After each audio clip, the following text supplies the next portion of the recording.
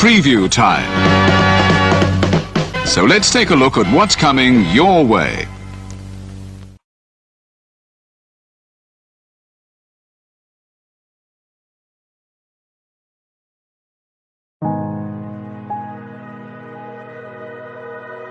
Gary Hebert, the man, the myth, the legend. I was amazed, and I was looking to become a better skater myself, and I wanted to be like Gary. When you look at a guy like this, he's one of the most talented people in his profession.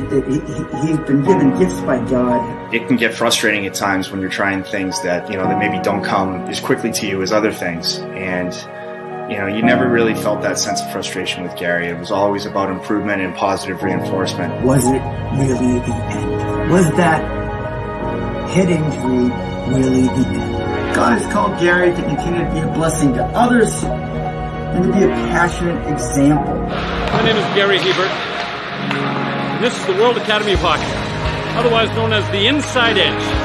I would recommend anybody that have a chance to come to his hockey school. I think it'd be well worth it. It'd be rewarding to all the kids and anyone he coaches, from whether it's an adult, a professional player, to a little kid like a Mike or a Squirt. Gary, from day one, has been instrumental to my hockey career. I started out as a potential Division III player, and Gary brought me single-handedly through high school and into a top Division I prospect. I owe it all to Gary, the biggest legend on and off ice there's ever been. Listen, watch, learn, be confident, and have faith. Those are the answers I was brought to. Yet, I only now am really learning how truly important those 5 things are. Through preparation, through appropriate thoughtfulness and thinking, we can learn to untie the typical knots between our ears that drive us into underachievement and underperformance. And on the whole, we can learn, I think, to fulfill our God-given potential. Gary has the innate ability to make people not only better players, but better people. The life lessons they learn from Gary are incredible. You can always remember leaving that rink knowing as a player I got better, or I had something to improve on to get better.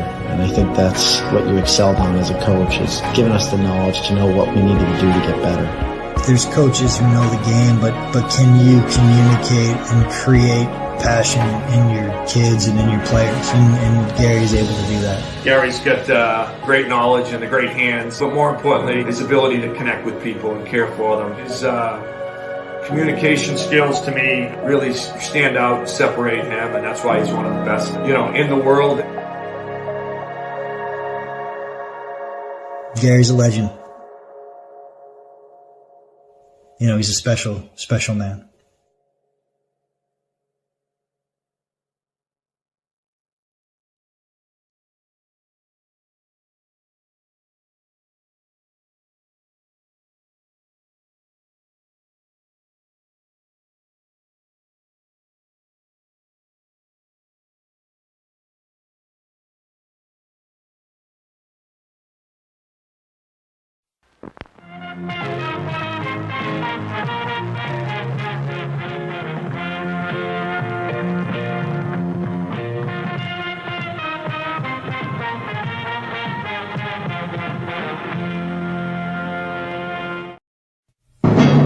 The Jeff Meacham Network's Multiverse of Media. For over 15 years, the recognized symbol of excellence and the standard bearer in coverage of sports and entertainment. Hello, everyone, and a very pleasant Sunday to you, wherever you may be in the wrestling world. Welcome to our coverage of AEW Double or Nothing, the 5th anniversary of All Elite Wrestling here across the Jeff Meacham Network, Multiverse of Media. The voice you hear is the founder himself. That's me, good old JM, joined for the moment by our AEW commentary team par excellence, the Simple Man, Noah Foster, the Heat Man, James Hebert, will be joined momentarily by the currently parking Renegade Wrestling, JJ Williams. And gentlemen, it's almost like it's been a blur, and yet it still feels like it's been that 5 and then some. But 5 years since the official start on screen of All Elite Wrestling. Noah, how do you feel about the fact that it's 5 years? What's your thought process going into tonight's event? It's a bit humbling for me because AEW really was the company that restored my passion to the highest degree for professional wrestling. Damn it! With the countless moments, the excitement, the renewed overall just interest in this business. They wanted to change the world. They wanted to bring something different. They wanted to make it fun again. They wanted to create opportunity, and they've done that. Whether I was watching Chris Statlander and Sky Blue, Daniel Garcia, Lee Moriarty, Nyla Rose, Rico, Hikaru Shida, Dr. Baker, DMD, Cody, and Dustin Rhodes, the match that truly started off me in AEW that defined this right here is going to be something that we're going to reflect on and appreciate for a long damn time as it continues to rise. And no matter what you want to look at when it comes to these three letters, this business is better because of AEW's existence, for what it has brought and what I think it still is going to continue to bring forward. I love it, and I'm forever grateful for it. And I can't believe that we're here still celebrating this company 5 years later. AEW. Let's fucking go, brothers. Before we get James's thoughts on reflections on 5 years AEW, let me bring him in. He has fully parked. He is ready in his chair. He is the Renegade of Wrestling, JJ Williams. The core four is intact, ready to go. Avengers assemble, whatever the hell you want to say. JJ, good to see you as always, and I know it's good to be seen as it is for me. James. Yes. Your reflections, 5 years of AEW, sir. Very much akin to what Noah said. Regardless of all of the criticisms that we've given AEW, just the fact that this company as a run has definitely made the business a lot better as a whole, and that alone has been the thing that I love AEW for, and I want to continue to be around. So hopefully this is the start of a different page and hopefully a turning point that's positive in the direction of AEW. I feel like I've been saying that every damn week, every damn pay-per-view we do one of these. The matches are going to be good as always because let's be honest, with the talent involved that Tony Khan has assembled, you can't have a bad match. It's goddamn impossible work rate rise. So there's at least that to look forward to, with the exception of, I don't know, a few people there. You know, Marina Shafir is one of them. Maybe Satnam Singh, although I like Satnam, so he has a special place in my heart. Marina Shafir would be more believable as women's champion than Liv Morgan. That's true. This is accurate. That's true. Continue. You're muted, Jeff. You're muted. My mic is still muted because I hit the wrong button again because it's this is why I'm going off camera most of the day. I'm tired as fuck. Don't mind me. Just one of those days. Everybody sucks. Actually, Not everybody's great today, to be honest with you. I'm in a good fucking mood. I'm just tired as hell. JJ, you kind of came into the game a little late. You know, you were still off on your fandom hiatus, justifiably so, what was going on in the world, and even before that, when it was going on in the wrestling world when you first took off. But you've kind of made AEW your I don't want to say target, but you're definitely our WWE analyst guy. But you still have found ways to have your AEW fandom, and yet they keep trying time after time to drive you away. It feels like. So, what say you after 5 years of AEW? Well, I want to bring up a point to James. Tonight cannot be a turning point. That's a TNA property. That's true. Accurate. That's copyrighted and gimmick infringement if Tony Khan tries to have a turning point. That's true. But to your point, Jeff, yeah, it does seem like Tony Khan just does not want me to be a fan of the product. Yeah. You know, first he tries to bring me in. You know, they bring out Bryan Danielson and CM Punk and Jeff Jarrett. And it's like, okay, here's guys that I like.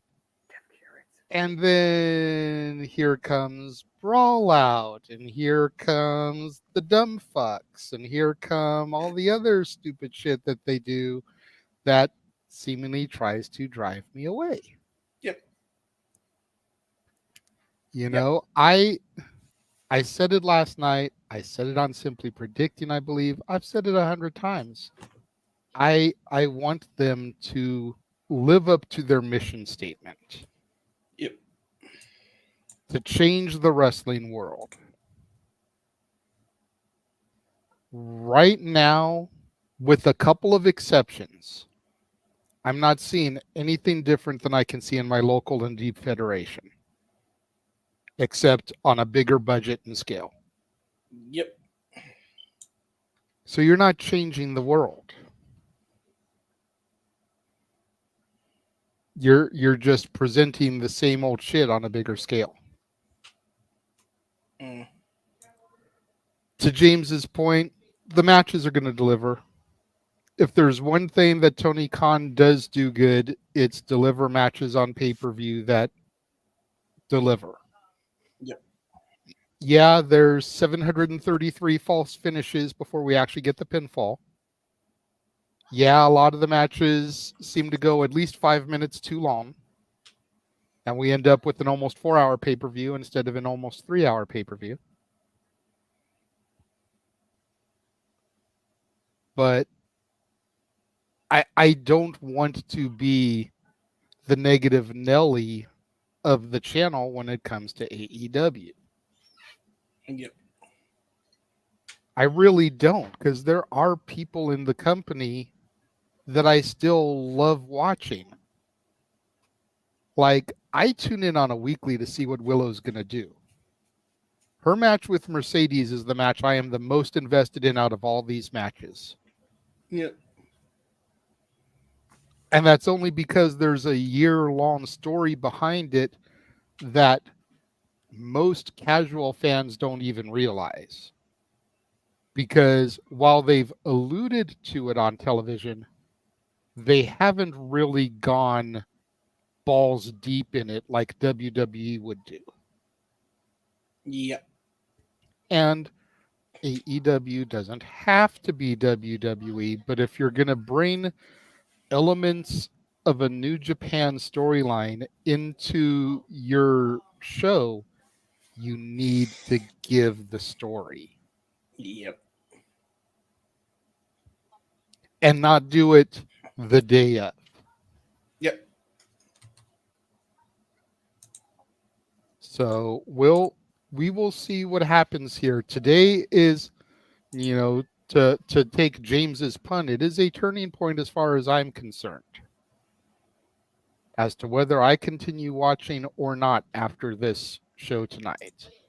That's why I rushed to get back here. And it's part of it is what they do as far as Mercedes goes.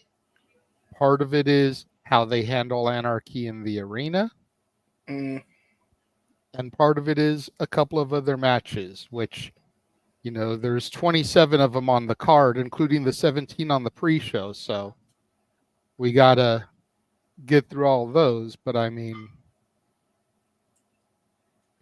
Safet, do you have confirmation on that, or are you just throwing out a potential spoiler rumor? No. It's one of those, because we've talked about that before.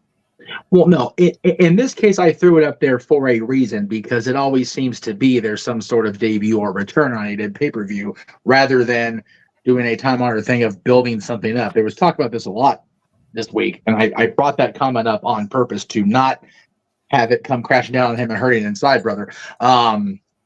It was MJF is heavily rumored that whether or not he's in the ring or not competing, he'll be back, because God knows they need him. My goodness.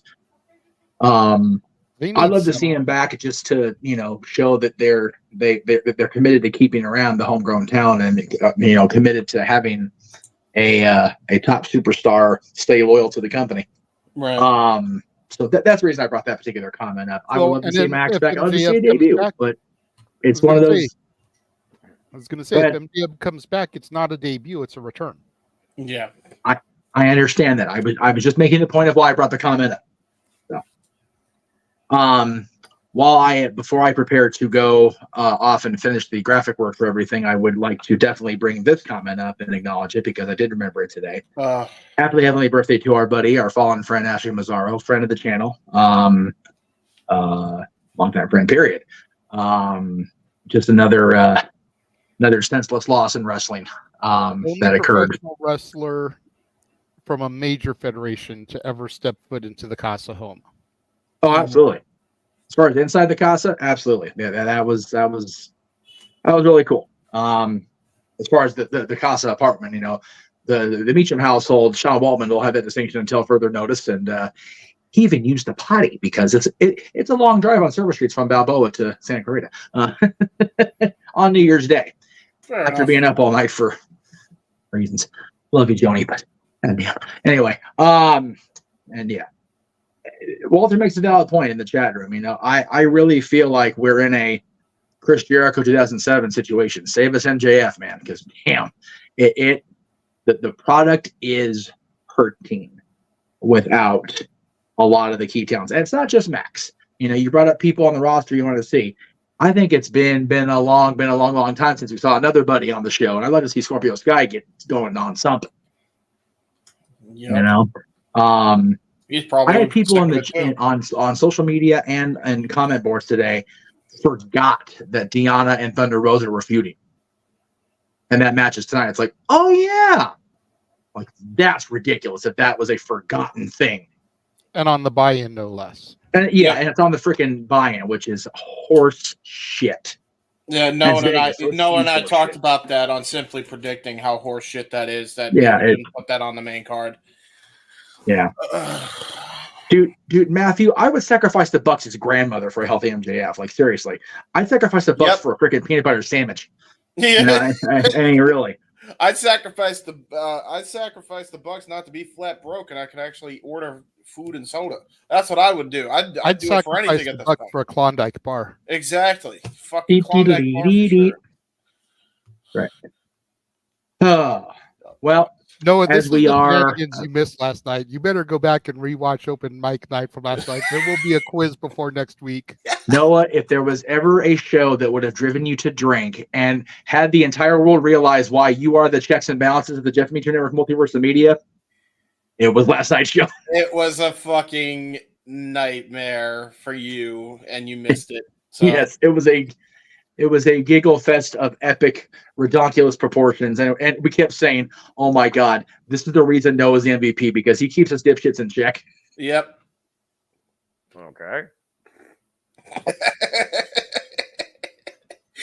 He's like, I don't know whether to be happy about that or feel insulted that I have to babysit a grown man. Well, you know what? Or knows somebody else to be a babysitter besides the damn founder every once in a while. Yeah, the answer to this question is I don't know. If you talk to Dallas Page, she's ready to go. There you go. Or at least she's definitely on near the end of the men because she's been working out with Dallas, and she's looking game ready to me. I don't know.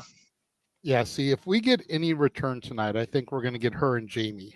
If Jamie's ready, put them on fucking television tonight. Oh my God, please do that. They need even to if be they're not 100% cleared, they can do some slow build like they've done these last 2.5 months with the supposed best female wrestler in the world. I'll tell you what, with Mercedes wins, Britt comes out and goes, "Oh, so you're the best? Well, guess what? You're in my house, bitch. Let's not forget." Here's the problem. But before we get to that, I want at Forbidden Door, Britt and Jamie versus Tony and Mariah. That's fair. I'm here for that. Can we? Here's the thing, JJ. Are you sure you want that? Because look at how they've devalued and overexposed Mercedes. I'm just saying, you really want that to happen to Jamie and Britt the minute they come back? Hey, you know what? I'll tell you this right now. Did everybody here watch Collision or at least see clips of Collision? Nope. John Moxley style. Okay, well, I'll fill you in since you didn't see it. I did not see Mariah Baby motorboating people. I did see that clip. I did see that what clip. What is happening on Collision? I don't know. Layla Hirsch was legit. What the fuck? I saw King retweeted. He's like, "Hello, Mariah." Weak-minded simpleton. No, you know what though? It's so like a step back for like women's wrestling progressing or whatever. But goddamn it was funny. Yes, sir. Sir, you up there? You would be popping if it was the bunny. JJ. No, it's just that wascally play-by-play. You would be hopping around. You're one more bad statement away from pissing me off and unleashing the worst of me. I'm warning you right now. And if you all like to see Noah unleash that wrath prior to the start of the 5 o'clock show, feel free to super chat the Custody Studios and Jeff Mitchell Network.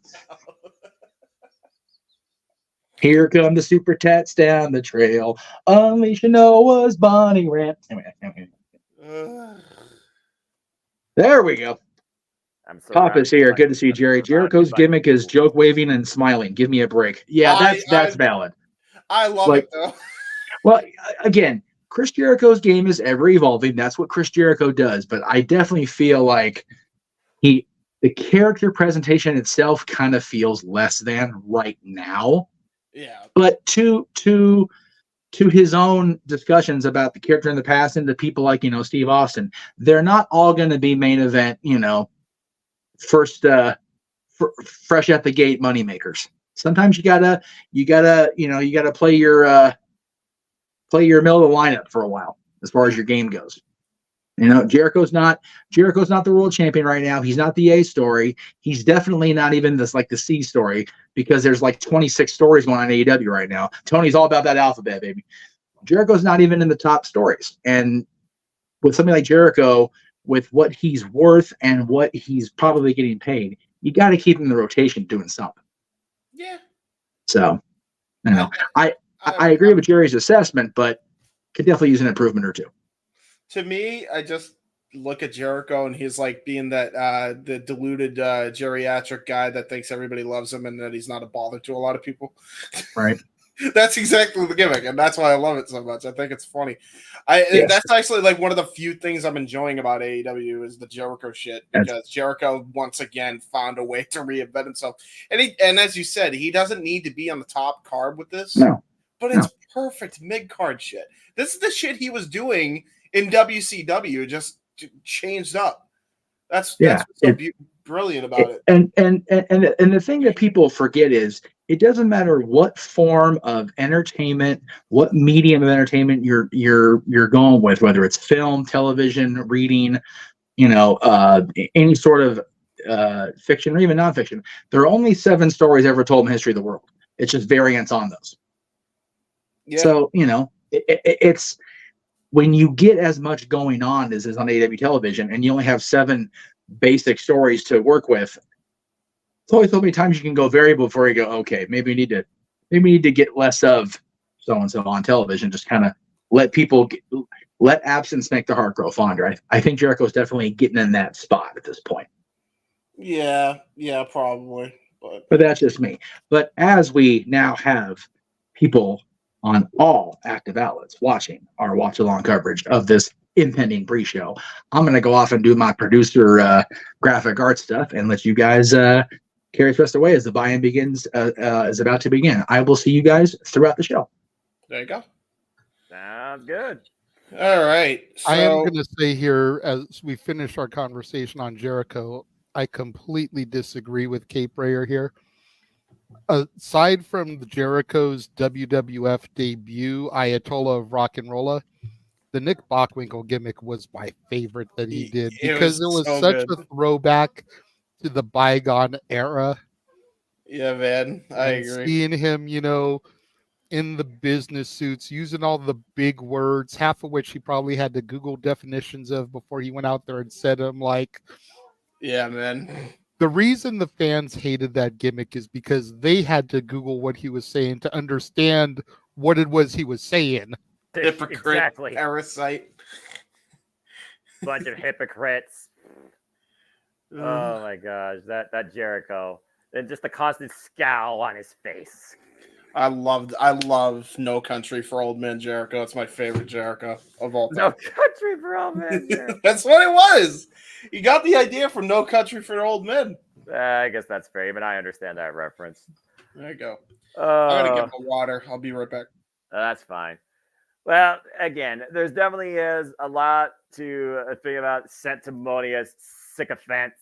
Yeah. Try saying that 5 times fast, folks, and see if you understand it afterwards.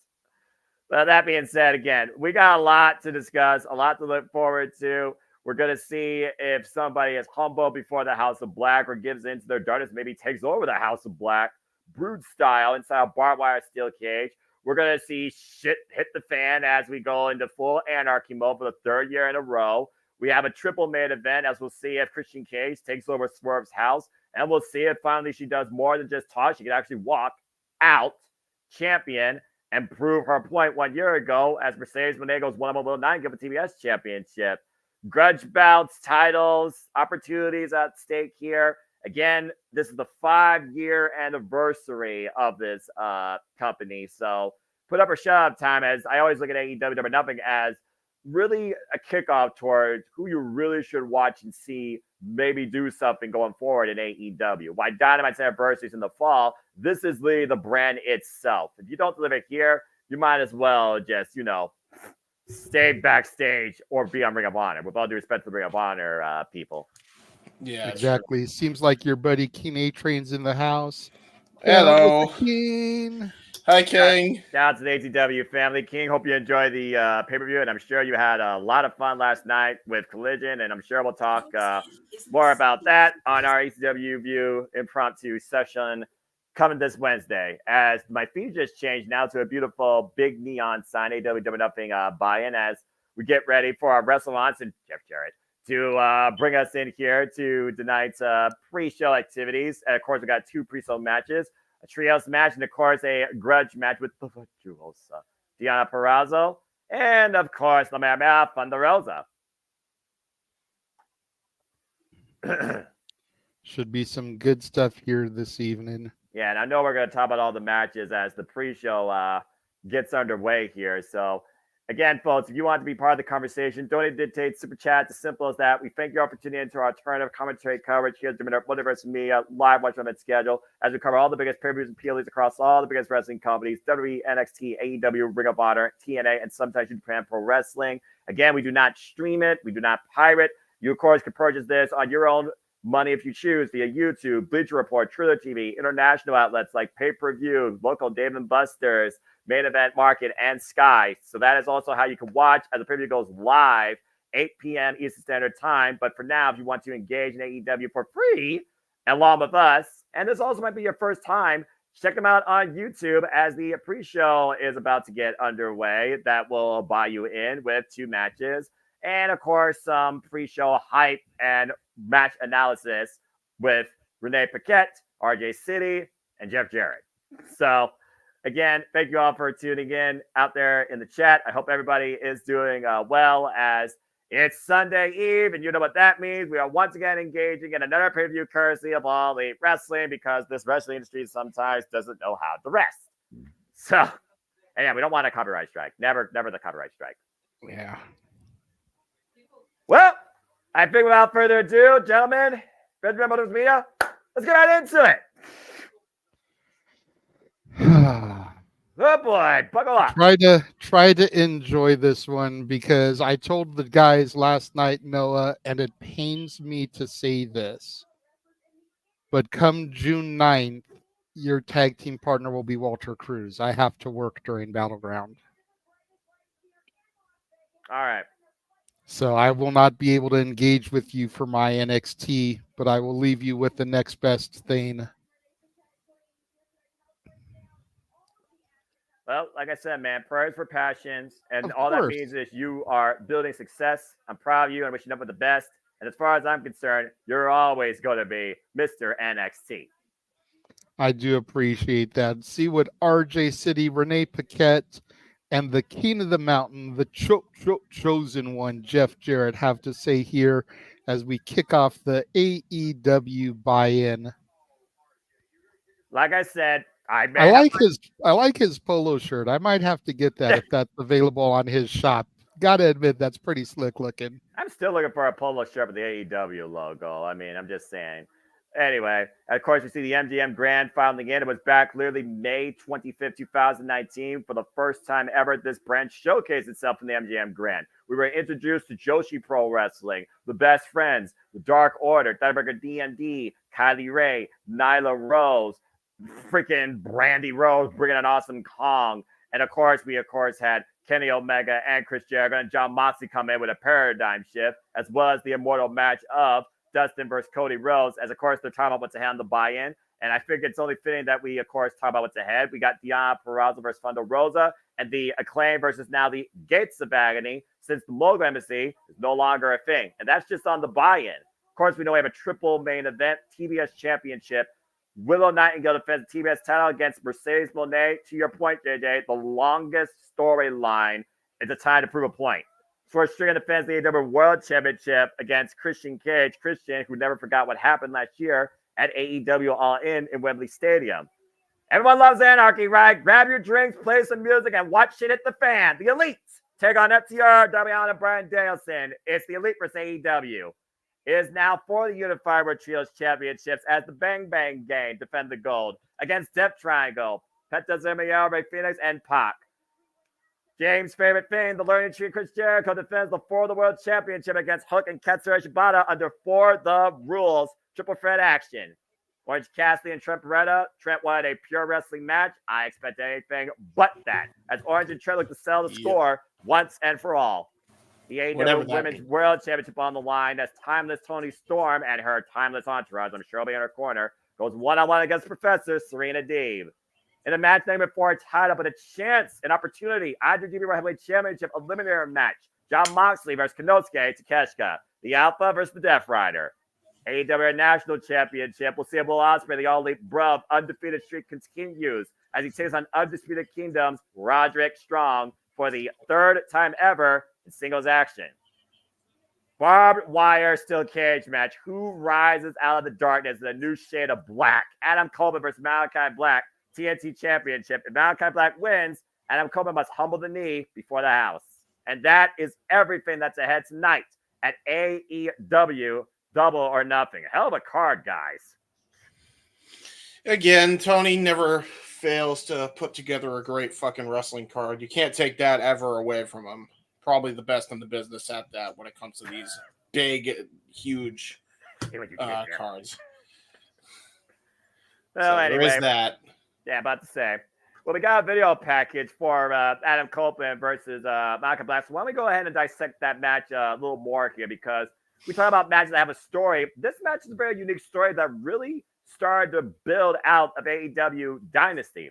As we know, we saw the House of Black and Trios match against Adam Copeland, Eddie Kingston, and Mark Briscoe. It was Malachi Black, though, that was targeting the innocence of the Rated R superstar and the current TNT champion, Adam Copeland, saying he needs to kill him to bring him back to life under what he truly was. And as we saw, Malachi Black faced a brood bath, and he might have finally got what he wanted prior to this match.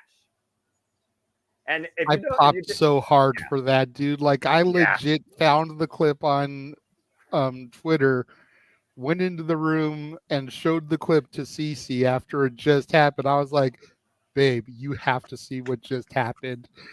And started seeing the strobe lights flash and then the bloodbath, and she was like all giddy too. Dude, it's so good, man. This is probably the best story going into this show. I'm going to be honest with you. This is the best built story, I think. As far as story that began in AEW, I will agree. Yeah.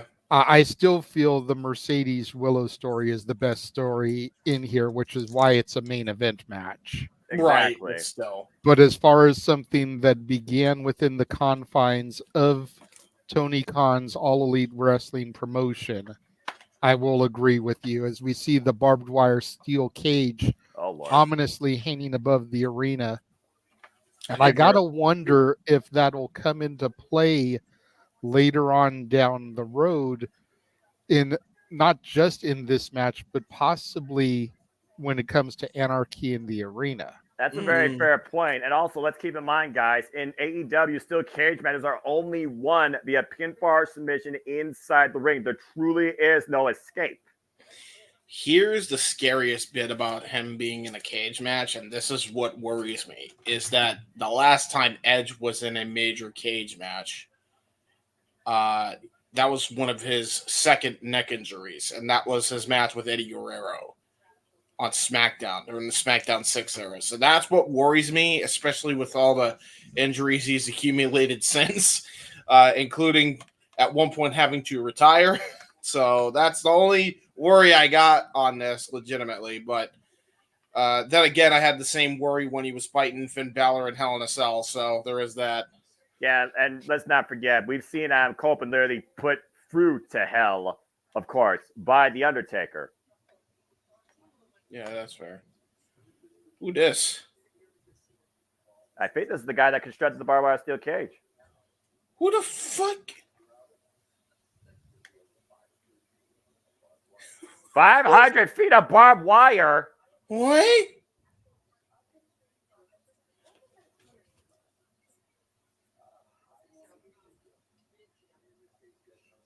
Who's the girl interviewing her? Because she gives off Giselle Shaw vibes. I think that's Lexi Nair. Yeah, Lexi Nair. Okay. I just don't know who this fucking jabron is. Apparently he constructed this thing, though? That's correct. What the hell? Apparently he's Will Lee, I think. I mean, hey, Las Vegas is full of creativity, so I mean, there you go. What, so he's from Vegas, so they got a Vegas guy to construct a cage? I'm not probably sure. local union, you know.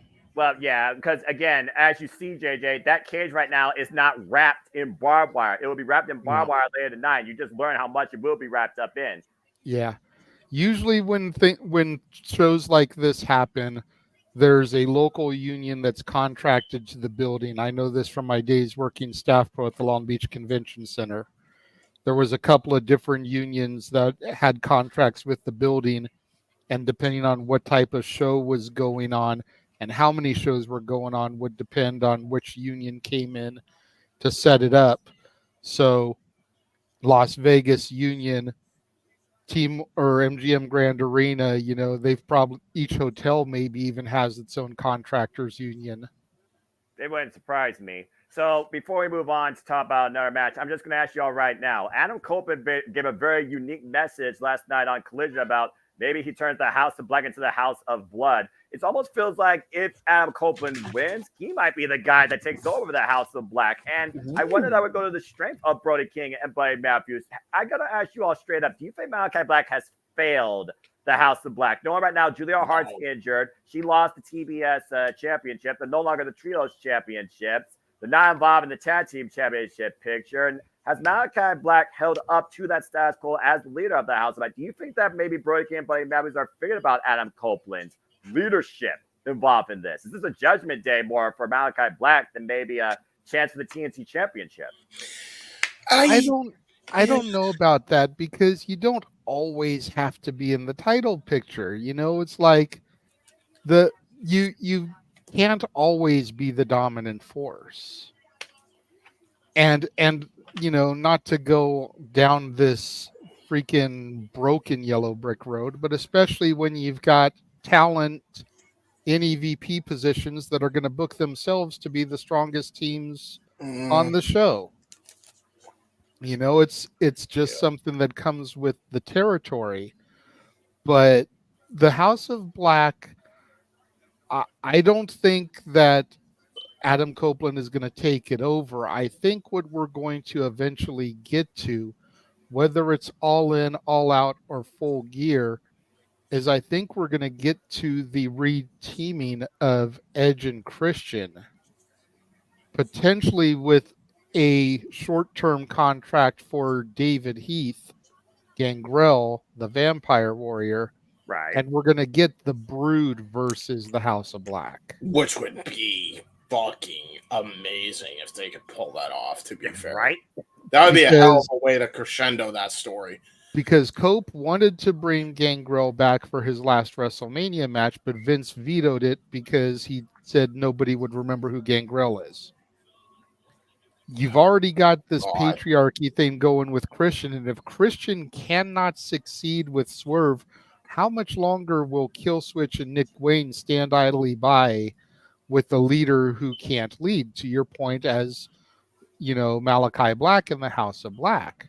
I think you've got a lot better chance of those two turning on Christian, leading to the reformation of ENC, as opposed to Buddy and Brody leaving Malachi. Yeah, I agree. I will say it starts with Edge losing tonight and joining the House of Black as a result of it. That's what I think happens. Well, I think it would make the House of Black look like $1 million if Malachi gets a win over Edge. The thing is, James, though, the House of Black has been one of the most dominant showcase forces in AEW history, though. And that's also where I also really have two mindsets. Wonder, does Adam Coleman just strengthen the House of Black, or does he turn it into his own image? And again, does he destroy maybe from within to the point that we get the Brood taking over the house, to what JJ said? But simply put, while JJ could be the decider, JJ, he went with Malachi Black. I went with Adam Copeland, so I'm going to ask you straight up, do you have Adam Copeland leaving still the TNT champion? I have Malachi winning, but I don't have Adam Copeland joining the House of Black. So you think that he's going to not bend the knee, he's going to somehow betray him, and this angle is going to escalate further. Okay. Well, as we keep moving forward down here through the Double or Nothing buy-in, talking about the biggest matches going today, whether you are, in reality or in delusion, why don't we go ahead and talk a little bit more about the learning tree, and if we're all learning, or are we waiting to actually be taught by somebody better? As we know, Chris Jericho is now defending what he has christened for the World Championship against Katsura Shibata and Cook after winning an eliminated number one contendership match, both of them tapping out the bounty hunter, Brian Keith.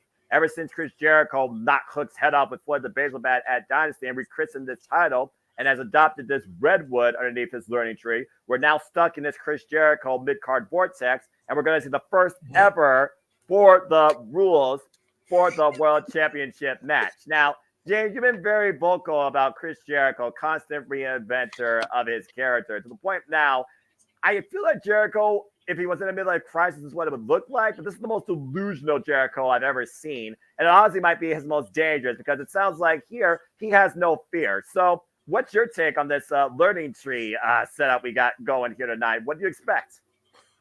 I don't know. I'm sorry. What were we talking about again? I just heard RJ City call the fucking For the Rules match a freaky three-way, and I don't know how to feel about that. I mean, it's wrong. I mean, what happens when an angry New Yorker and a speak and spell wrestler meets a constant reinvention character for a title that's God not damn it by AEW? One of these things just doesn't add up here. Anyway, I think all of them. Let me just bring this point up before James goes on his little diatribe here.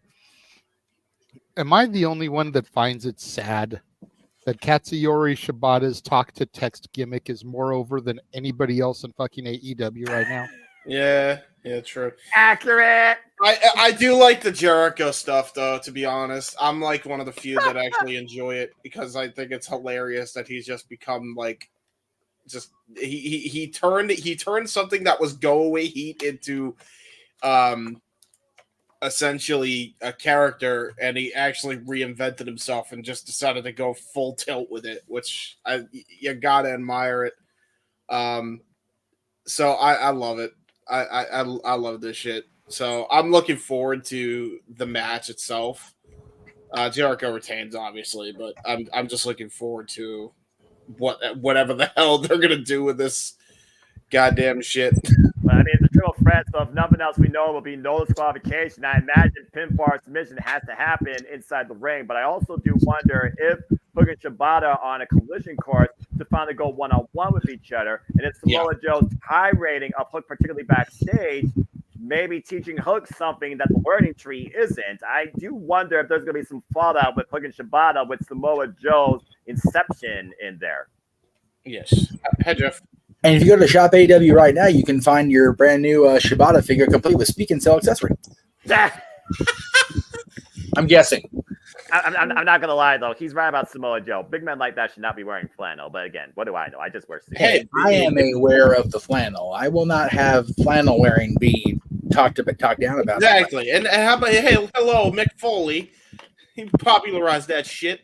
That's right. All right, fair enough.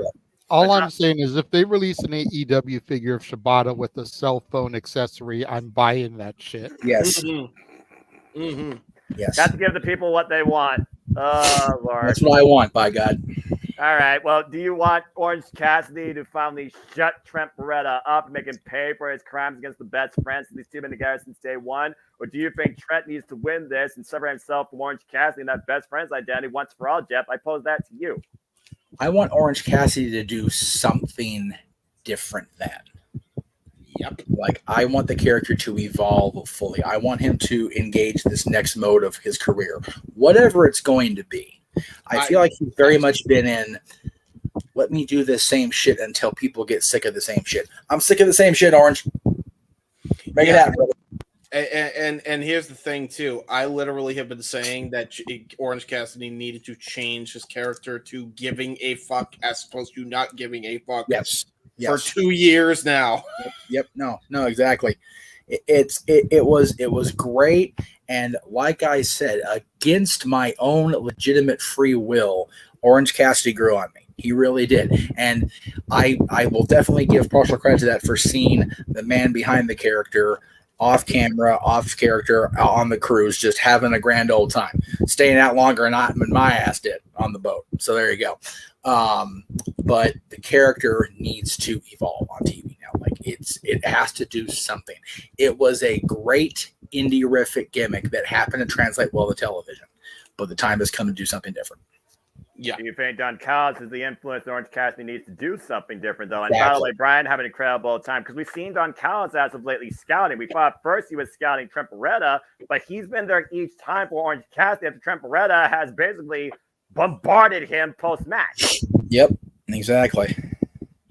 And we know how much of an influence Don Callis can be when it comes to changing somebody's perspective or having them influenced by their own hatred. I do think, though, that Trent is in a must-win situation, regardless of Orange Cassidy character development or not, because when Orange Cassidy has rose to prominence when you thought he was just going to be the mascot of the best friends, Trent is a guy that you thought at this point should have been a champion, or at least the tag team champion, and he's accomplished nothing, had countless huge opportunities, but he's come up short where it matters. He needs to deliver tonight, I think, at Double or Nothing, or his career might as well be stuck in catering. Yeah, Don Callis, I think, is the perfect way to get the character to start giving a fuck without actually having to have him continue talking. Because Orange Cassidy's fine not talking in the character he's in. If they evolve the character into a heel position, but he still doesn't necessarily speak, Don Callis is the way to go because people hate the sound of Don's voice, and that's the way to get the heat on Cassidy. Yeah, and the problem is, I don't even think that will last for long because the thing is, and Jeff, you know this as well as I do because I've seen it. We know the dude can talk. Well, no, he can't. He can talk. No, so, he definitely can. It's just, and this is just personally me.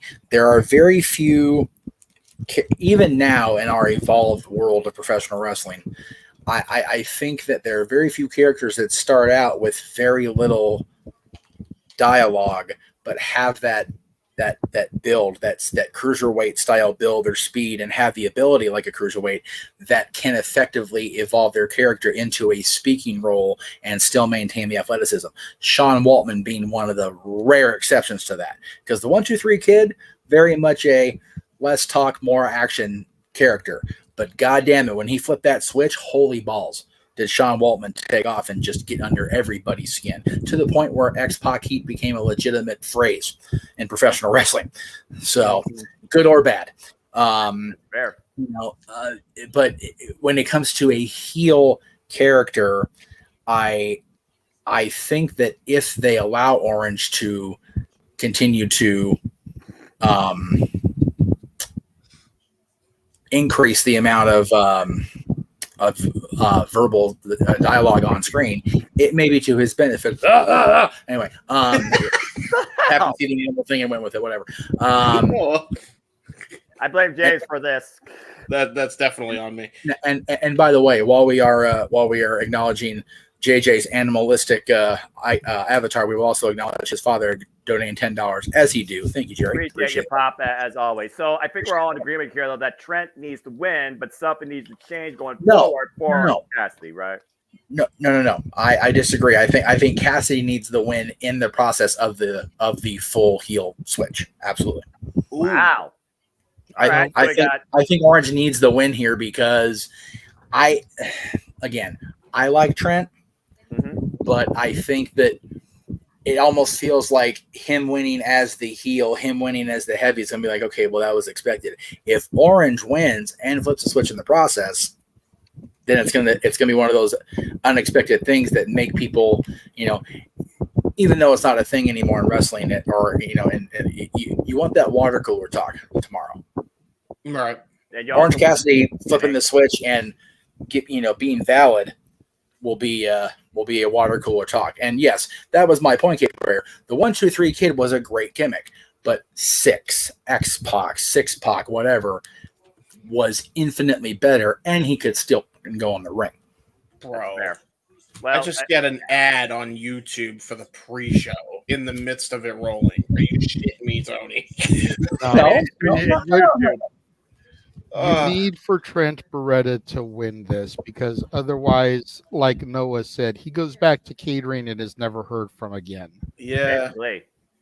Trent Beretta needs the victory. What I would do is I would have Callis trying to talk to Orange and Orange kind of ignoring him, going out there to do it on his own. Have Trent beat his ass and win, and then Orange find Callis and be like, let's talk. Yeah, because Don Callis and has the a lot defeat, the loss to Trent is what sends him to fully committing to the Callis family. Right. Because we've already seen Orange lose Chuck Taylor. He lost Trent. He only has Chris Statlander, who's also tried to play peacekeeper. But we also got to consider that Chris Statlander was the first person Trent went backstage to whisper something in her ear, and we still don't know the outcome of that. We do wonder, will we learn maybe a highlight of that as we get ready for our triple main event? And to your point, JJ, Don Callis family has a huge itinerary tonight, not just with maybe procuring Orange Cassidy, but we know that also the Alpha can also catch Cassidy in action with a huge opportunity. And Will Ospreay has his first chance at AEW championship tonight, as he's currently undefeated in AEW. Before we talk more about the Don Callis family's agenda and their involvement, why don't we switch gears to the AEW Women's World Championship and what you have deemed the best character in AEW. But again, she's not part of the triple main event, and you do wonder right now if she's running out of that level of challenger to elevate the storyline. As we know, Serena Deeb came back after debilitating, life-threatening situations. And again, Serena Deeb, one of the most well-respected, long-time veterans of the business. Shut it, James. You both shut it. Of course, former NWA Women's World Champion. Since Serena Deeb came back, of course, she has been undefeated, but she also said that she's here to win a championship. She, of course, decided to set her sights on the Women's World Championship, and here we stand again at Double or Nothing. Second time now for the professional challenge for this title after 2 years challenging Thunder Rosa, and what was one of our favorite matches that night that we called during that fiesta. That was also great fun. The thing about this, though, that I look at is not so much from the Serena Deeb standpoint, but the Tony Storm standpoint, because I think that these matches and these challengers are starting to really add a lot of stress to her character. To the point, she's becoming a Karen. The last time she was part of a post-Mia scrum, she literally abruptly walked off after reading her statement when somebody mentioned Mariah May. I would argue that Mariah May right now might become the bigger star than Tony Storm, and Tony Storm might be aware of that a little bit, but she knows how valuable Mariah May is to her while keeping the championship. Of course, we saw her literally save Mariah May's leg after Serena Deeb was about to break it. Of course, there'll be no saving the night. You can't throw in the towel on her behalf, Mariah May. Otherwise, Tony Storm loses the title. We saw her implant that heel on her head. I guess she didn't watch the shoe. After not only degrading her flag, but also insulting her journey back to wrestling.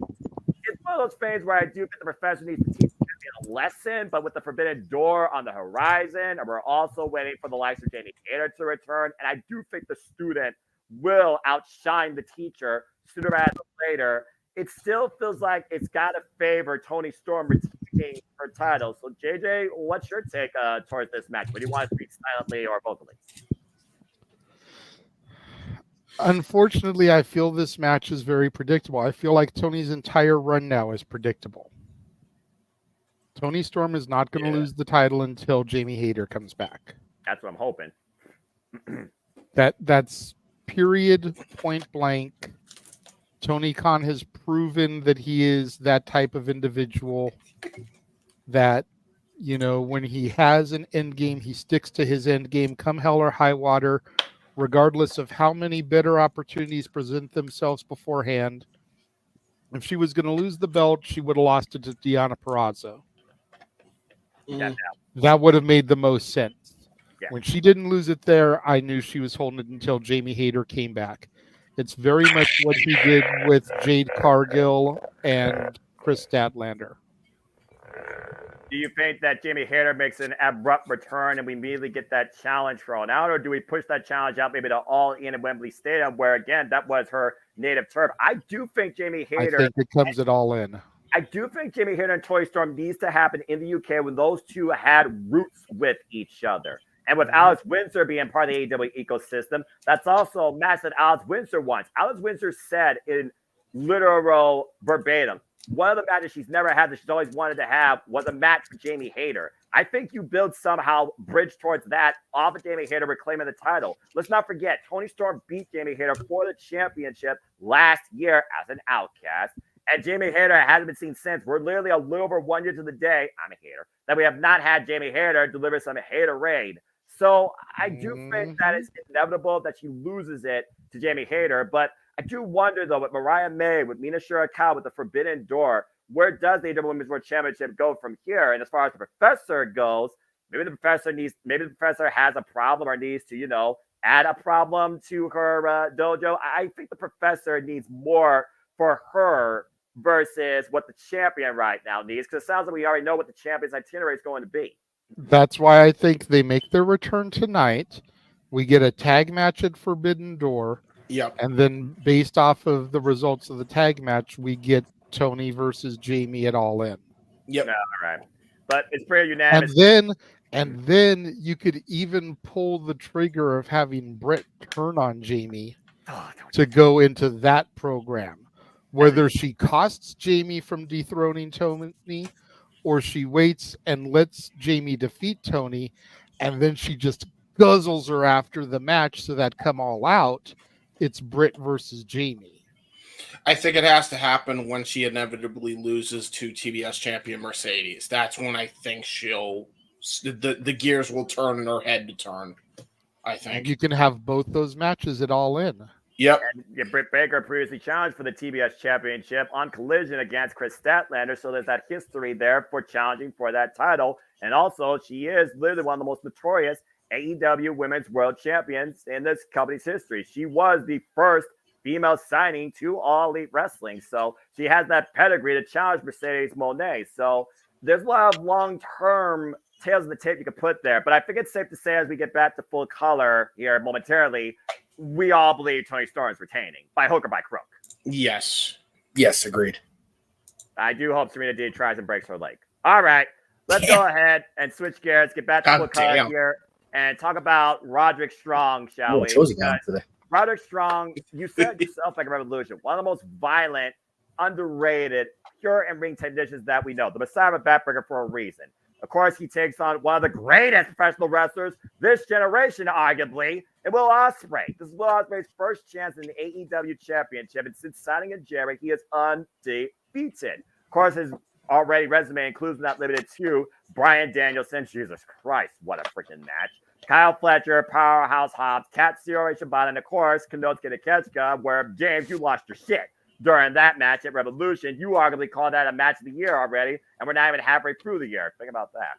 But the thing we got to consider here is not the Undisputed Kingdom necessarily, but the mentality of Will Ospreay. Ever since that adrenaline rush in the moment, delivering the Storm Driver, Tire Driver 91 to Bryan Danielson, but seeing the way that Bryan almost had a bit of a seizure type thing, and then hitting the Kid and Blade, and then seeing Bryan unable to really get up on his own power, he's hesitated since using that. Even during the first ever Casino Gauntlet when he beat Kyle O'Reilly, we need that match one-on-one. And even when he was taking on Shane Taylor, But I do wonder, as we see the CEO arrive at the MGM Grand looking to hit the jackpot here in the city of Las Vegas, I do wonder, though, is the Storm Driver what Will Ospreay needs to do in order to actually win this title, despite we expect the Undisputed Kingdom's involvement here, too? You and I, James, are kind of parsing on this. You said that Will Ospreay needs to win this. I said Roderick Strong kind of needs to win this because the Undisputed Kingdom right now lacks that power and direction. As long as Adam Cole is not involved yet in ring, and as long as Wardlow's there's the insurance policy, it's almost like the Undisputed Kingdom's gold is preserved.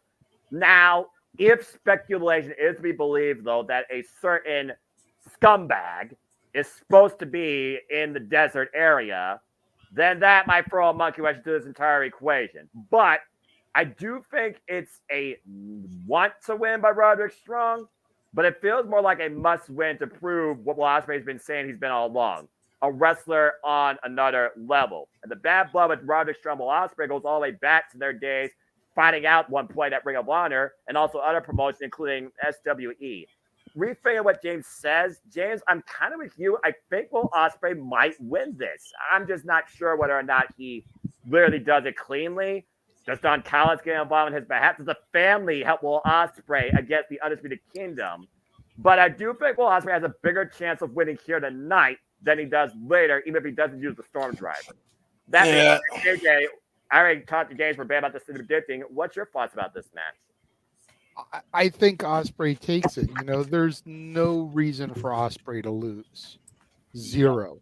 Kyle Fletcher still has the Ring of Honor, whatever it is, TV title. You get Ospreay this title. You have Takeshita win the Eliminator match against Moxley for a shot at the IWGP title. And you start building the Callis family up for all these potential championships. Yeah. The Undisputed Kingdom has been dead since debut because of Adam Cole's lack of involvement. If Adam Cole is not there tonight, does not get involved, Roddy does not win. Period. The only way Roddy wins is if Cole comes. And if Cole comes, there's your opportunity for our scumbag to come out and try to help Ospreay. But that means he's helping Don Callis, who's even more of a devil than MJF is. Yeah, who's the real devil here? So it's like, you know, this whole big paradox here. And I don't know about that. I don't think we see MJF tonight. I know a lot of people are talking about it, you know, buzzing about it. I don't think we see MJF tonight. Maybe his music plays and that's like a distraction method? Maybe. I don't see MJF until maybe a couple weeks from now. The Forum Dynamite soonest. I don't see him tonight. I think there's too many other stories that need potential returns to start laying groundwork over MJF. That's fair. Jeff, we already talked about Jamie and Britt, and as much as I can't stand this motherfucker either, I could see a Hangman Page return tonight. Oh. Whether he aligns with or goes against his former Elite Brethren. Or he goes after the person that he said he would die before seeing him hold the AEW World Championship. We'll get into our triple main event here shortly after getting Jeff's spots regarding this. So, Jeff, right now, it's pretty much 3 for Will Ospreay. Again, you've also seen the All Elite bruh thing outside of the ring as well. So, again, what's your thoughts on Will Ospreay's mentality here and challenging for his first championship? A title that he could take global as well, which is what he wanted to do before he left New Japan Pro Wrestling, the International Championship. Yeah,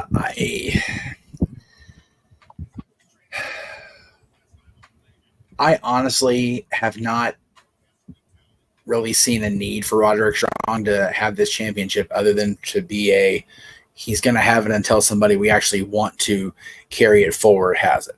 Because that's what Orange Cassidy was. He was the guy to carry that load, right? So I think Ospreay is the guy to do that. And I think Ospreay having a title branded international going into Forbidden Door is exactly what you want to go with. Yeah.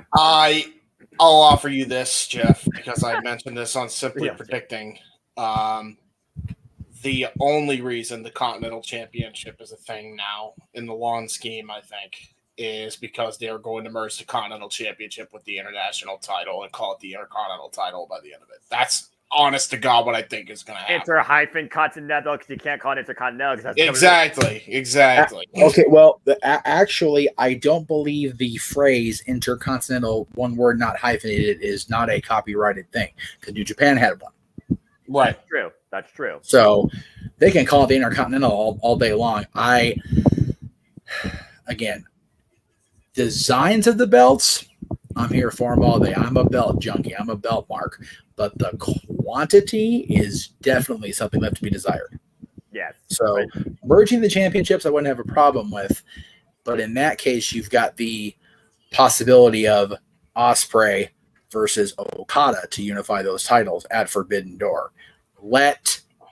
Just take whatever money I don't end up spending in June to go see my buddies Bree and Nicole. Take my money for that for Forbidden Door the following weekend. I'm okay with that. Yeah, of course we know. And then also there's if Omega is cleared by that point, you could see a triple threat match coming in. I really do. I honestly don't want to see a triple threat, and I'm not saying that I'm still not a fan of triple threats, but that would be a banger of one. But that's something you build to. Yeah. Like, don't do it all in. Yeah, that's fair. No, if you're gonna do Okada and Omega 5, it has to be 1-on-1, and I want to see it for that Continental title at this point. Again, I'll say it once, I'll say it again. Corporate Okada is the best fucking thing about this business. Don't at me. And the first time ever in Okada's career, we're seeing Okada compete in a match of the most extreme proportions. Anarchy in the arena. What does one of the absolute best professional wrestlers of all time do when there are no rules? Yeah. I need to step away real quick. I just got some news I need to share with my mom. Cape Rayer, that question will be much better suited for Friday's episode of Dads. Just throwing that out there. And you all, of course, watch the good JMN Multiverse of Media. And to just point, the next time we cover AEW will be the Forbidden Door virtually from the UBS Arena in Long Island, New York at the end of June. Well, that being said, guys, we've had a lot of great talk. Let's go ahead and really dive into our triple main event here. I mean, let's go ahead and first talk about the elephant in the room. What the hell is about to go down here once again in Las Vegas in the MGM Grand when Anarchy is allowed to run wild? We've seen a man bring gasoline and try to put somebody on fire. We've already seen dives from ladders. We've seen people trapped in freight elevators. We've seen concession stands. We've seen freaking broken glass inserted into a poker trip along with barbed wire. We've seen screwdrivers, leaf blowers. We've seen truck bed pile drivers. Oh my. It's one of those things where how extreme can Darby Allin be in this environment? How violent can Bryan Danielson be? How proficient in an extreme environment can FTR, one of the best tag teams of all time, can be? How lethal can Kazuchika Okada be? Can he give us a barbed wire rainmaker at this point? Like, what is the craziest shit that can go down? At the end of the day, are you a leader or are you Team AEW? The craziest shit that could go down, Noah, would be if the Team AEW actually wins. That's the craziest thing that could happen. Because whether we like to admit it or not like to admit it, and I think James will even co-sign with me on this, despite his hatred like mine for the foursome for Team Elite, if Team Elite loses, the story is dead. And this is a story that they are going to try to build probably till at least World's End. So if they lose tonight, there's no point in continuing the story.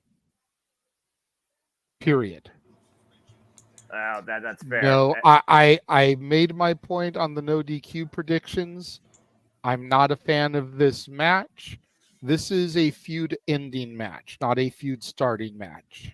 I actually have that clip ready to go if you want to just play that. You know what? Let's go ahead and do that one more time. All right, here we go. JJ, what are your thoughts on this match? You really don't want me to speak on this one, boss. Let's hear it.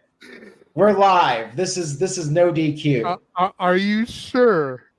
How many F-bombs do we get? Just one? I mean, go ahead. You got at least one. I gotta try and figure out where to place it. Yeah, you gotta be, just like in wrestling, you gotta find the right timing to push the envelope. So this match right here is why AEW will never ever defeat WWE. This should be a feud ending match, not the first match in a series. This is where those putrid fuck Jackson brothers still are booking with their guerrilla mentality instead of trying to book a major league wrestling promotion. They're going to win because they're going to book themselves to win. It's the only way Rod and Todd Flanders will ever be cool. Wow. And they've got Ralph Wiggum on their team. Whoa. And Millhouse. But somehow they're going to be the victors here. Oh, God. There you go. Damn! Yeah, and James chopped that. There's more to that. Yes, Well, I had to chop it for it. Well, to with that actually being go said, through. we'll get more of the Renegade Unleashed, I'm sure, as we'll all be part of Anarchy in the Arena. Before we talk about the other two parts for our double main event, guys, let's go down to ringside and get ready for some in-ring action with a grudge bout that could really stem all the way back to these two's first time ever encounter that I saw live at Summerverse 2021. Time for Thunder Rosa versus the virtuoso Deonna Purrazzo. Ain't no more coming in from behind or trying to get a fight in the audience. These two are looking to begin things tonight with an end to their rivalry. Two of the best pure technicians you will see with a violent nature. I gotta say, I like her Elvis-inspired gear there with the That's cape awesome, and the yeah. little accentuants there on the pants there for the leggings. Yeah. Very, very nice touch. And Walter, I know you know, bruv, but we will get to your super chat after this match. The As virtuosa. here comes the virtuosa, long may she fucking reign. Damn it! Yeah. Of course, Deonna Purrazzo, the virtuosa, came in AEW this year, of course. Challenged for the AEW Women's World Championship at Revolution and made Toni Storm tap out, but unfortunately the Timeless Entourage allowed the Timeless Era to continue. It was Deonna, though, that Thunder Rosa felt like Thunder Rosa went to the front of the line beyond her, challenged that Dynasty. Deonna set up a one-on-one opportunity for her. Thunder Rosa failed to capitalize. These have been at each other's throats since. Obviously, these two won their title shot. That's what it comes down to. It's all about becoming the AEW Women's World Champion. And Thunder Rosa right now, she's intensity. Bell rings are underway. Referee Mike Posey for this opening contest here. We're just over 45 minutes and 30 seconds away from AEW Double or Nothing taking the airways all across the world. And again, you can be a part of the action, purchasing your local preview provider, Bleacher Report, Cable Satellite, YouTube, Triller TV, Logan David Busters, PVV.com, Destin, here in the United States. And of course, there are national markets, nationwide, pay-per-view, Sky, so many others. Again, folks, be part of the fun, be part of the conversation, engage in all elite wrestling. As we're back where it all began, the MGM Grand, 5 years later.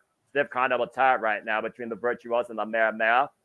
Again, James, we talked about these two's resumes. I mean, again, Deonna Purrazzo, three-time Impact World Champion, former Ring of Honor and AAA Reina de Reinas champion. Thunder Rosa, former NWA Warrior Wrestling champion, former AEW Women's World Champion that had to vacate the title due to injury. Real quick before I answer your question, what is your timer on? I'm at 30. I'm at 44:33. Okay. Midsection. So you need to pause it on your end. All right. I'll pause it at 44:25 just so we're aware. Of course, Deonna Purrazzo right now working. I'm at 44:25. 47, 26, 25. Yeah. And Thunder Rosa, of course, came back from injury after vacating the title. Literally, I saw that live in Cleveland. Yeah. Ooh, nice knife edge chop. Like in 2022.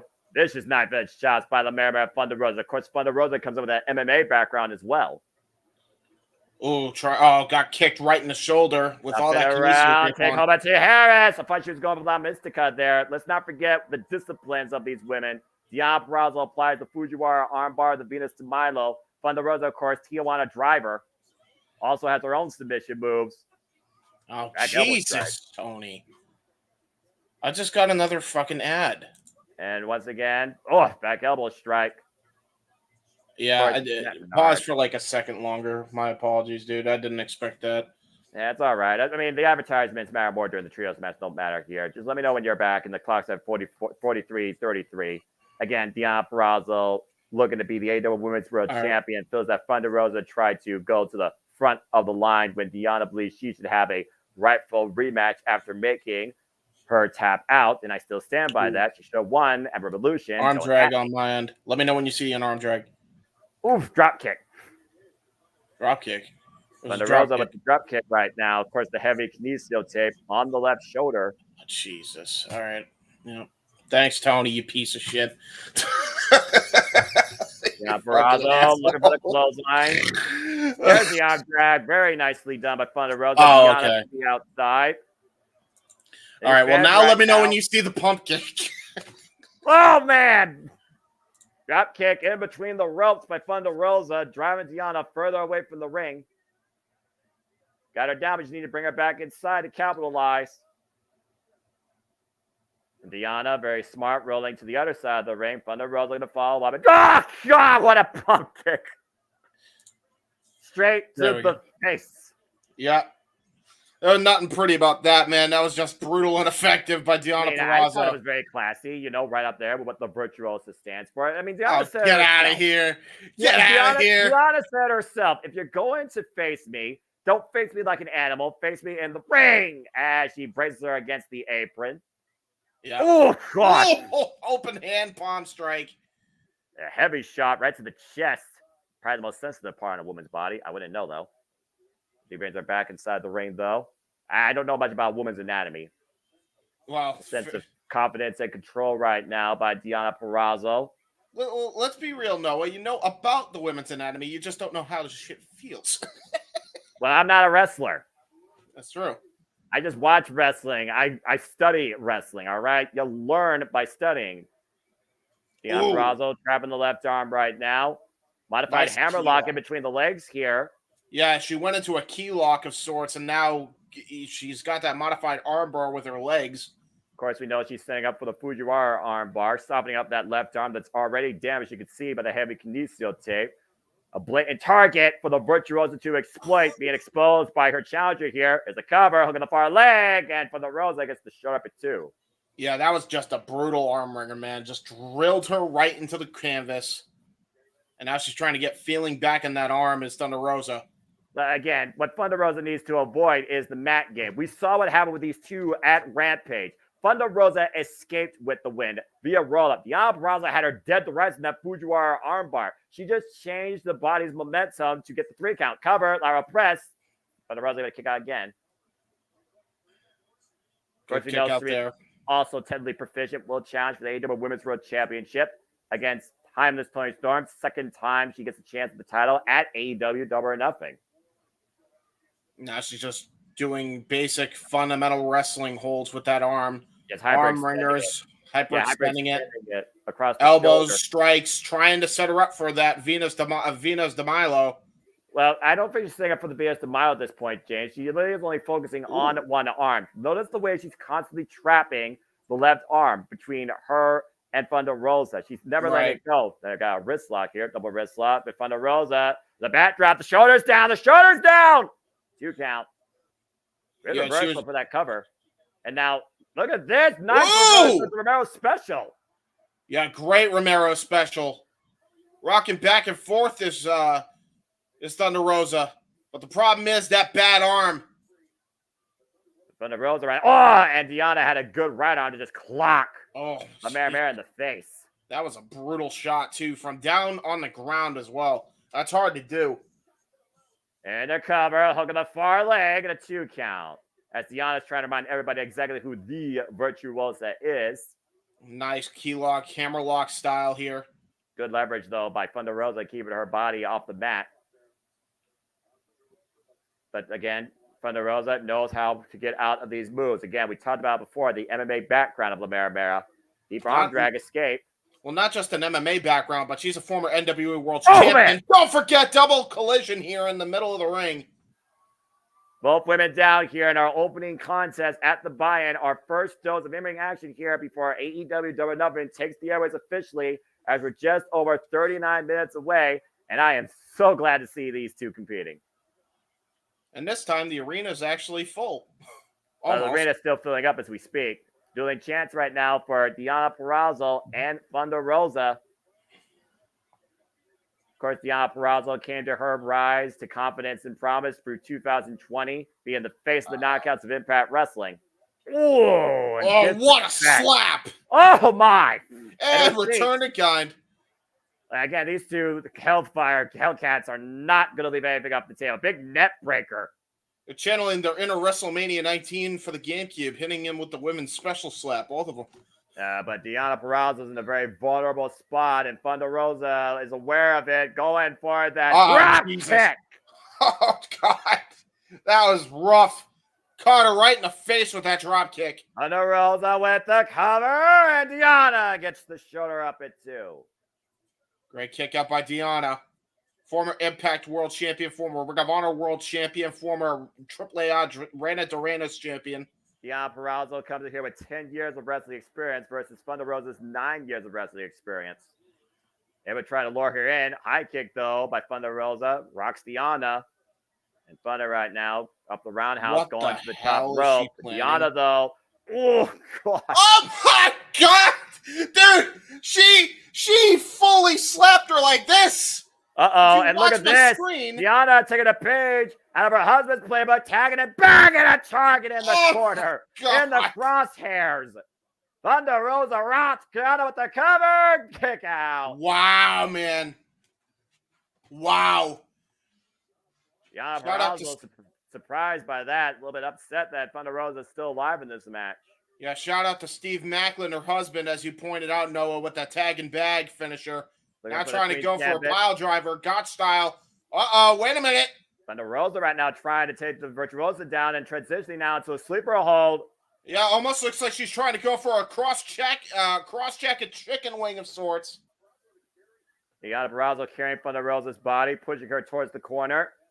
Deep arm drag. Great separation. Deonna once again in Thunder Rosa. Oh, got caught with a discus elbow. Oh, my God. I think she might have legitimately knocked her out. Two, no! Wow, dude. How is she even conscious? I swear to God. That almost looked like it was over.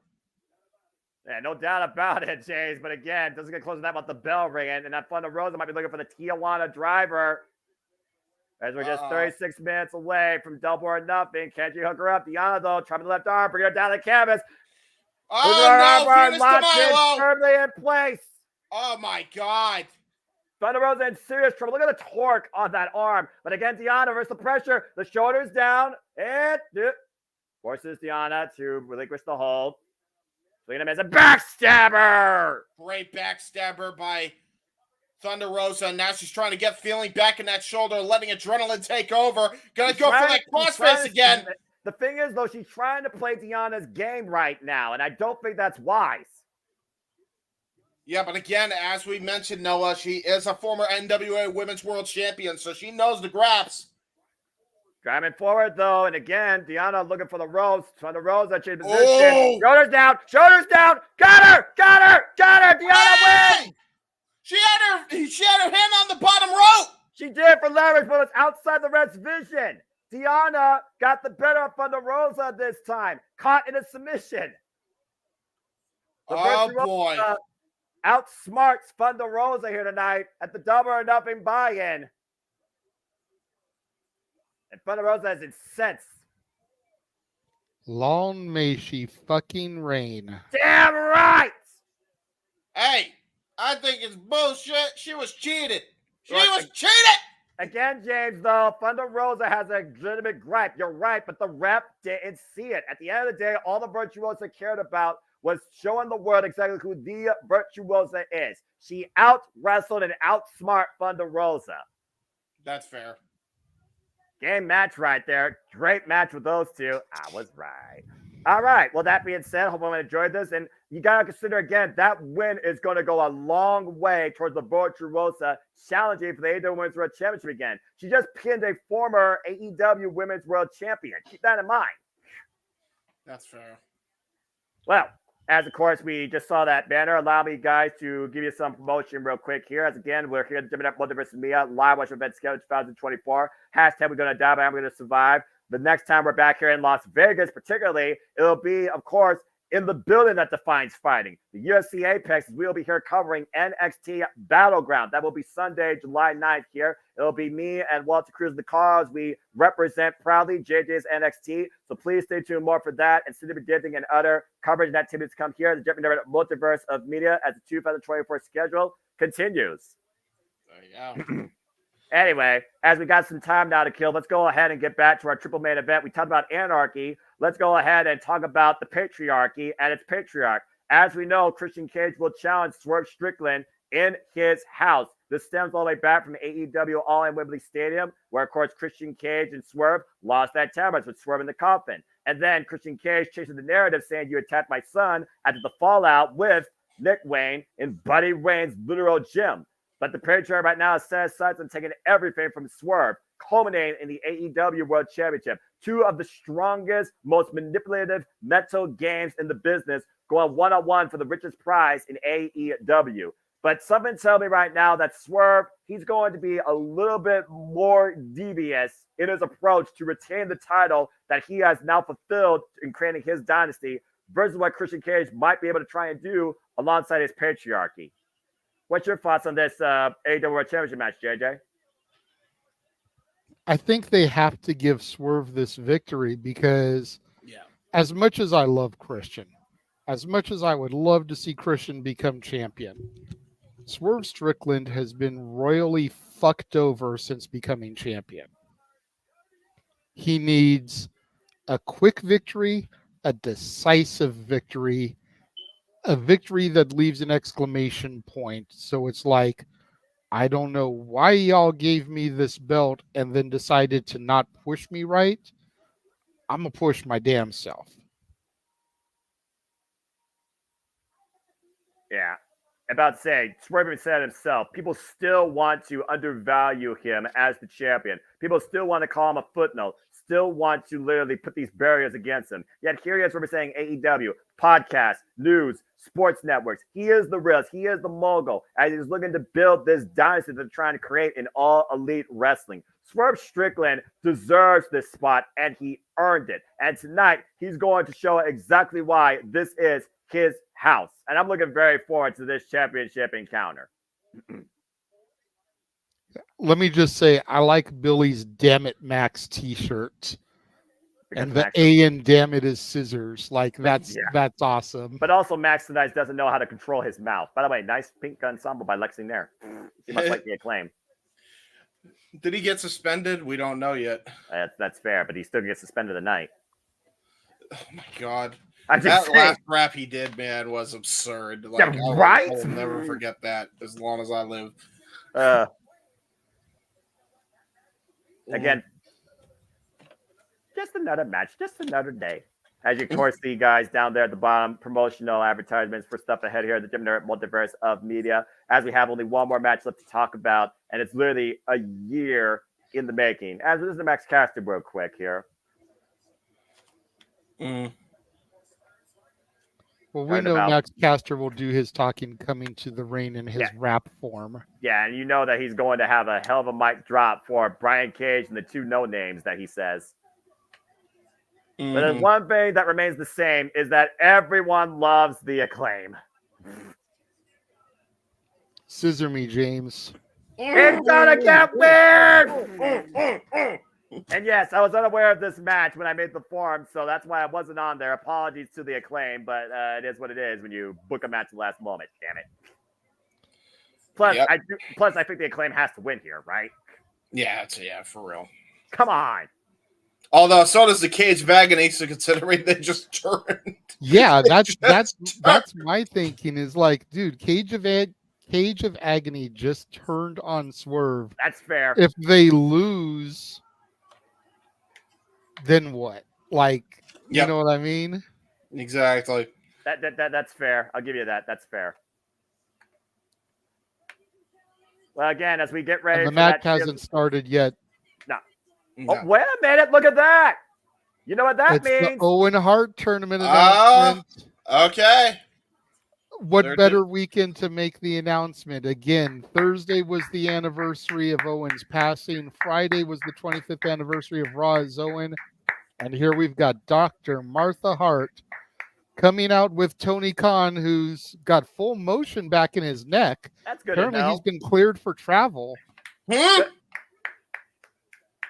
All right, well, let's go ahead and hear from Martha Hart, and also good to see Tony Khan back. That's these three on my screen. I disagree. What does Martha see in him? I'm scared. I'm scared that's going to be a couple, and we're just not ready for that. James, shut the fuck up. No, James. That's an evil James. Celebrating 25 years, of course, of the passing of the late, great Owen Hart, the King of Hearts. All right. Little something special in mind for the Owen Hart Foundation tournament. Okay. Owen chants right out loud and proud. Let me see your Owens in the chat, please. Owen. Owen.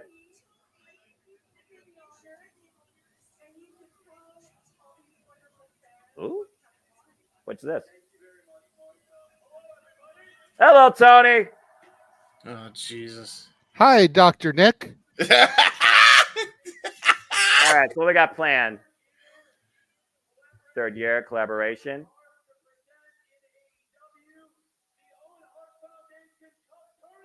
Yes! Both men and women, please. Let's bring it go. Give me Serena versus Diana. Of course, we've already had two great tournaments. Adam Cole, WD&D. Wow, they started talking Christmas Eve. Good idea. Tony. Oh, no. They're talking on Christmas Eve. Oh, no. Okay. The winners of the men's and women's tournaments. Yes! I love that! Oh, man. Okay, I've already got a problem with this. Yeah, I do too. Time and place for the finals. Should be again in Calgary. Calgary Stampede. Makes sense. As tradition. July 10th. So tournament finals are July 10th in Calgary, Alberta, Canada. The winners of both Owens will get World Championship matches. Yep. Where have I heard this before? Yeah, I know, right? Oh, my God. At All In. At AEW All In Wembley Stadium. All right. So now we know what the summer plan is.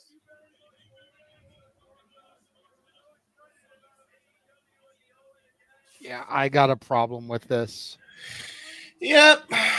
I'm sure we'll talk about this more. I'm sure we'll talk about this more on Open Mic Night, guys. Either way, Owen be honored, and good luck to both the men and the women in this tournament. May the best ones win. Good to see the Owen Hart Foundation still being represented here in professional wrestling. Let's go back up to the panels here. And it looks like the tournament finals again, folks. They are set July 10th. Maybe we'll turn that into a watch along. Calgary, Alberta, Canada, from the Scotiabank Saddle Dome. Calgary Stampede. Get your cowboy hats out that night, folks. And I imagine the tournament brackets are going to be, looks like 2, 4, 6, 8 in each one again. So I'm looking very forward to seeing who's part of those tournament brackets. And I imagine we'll get more information on that maybe as soon as this Wednesday on Dynamite, but only time will tell.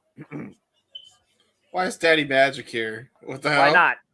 I mean, just fair. I'm just confused. I haven't seen him in ages. Heads up, gentlemen. July 10th is a Wednesday, so it'll be an episode of Dynamite. So let's go ahead and just make it official, Jeff. July 10th, Dynamite. We will do a watch along for That way we can call the finals of the Owen Hart tournament. Let's fucking go! Yeah. More wrestling. All right. Well, that was a nice announcement. And that's from the Saddle Dome, Terry. Saddle Dome. Saddle. Let's not bring up old wounds, but you're not wrong. All I right. mean, it doesn't matter. Hogan's banned anyway. Yeah, that's true. That's true. How he's banned and Flair's not, I don't fucking understand. I saw the Vegas Golden Knight mascot running around the ringside area there. That's hilarious. Okay. The reptile, whatever the fuck his name is. Britt, Tyler, Blakely, turn away for a minute. Fuck that little Gila monster chance. Fuck that guy. Damn. Tell us how you really feel, Jeff. No, you don't want him to. Okay, so I don't want him to Make talk. people super chat. If you would like to hear Jeff go off about how he feels about the Vegas Golden Knights and their Gila Monster mascot, send a $20 super chat to the Jeff Meacham Network YouTube channel. Make them pay for it, Noah, just like Arlene paid for me to go off on Liv Morgan last night. Mm-hmm. Yes, because the that Morgan why- wasn't is that- riddled is with that the free why- stuff. Is that why you want me to go back and watch Open Mic Night that I was literally passed out to be part of? Yes. Part of it. Do it. By the way, I might go back and listen to it at some point this week if work is quiet. We'll see. while we see whatever this mascot is for the Raiders or whatever. I hate mascots. It's the Vegas Golden Knights who play hockey in the T-Mobile Arena directly across the street from here. Yes, James. Anyway, and he's going to be in the arena as the Cage of Agony come out. Oh, Jesus Christ! Brian Cage already messed this boy up once. Someone tell me that mascot's not going to have a nice day. Brian Cage is going to wreck this little boy's life just like he did the last time they were in Vegas, and it was a glorious thing. With all respect to my friends, and you know what? At the end of the day, Chance legitimately appeared at my little friend's birthday party, so I can't hate on the guy too much. But they're not there. Fuck him. So is Brian Cage versus Chance turning into the new Kane and Pete Rose? Yes. Yeah. I would be against that, but I will say, I think what I'd like better, and I think even Noah would give a pop for this, considering how much he hates mascots, is if Jeff Jarrett was out there and cracked him with a guitar shot. Yeah, Are you trying to actually give me a reason to like Jeff Jarrett? What the fuck? Give the Gila monster a guitar necklace. You know what? Go back to Raw's Owen the watch along, Jeff, and listen to Noah talk about how I was 100% right about how they fucked up in not booking Jeff Jarrett as a baby face after that shit. Before they do that, listen. Okay, so now the match is on. Yes. Did they not have Brian Cage mess up Chance? No. Not yet. I'm sad. It needs to happen. Oh, Jesus. He is still at the ringside area, though, so he could end up getting involved in the match or something. But let him just represent the Acclaimed and just make it that much better when he does get nailed. That would be good. Okay, Acclaimed and nailed in the same sense. I need to bow out again. Okay. Everybody loves the Acclaim. What's your name?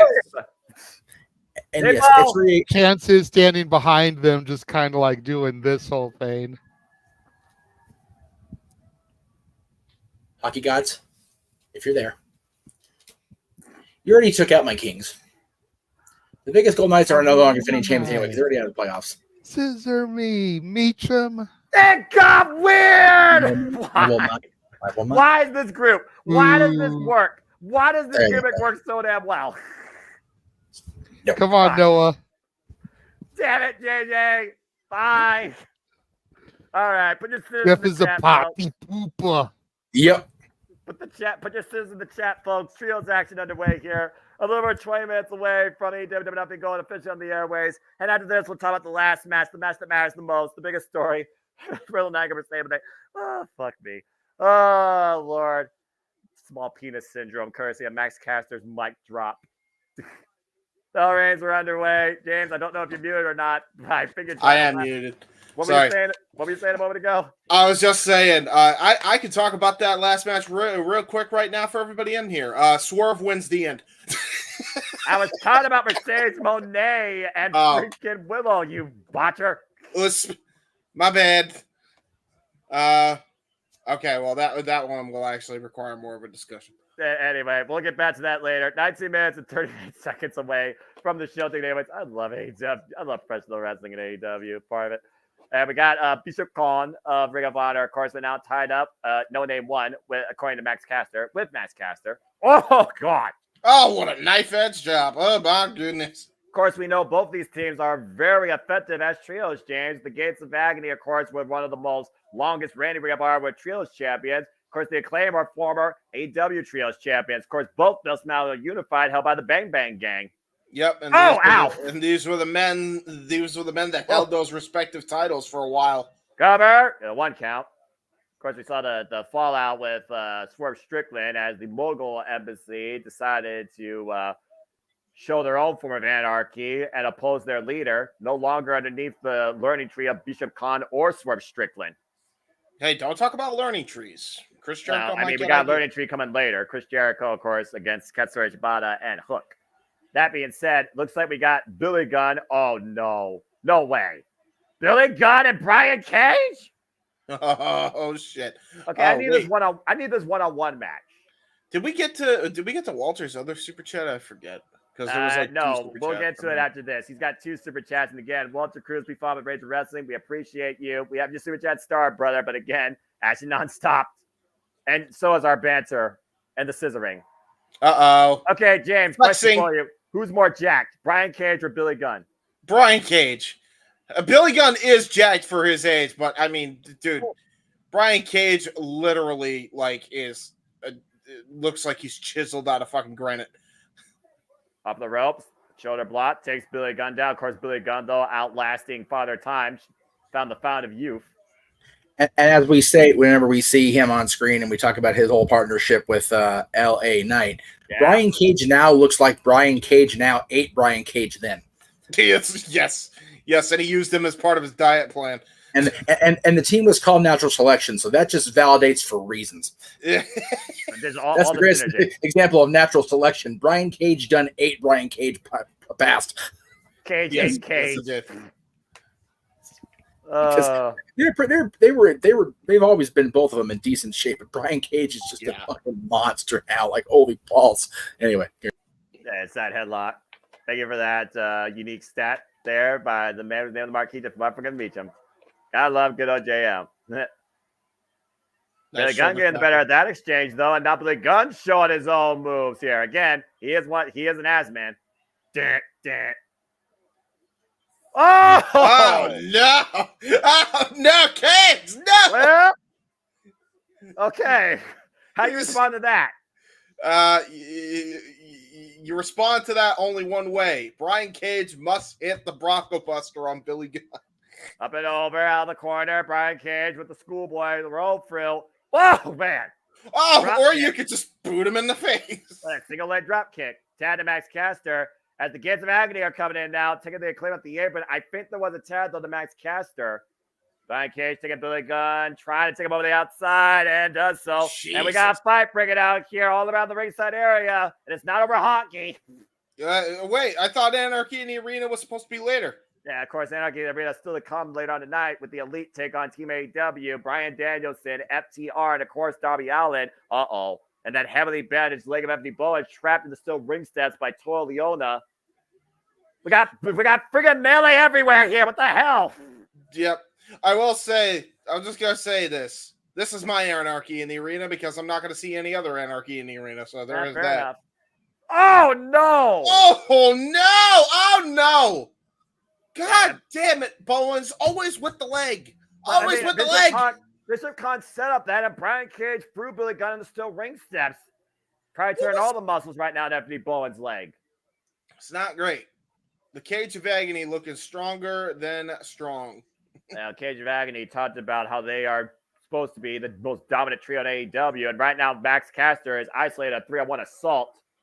Bishop Khan running after Toleona, and Brian Cage running with the uppercut. There's a tab made of Bishop Khan. We talked about it earlier, James, the reason why they were effective. Ring of Honor 6-man World Tag Team Champions.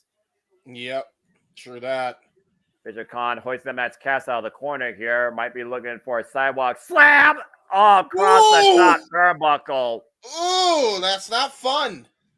That tag, and Nito has a senton placed across the apron. Yeah, his back is getting punished, and now, oh no, Brian Cage's gonna go for a stalling superplex from the apron to the turnbuckle. Deadlift German. God, the deadlift stalling. Cover. Not even a German. Now that was just a deadlift German lift suplex. Was it? Is it a German suplex? I thought it was a front suplex.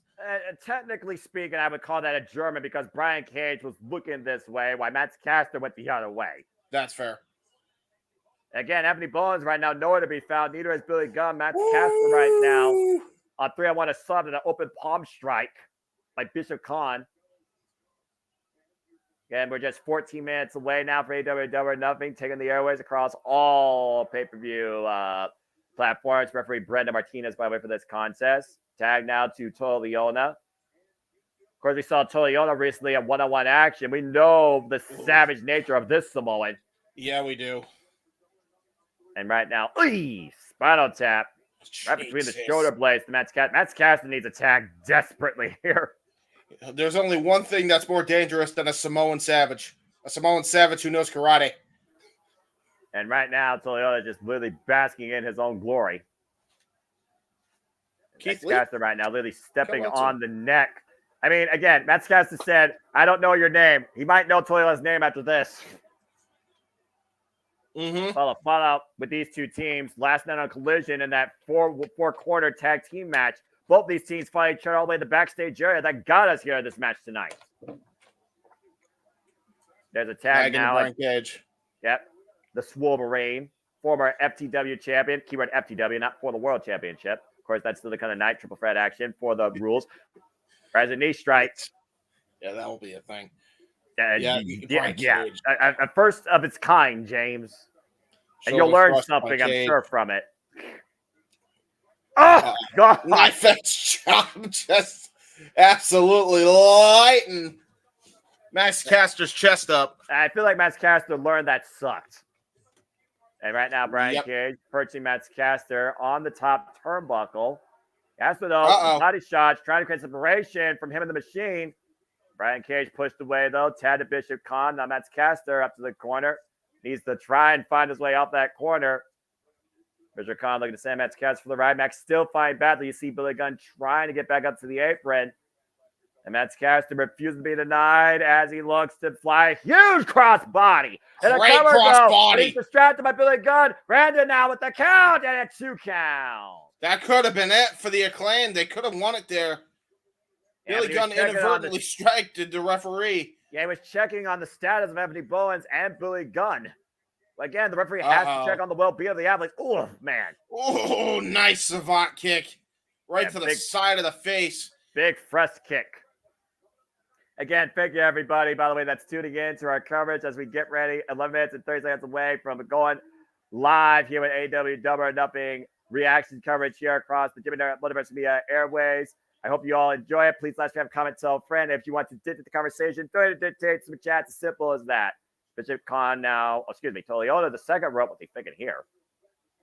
Oh, boy. And Toleona, oh, man, went for a broke with a diving headbutt, and Matt Caster rolled out of the way. Yeah, he all that did was hurt his own damn head. Does the Samoan's head actually hurt after hitting another person's head on the canvas? I'm just saying. You did talk about them being the hardest heads in the business. Nice, Walter. Tad to Bishop Khan, Tad to Billy Gunn. Oh, shit. Here we go. Billy Gunn right now, teeing off daddy ass against the gates of agony. Oh, my goodness. All right. Telling everybody to suck it. Brian Kiss at the outside. Uh-oh. Whoa! Oh! What an only cover, two, and a kick out. Not technically a one and only. He actually turned that into a full Nelson side slam. Pirates plunge. And again, might be looking for a famous, sir. Kicks the midsection to Bishop Khan. Tom to suck it. It's going off the ropes. The drop down, though. Toleona drives his body through Billy Gunn. Oh, my God. Toleona. Matt Cass lost his footing, though, but caught him a little bit with that elbow. Bishop Khan, though, up on the shoulders. Gutbuster denied. Oh, no, he did get it. Discus lariat by Brian Cage. What's up, Max Caster? And Max Caster may have hurt himself off of that a failed dive there. And now hoisted up by Bishop Khan. Might be looking for a triple power bomb to Billy Gunn. That's gotta be it. Cover Bishop Khan, and Bowen saves the match. Wow, that was close. At the last possible moment on one leg. Bowen's right now teeing off against Toleona and Brian Cage. This is gotta be headbutt. Jesus. It's gotta be just literally a matter of time right now before the gates of agony put away the Acclaim, I think, James. Yeah, I agree. And Brian Cage, Brian Cage. Oh no. Last I checked, there's not a no disqualification match. Brian Cage with a steel chair in hand. I was about to say, I don't think this is smart. Oh, wait a minute. What the mascot? What's he doing? The mascot took away the chair from Brian Cage. The chair right now in the hand of the mascot. I know Jeff's probably pissed off. Yeah. Brian Cage right now distracted him. That's Caster, though, with a famous Brian Cage on the floor. So who's this? Oh, no. Leona just running over Max Caster. Somehow did not get the mascot on the way, though. Wait, it's our cradle! It's our cradle! Small package! Billy Gunn got him! Billy Gunn trapped Bishop Khan! The Acclaim wins! What an assist by chance! Dude, Toleona just... Well, that was a pig. It just hit with a butt fucking Kester wasn't outside. He just fell out. Before Jeff incites his own rage, we have a couple of super chats we'd like to nod to JMN Multiverse of Media before we talk about the last of our triple main event, before we go official with Double or Nothing here in just a little under 8 minutes. So that being said, I will now turn the feed over to the dads, not always on wrestling. JJ, Jeff, take it away. Hi, everybody. So Walter with 2 super chats here. The first one, $10 super chat. Thank you very much, Walter. With Jack Perry in the Elite, after Christian's group breaks up, does Jack Perry recruit Luchasaurus to the Elite? Every heel group always has an enforcer, so do we reunite Jurassic Express as heels? That would be too weird. No. Yeah, about to say that's weirder than this 4-way scissoring I'm seeing. Personally, I say no. I think for Jack Perry to be taken seriously, which he's already having a hard time, he needs to get as far away from Luchasaurus as possible. Mm-hmm. No more boy and his dinosaur. I think the best way to use Luchasaurus is to have him go out there right now and eat the Gila monster. I Brian Cage didn't do it. Fucking Brian Cage, you let me down again, you big bastard. I'm sorry. Couldn't even pounce his ass like he did last time. I can't stop laughing. Everyone loves the Acclaim, but Jeff hates Chance the mascot. Bro, oh, God. Toleona just falls on Max Caster. Just fucking How about literally tripping over your own 2 bare feet? Anyway, so do we have another super? I'm sorry. Yes. I'm trying to work on that. right? So my super chat, Walter says, 25 years later, AEW can correct the WWE wrongdoing. Make Jeff Jarrett win that Owen Hart tournament. I hope this puts you over the threshold. It probably did. Thank you, Walter. And that means Jeff Jarrett gets the world title shot at All In. As much as I personally would love to do the Wii Woo in London and have him win the world title, it ain't going to happen.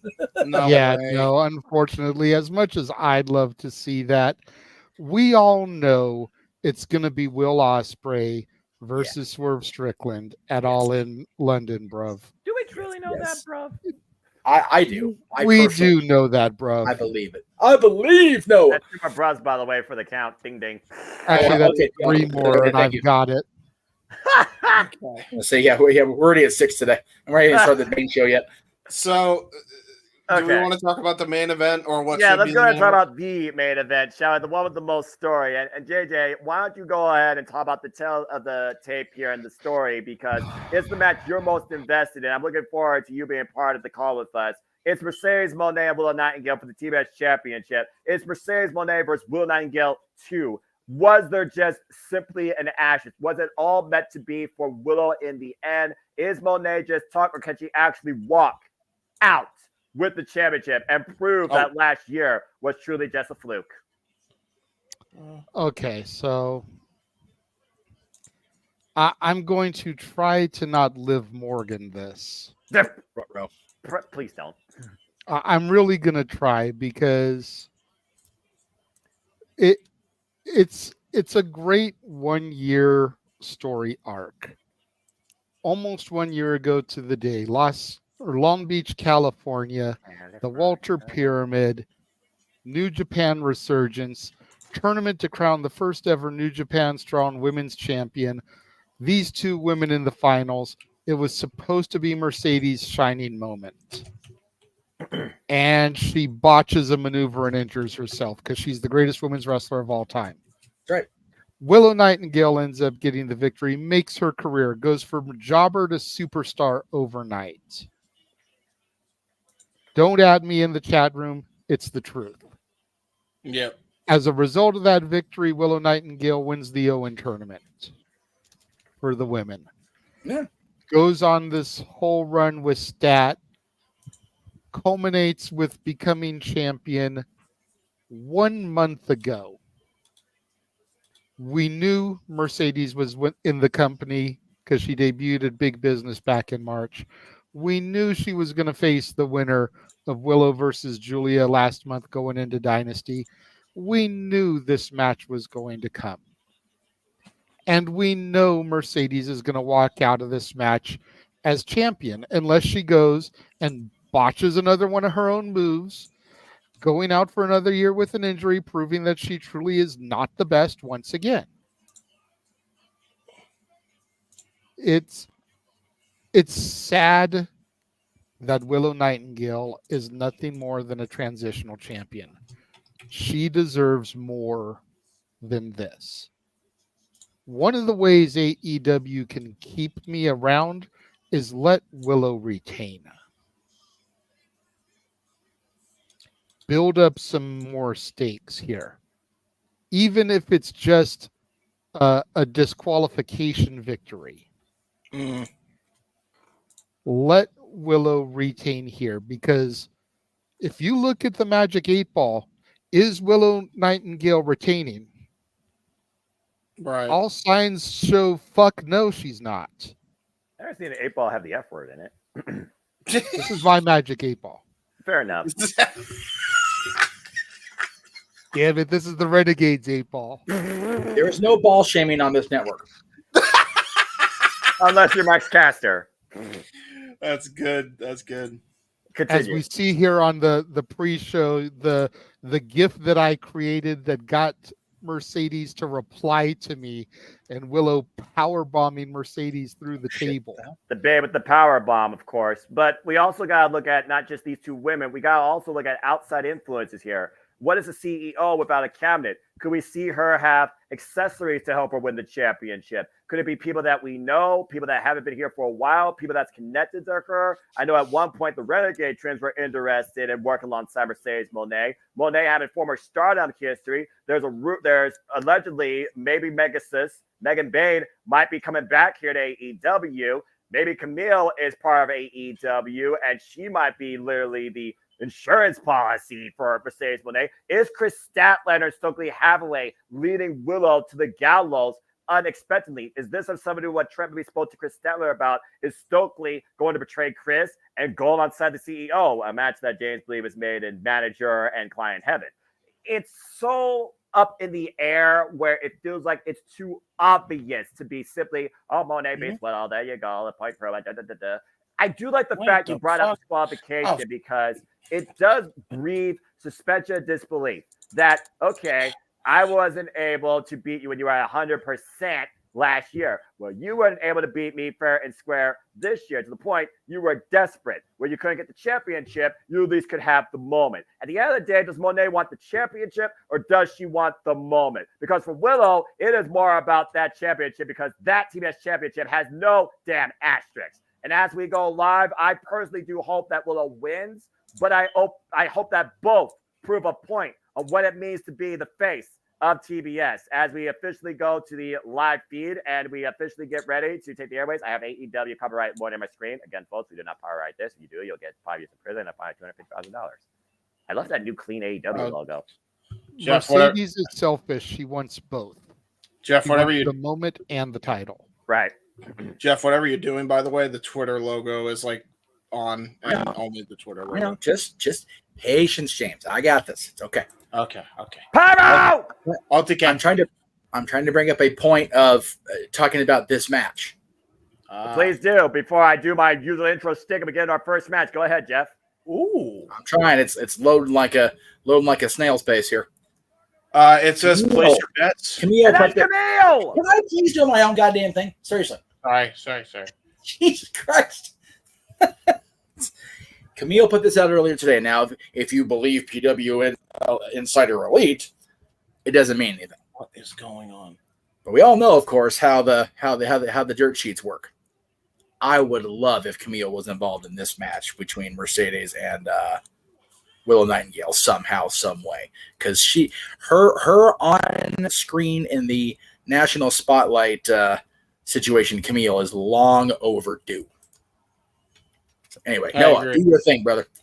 Oh, I am absolutely ready to elevate this thing because, ladies and gentlemen, it's Sunday! You know what that means! We're back where it all began, the MGM Grand, and this is AEW Double or Nothing, and we're kicking things off with the AEW International Championship. Welcome to the show. Hello, everybody, and welcome once again to JMN Multiverse of Media. You know what this is, for I am the Simple Man, the Simple Brand, the voice of the JMN, forever fucking great for professional wrestling. Damn it. And my name is Noah Foster. With me, as always, is James Hebert and Jeff Meacham and the Renegade of Wrestling, JJ Williams. Guys, are you ready to go tonight? I'm ready. Ready as we're going to be. This is going to be a hot match to kick the show off. Yeah, what an incredible match it's going to be. Will Ospreay earned this opportunity. That was a weird warning. Okay, get out, get back in. There we go. Will Ospreay earned this opportunity, of course, winning the first ever Casino Gauntlet. After outlasting a field included but not limited to Commander, Dante Martin, Lance Archer, and Kyle O'Reilly. This is Will Ospreay's first chance at an AEW championship since signing in January, and he comes in here undefeated. He's doing the crowns up and then doing the foot stomp in the ring. Let me know when you see that. Will do. Oh, man, this place is electric. What a hell of a way to kick this show off. Yeah. It's I'm looking forward to it. Is upon us with the All Elite Bruv. Rounds up. Boom. There it is. Again, Will Ospreay, though, you see him wearing the scars of battle from last week Wednesday to being bludgeoned by the Undisputed Kingdom, James, with the assistance of Wardlow. We got to consider if Wardlow will be involved in this at all. Yeah, that's a good point. And here comes the champion. I do like this theme. I'm not going to lie. It's a banger. Yeah, well. And there you see the Ring of Honor World Tag Team Champions, the LGK, Mike Bennett and Matt Taven, as our Undisputed Kingdoms, Roderick Strong bears the AEW International Championship. Roderick Strong, the sixth champion in this title's history, with one defense under his reign against Kyle O'Reilly back at Dynasty after beating Orange Cassidy for it at Revolution. He has only presented this championship under championship circumstances on pay-per-view, James. Mm-hmm. And you talked about, again, the underrated nature of the Messiah of the Backbreaker, but we also talked about the animosity and the lack of respect between Roderick Strong and Will Ospreay. Right. Yeah, and that's the biggest thing here. There is no respect between these guys in the slightest. Holy shit! Will Ospreay trying to go for the hidden blade, and we're already starting things off! Jesus Christ! I think the match has just started! And then, Bryce Remsburg rings the bell. The Kingdom are still in the ring. That's the bell has run, so that means this time match is official. The eliminated title change hands. It's been a pinfall submission. Ospreay with a furious start, saying again he's going to prove why he's a wrestler on another level over the top. Wow. Like, oh, God. Goodbye, Mike Taven. Goodbye, Mike Bennett. Look. And that knee just stopped Will Ospreay's speed completely. And now what the hell is he planning? Oh my You know God. exactly what he's planning here. Backdrop super counter by Will Ospreay looking for the background across the barricade. Oh, this match is going to be way too fast for us to call. Yeah. Whoa! Ow! Plancha over the timekeeper's area. And step up Tope con Hilo of sorts. And you see Don Callis on commentary as Will Ospreay has neutralized the Undisputed Kingdom. Double leg takedown, and they're both just literally fighting each other on the floor here. They had to be aware of the rest 10 count, to your point. Referee Bryce Rensburg for this match. Jesus. Another double leg takedown. Looking to catapult him possibly, into the ring post face first. Oh my God. That's just old school as old school can be, man, with that slingshot into the steel post. Yeah, that's about as fast and furious of a start you would expect here. Will Ospreay has started out like a house of fire here. I mean, again, he said himself, that title bears Ospreay's blood. It's his destiny now. They were meant to be together. And Ospreay with his own backbreaker, now the cover, and a 1 count. Yeah, now Will Ospreay has actually got Roddy on the ropes here. He took out the opposition, at least for the moment, in Matt Taven and Mike Bennett. Now, Will Ospreay has got a one-on-one match, and he's going to try to find a way to put this away early, or try to at least. Well, again, we talked about before, the keys of victory here. Roderick Strong, the Messiah of the backbreaker. Will Ospreay, though, does he use the Storm Driver? Does he actually need it? Again, you see the OGK trying to come into play, though. Electric chair position for Will Ospreay. And Matt Taven might be looking to fly while Bryce Rensburg is distracted. God! Holy shit! Holy shit! Doomsday device! Springboard! What the hell? Diving Doomsday device, James. And I think he landed on his forehead on the floor. Take a look at the replay here. Oh my God. Oy vey. The ref already being hated by the audience for letting that action. And Don Callis right now just left commentary, checking on Will Ospreay, calls him the I don't blame him. After that, Jesus. He got taken out. He got taken over inside out with a freaking diving Doomsday, dude. And Roderick Strong looking to exploit that wound, taking the bandages off and literally teeing off against that open mark on his forehead. Of course, cut open by the AEW National Championship this past Wednesday. Again, Undisputed Kingdom, gang mentality. They play by the numbers. Again, take a look at this. Dear God. Dude, that is absurd. Holy shit. That was one of the most absurd moves I've seen. And it's from people who aren't even in the match. Roddy may have just won this just off of that alone. I think he's just toying with Ospreay at this point. Well, I mean, at this point, he's in complete control as he has a camel clutch applied. Yeah, modified camel clutch by Roddy now, and he's got full control. It started out like very 100 miles an hour, and now we've slowed down into a school zone at this point. Yeah, and this favors Roderick Strong. Yeah, it favors Roderick Strong, especially. If you can neutralize Will Ospreay's speed, then you can definitely try and get the match to your advantage. Oh, knee right to the back of the head by Roderick Strong. Yeah, right between the shoulder blades right now. You see Will Ospreay grabbing his left shoulder. You hear the fans right now trying to will Ospreay back into this. Will Ospreay will continue to fight. Again, Will Ospreay comes into this undefeated so far in AEW. Big forearm strikes up against the Messiah of the backbreaker. The Irish whip off the ropes. And Will Ospreay trying to catch him in the ground octopus. Grand domino stretch. Oh, man. What a hip toss. Lateral press. Float over. 2 count. Yeah, that's going with his wife and the training of MMA there with that judo toss. That's exactly where Roddy got that from. Yeah, I would say Will Ospreay's got a bit of a problem right now in this position with Roderick Strong.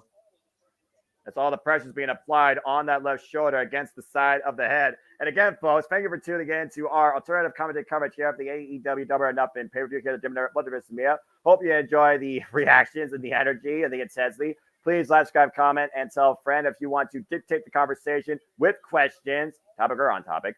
Super chat, it is truly as simple as that. For I do not see the chat, I only see the monitor in front of me. But between matches, we'll get some words, I'm sure, from the producers regarding anything you may say or any warnings.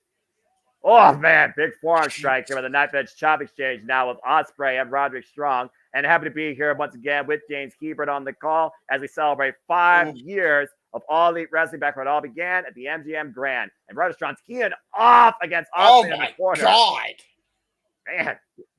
Yeah, this is why Roddy is one of the most, he is the MVP of the Undisputed Kingdom. This is why, because he is one of the most violent individuals on the planet. Backbreaker by Roddy. That first backbreaker of the match, believe it or not, lateral press, face wash, and a 2 count.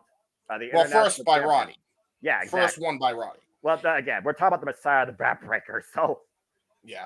It took 8 backbreakers, I counted, against Orange Cassidy from various positions to relinquish him of the International Championship. Oof. Oh. Wait a minute. Nope. Ospreay cut the boot. A big knife-edge chop. Elbow Ospreay trying to light up the champion in the corner, build some offense. These two have not met one-on-one since 2015. And pulling and rip. Oh, my gosh. Whoa. Oh, trying to go for another backbreaker. Yeah, Ospreay with his counter, though. Meanwhile, handspring, corkscrew kick. Great corkscrew kick by Will Ospreay, and that's probably the opening that man needed. Again, folks, you can be part of the conversation using hashtag AEWDON on the Twix or being here at JMN Multiverse of Media. Engage with your fellow wrestling fans here in the chat as we keep you in tune with all the action to unfold here on this insane 10-match card. And here's match 1. Did he just do a 450 kick up? No, I think it was straight kick up, and that was just a straight boot to face.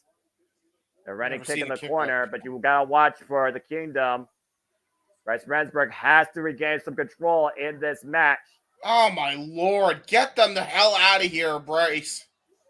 Again, though, this is giving Roderick Strong huge time to go. Hey, wait a minute! There's Wardlow! Damn it! Oh, come on! Was not going to be too far away. And Bryce, wait a minute. Oh, no. Oh, no. Busted. You heard about that. Bryce Remsburg said you get out of the ring or he loses the belt.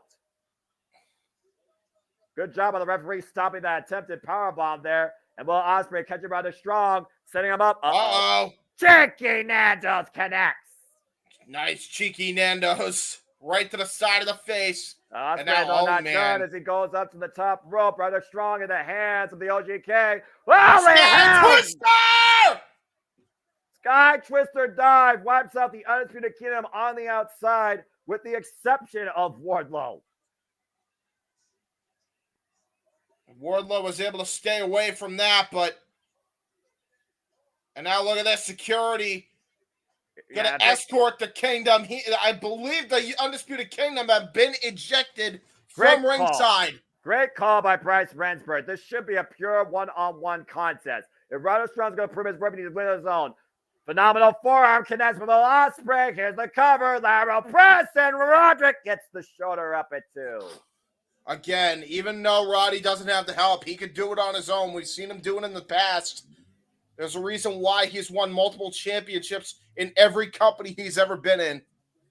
And Ospreay, of course, former IWGP World Heavyweight Champion, IWGP United States Champion, IWGP United Kingdom Champion, multiple-time IWGP Junior Heavyweight Champion, wall kick. Oh! Enziguri. Roderick Strong down to 1 knee, and Will Ospreay looking to capitalize. Now hooking him up. Fisherman suplex with a bridge, the cover. 2, and Roderick finds an escape. And this is what makes Will Ospreay the most complete package, complete wrestler in AEW. The fact that he's just able to seamlessly transition from a high-flying flurry of maneuvers into a grapple so picture-perfect that it would make Kurt Hennig jealous is exactly why he's one of the best in the world today. And again, but it's going to take more than that to beat Roderick Strong when you talk about his wrestling resume. Of course, former NXT North American Champion, NXT Tag Team Champion, current AEW International Champion. And man, bad landing. Tried to go for a Sky Twister again after that body slam. Roddy cut him off at the pass. There's a reason they call it high risk, James. There's very big risk if you don't get that reward. Back elbow strike, but Will Ospreay looking to create separation between him and Roderick Strong. Takes Roderick Strong down hard to the mat. And now he might have an opportunity for the Sky Twister again. Or a moonsault, or it's Will Ospreay right now. Whoa! And again, man! Yeah. Oh, he tweaked it. He tweaked it. Oh man! McCall with a super kick. Oh, man. Yeah, he really did not do good for his arm here. And then play denied, the leg trip, the pick, and a single leg crab on that possibly damaged leg. Yeah, the single leg Calgary crab. Lance Storm's jealous here. Great maneuvering there by Roddy. But Will Ospreay able to turn his body around, try to create some race. Now Roderick transitioning though, the cloverleaf. Yeah, that might be worse. Again, you talked about the possible damaged knee. Now Will Ospreay's own knee is working against him. That affects everything. Your lower body, your back, your posterior. Much more pressure, though, on the lower body as he reaches for the rope break. Will Ospreay finally is able to get it.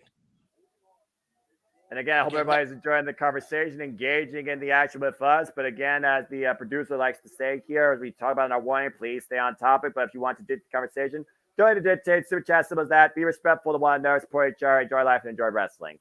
And again, this is our first match in AEW, and it's already been a balls to the walls hot start. And now look at this, Roddy. Oh, no. We know what the hell he's setting up for here. Yeah, those forever forearms. But right now, he's just keying off those knife-edge chops to Will Ospreay. And now he's going for those forearms to the left and the right.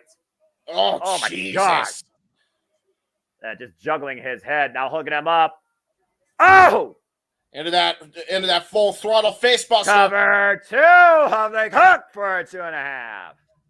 Great kick out again. The resiliency of both men is going to be what decides this matchup, I think. Yeah, especially since the Undisputed Kingdom's been neutralized and banned from ringside, but you do see all their gold though looming in that corner.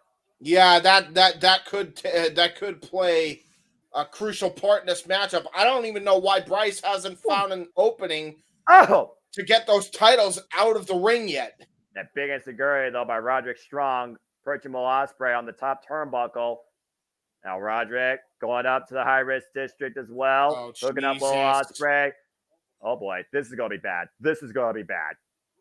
Superplex! Oh, my God. And now, oh, no. Going to go for a torture rack. Ospreay right now. Dead to rights. Backbreaker! Drop across the knees. Cover, hook the near leg. And Ospreay finds a way to kick out. Oh, that was brutal. That's super tough resistance for Will Ospreay to survive that. Think about this. Double impact to the back. The superplex float over into the backbreaker over the knees from the military press position. Follow-up gutbuster now. Roderick Strong. Oh, looking shit. to follow up here again. Might be looking for that sick knee. Ospreay catch him, though. Still power bomb. How did he catch him in that short of a range? Intercepted in midair off the high boot attempt. Because Will Ospreay's not human. Watch this. High boot denied, catching him midair. Sit out powerbomb by Will Ospreay. That was so damn fast by Ospreay. Oh my God. Well, again, blink of an eye. Will Ospreay can change the tide of a match. This is what we've come to know about the All Elite Bruv. I call that the autistic matrix. Well, considering that's what that is. Well, considering that you and him are both autistic, along with my best friend. God bless you all three of you. Exactly. Mental Health Awareness Month. Roderick Strong, Will Ospreay teeing off against each other. But again, this is what Will Ospreay lives off of, feeds off of. Both men eye to eye, forehead to forehead in the middle of the ring, trading bombs here. Teeing off. Match. Ospreay's asking for more personally for Roderick Strong. Oh my God! Any of these could knock out a normal man. Back elbow strike. Oh, the hook kick. Question mark kick by Ospreay. And trying to go for a hidden blade of sorts. Rip cord, kick to the knee. Yeah, great maneuvering there by Roddy. And Ospreay might tweak, looking for end up heartache. Ospreay able to skip out the back door. Now full Nelson, snapdragon attempt. Hook kick denied. Ducks underneath the shot. Half Nelson applied. Up and around. Will Ospreay able to catch with a strong roll up. Two. Transitioning. Looked at him up. And Styles clash denied. Yeah, Roddy's been putting that maneuver before from the man who invented it. Broke his neck. Oscar! Roll over and get the cover. Ospreay clutching that knee, though, so to capitalize finally, and the cover is enough, you know. Just in the nick of time. He literally just lifted gingerly his shoulder up from the canvas And Bryce Remsburg checking on the condition right now of Roderick Strong, creating a separation What? so he can actually continue. Did he really concuss him? Did he really knock him out with the Oz Cutter? Looks like it. Again, Ospreay right now doesn't know what to do. I mean, at the end of the day, the referee is doing his job. But also, think about this, James. This was this very moment of concern that cost Will Ospreay almost that Dynasty. Don Callis trying to reinforce Will Ospreay to say, to hell with well-being. And, oh, man, here we go. This is exactly the problem that I was fearing when it comes to Don and Will in their relationship here. That's the mentality. Give in to the hatred. Do anything to win. Oh, my God. What the hell? Well, Ospreay right just now, changed gears. He doesn't know what to do at this point. And Bryce Remsburg thrown up to the side. It looks like he actually might go for it. Hooking him up. Double hook. If he has to go to hit, the Storm Driver 90 with the Storm Driver, Tire Driver 91. Will he give in? Will he do it? Oh my God. Running strong. Hooked up. Ospreay Do it. He can't do it. He can't do it. He can't do it. He can't. And there's, oh, man. What? Olympic slam. Oh, no. Up on the shoulders. Gutbuster! Again, Roderick Strong looking for that high boot. He got it. Oh, man, no. It's enough here. Hook on the far leg. No. Oh! Kicked out! That hesitation on that Tiger Driver almost cost Will Ospreay everything. What a kick out, though. Oh, and God. the thing is, too, I don't think Roddy was even knocked out from that Oz Cutter. I think he was playing possum that entire time, and he capitalized on Ospreay's weakness, and he knows his weakness at this point. And a heartache denied with a takeover to Harris. Will Ospreay hook up a single leg and a 2.5. Only had 1 foot hook, though. Jumping knee strike, though, by Roderick Strong. Yeah, I counted the Harlem sidekick. Did Roderick Strong now going for the end of heartache? Nope. Oh! Ospreay count. Hit a blade! Hit a blade! Hit a blade to the face! Oh shit! I think he's done now. I don't think he's playing these games anymore. On the shoulder, Starbreaker! Oh! In the cover. Will Ospreay has done it. Will Ospreay won it, man. Mentality challenge aside, he didn't win with the Storm Driver. He won with the Stormbreaker. Will Ospreay beats Roderick Strong and is the new AEW International Champion.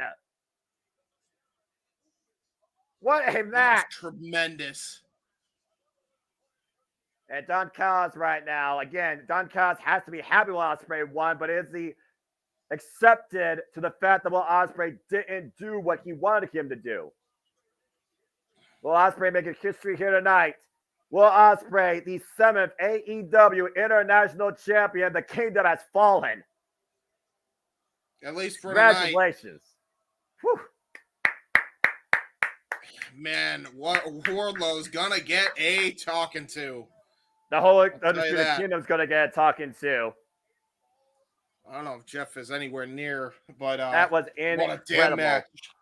What a kickoff to the 5-year celebration of AEW, where the best wrestle. You saw 2 of the best over tonight's show, and we already have a title chance. Congratulations to the All Elite Bruv, the new AEW International Champion. But mad respect to Roderick Strong and the effort he put forward, not only preying on Will Ospreay's mentality, but trying to exploit a physical weakness in that knee. Will Ospreay overcoming not only the Undisputed Kingdom, but himself, and remains undefeated in All Elite Wrestling. Congratulations. Absolutely. Very happy for Will Ospreay. Awesome. Oh, man. Unreal, man. I'll forever be a fan of Roderick Strong, but good on Will, man. That's awesome. Yeah, but again, Don Callis, you do got to wonder if Don Callis is still going to exchange words with Will Ospreay backstage. He got the job done, but he didn't get the job done the way Don Callis wanted. Yeah, well. Whoa, wait, what? Oh, hey, Q's in the crowd. You were talking about the devil earlier, James. Oh, shit. Adam Cole's in the building, baby. Yeah, that ain't great. Oh, boy. I don't think Adam Cole is in a good mood after what just happened. No, he's not. Shit's about to go south quick. Adam Cole, of course, who has not been seen inside an AEW ring since his betrayal to MJF last year at AEW World's End. Oh boy! I'm going to ask this on air since it's going to take too long to try to do it in code or whatever. Yeah. James, on the matches you are not willing to call, which is fine. I need you to, if possible, log out of the Triller. That way, JJ can log in and call matches. I have it streaming on the Discord, so he's able to see it anyway. He's actually on the Discord. Okay. The reason I'm asking for that is because whenever people are in the Discord, JJ's ability to not have like this goes butt fucky on his end. Oh no! Okay. So if I may, if I can have both of you guys watch it on the Discord stream, that way we're still using the one stream, and that way the other user stream can be JJ watching on television. Does that make sense? That makes sense. Yeah, no, that means you have to watch it on Discord, dude. Hopefully, will that be? I just want to make sure that's okay with everybody. That way we can get everybody that wants to be able to be a part of the commentary. Because I'm not going to be on screen at all during commentary, so I'm not worried about it. I can watch the shit tomorrow. It's already ordered. So just while we're between matches, that way we can make sure we get it done and get everybody that wants to be on. I mean, as long as Discord doesn't fuck me over, that should be fine. And so far, it has. It's just abused it. And that's what I explained. It was like, you paid for this. So the last thing I want is for Discord to screw you up because you're the one to pay for this at the end of the day. So at the moment I have a screw up, you'll know firsthand. Oh, yes. And please let us know when you do. That way we can immediately fix. So all right. In the meantime, let's hear what Adam Cole has to say here. Yes, Short definitely. Time. One of the greatest pro wrestlers finally back in an AEW ring, 100% cleared. There you go. With the devil mask. Uh-oh. There's a little devil inside all of us. Accurate.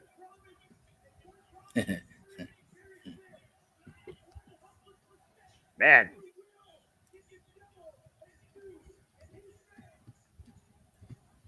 We will get the devil his due, and his name is...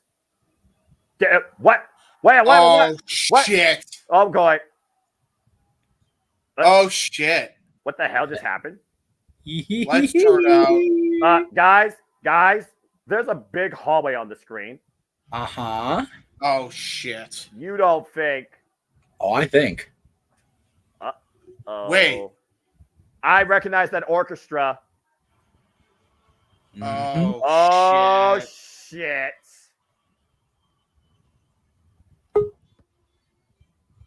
Oh, shit. Does all that stuff look familiar? Sure does. And so does that.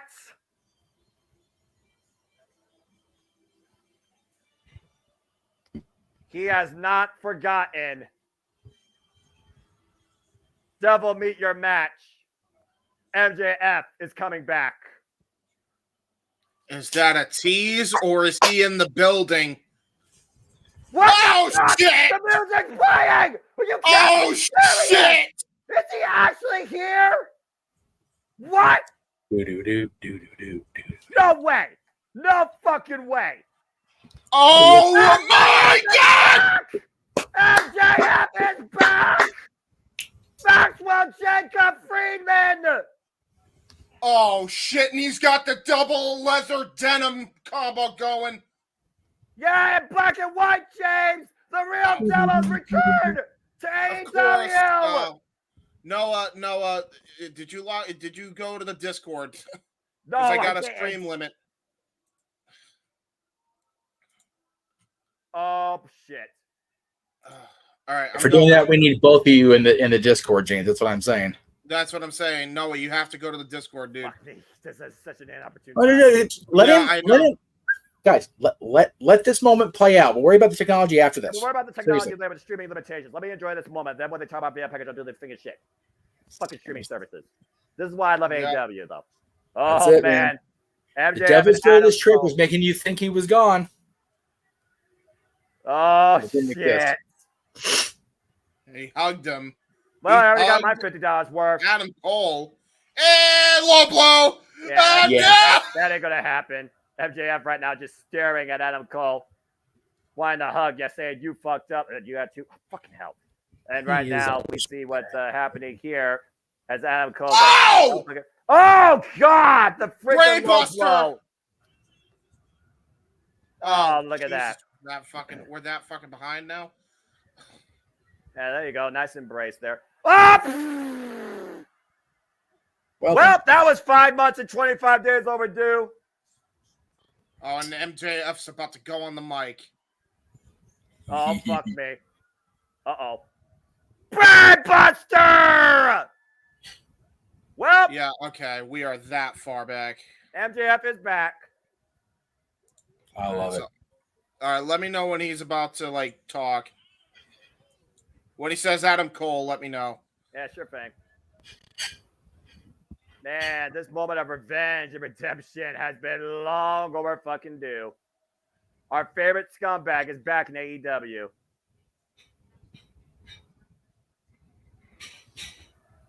I dig the leather look. Adam Cole. Damn, that's a hell of an insult. Oh, my God. Did I hurt the baby? All right. Well, MJF already taking command. This is the guy AEW needed to come back. Yep.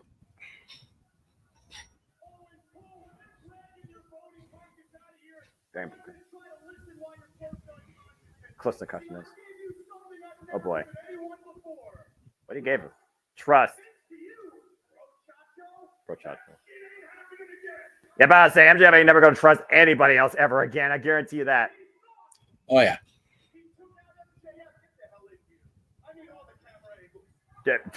Get every camera in this building on that man.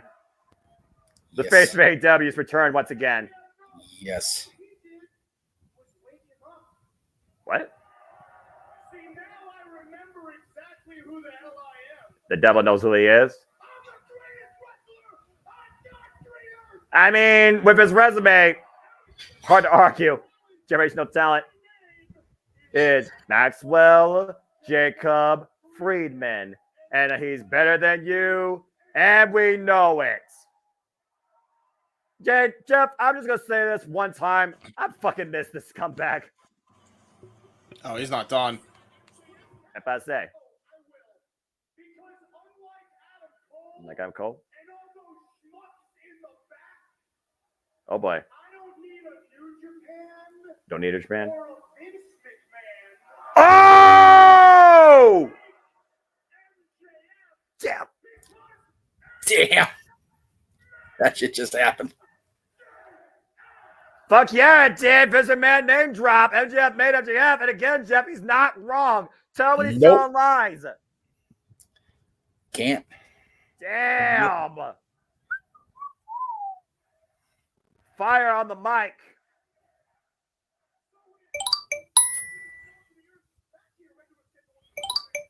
I guys got programming. No more haha. No more friendship. No more camerature. No more bullshit. Hey, I'm full of no more bullshit. I rather enjoy the lack of bullshit. I agree. A man that lives off hate and appreciates it. Never in my life would I finally get a hate chant at a wrestling show. Where in the hell is this picture? Oh boy. Oh man. What devil has been unleashed upon AEW once again? Yes. That's our doors by cowards who want to hide.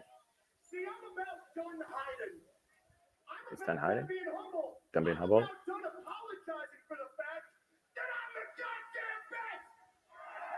He's as best as he is, and he knows it. Wow. No much more complete than me.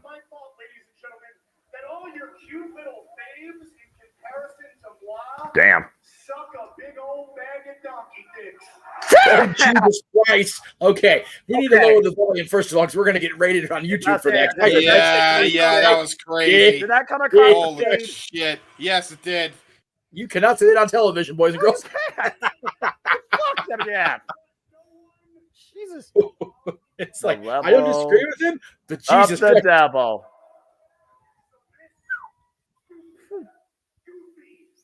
Goofy. Oh, my Lord. Yeah, about to say. This dumb mask.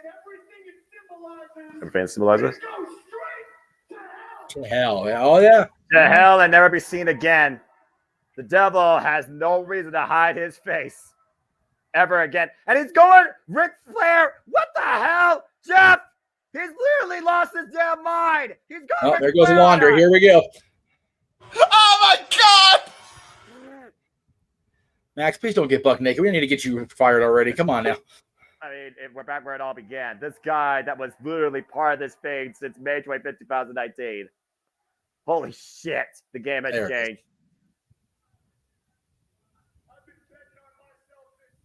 Betting myself to day one. Yeah. He's all in. Ooh.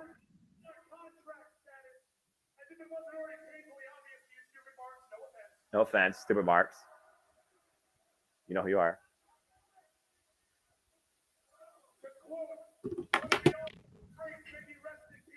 Oh, that's great. Oh. Cameraman. What? God damn it. Zoom. What the zoom for? Oh, wow. Well, you got a tattoo. Bet on yourself. Yeah. Yep. I think that pretty much clinches what he is. I'm just going to try and get in here just to set this up for after this, just so I can, be there. When it comes to MJF in AEW, the Wolf of Wrestling. Don't cry wolf, that's for damn sure. Yeah. There you go, he's staying! He's fucking staying in All In Wrestling! There we go. It's All Elite, then, now, and scenes forever. The devil is back. What a statement. You want to talk about changing the game? MJF is planning to do that continually in All Elite Wrestling. Oh, my gosh. Wow. Well, that's great news for AEW, no matter how you want to cut it. But regardless, MJF is back, and you know it. What an incredible announcement from MJF.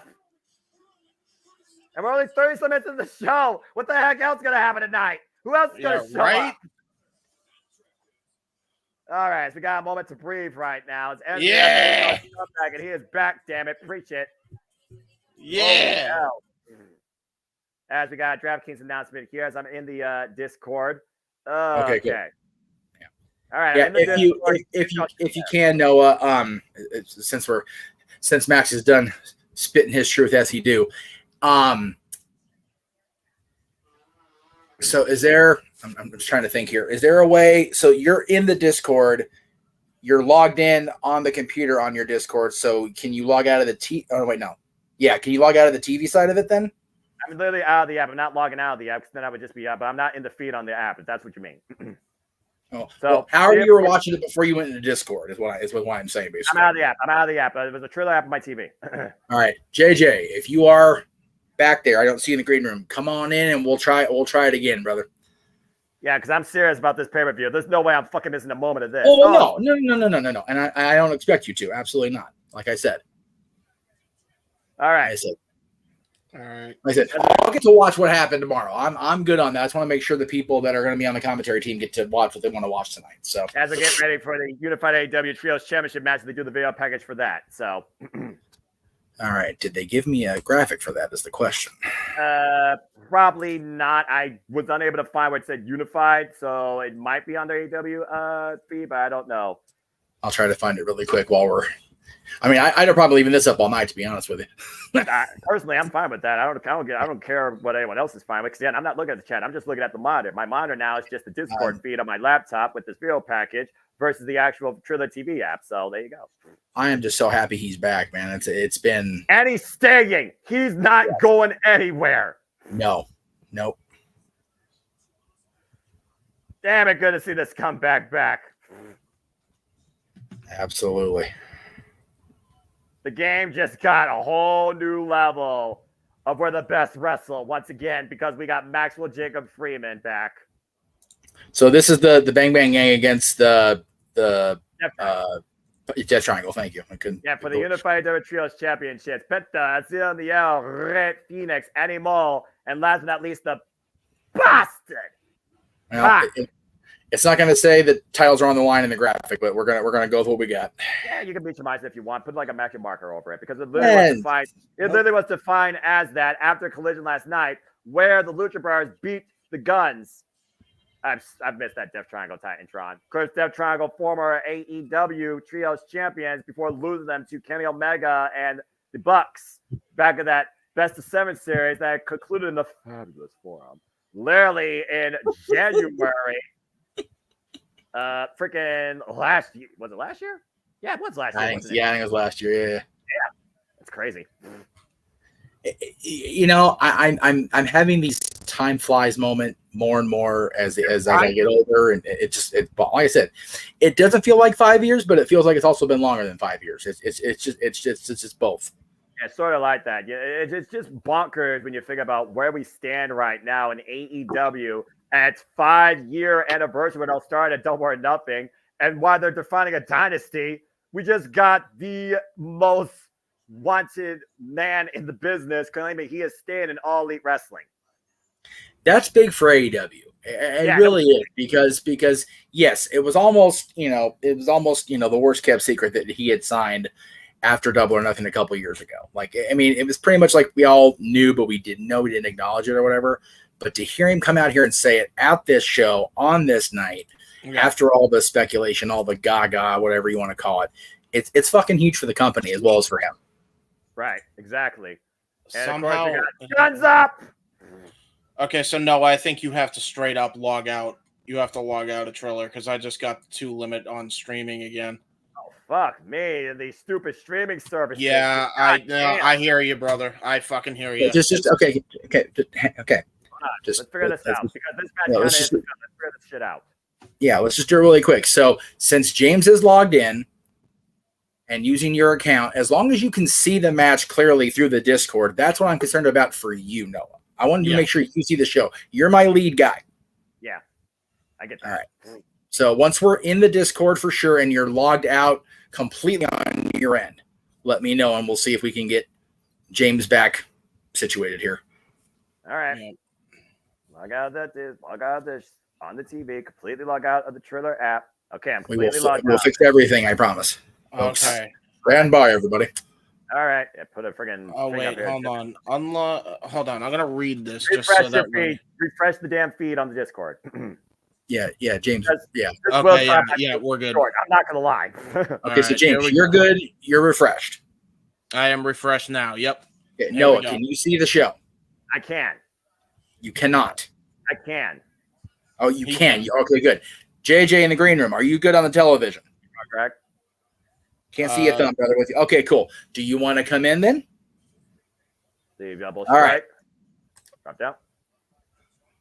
Very good. All right. So JJ is doing the show on his phone because we want to make sure we get everything squared away. So that's awesome. Okay. Very good. All right. Gentlemen, enjoy the call. This is, as was stated, and guns up, this is for the unified AEW and Ring of Honor Trios 6-man, whatever the hell they're calling it, tag team championships. Enjoy it, folks. The Unified Trios Championships, the official title. AEW Unified Trios Championships. Yep. All right, everyone good now. We all cooled down. We're all calm. We got our feet straight. Fuck technology. We're all good. Just back, blah, blah, blah. Can we get back to the show?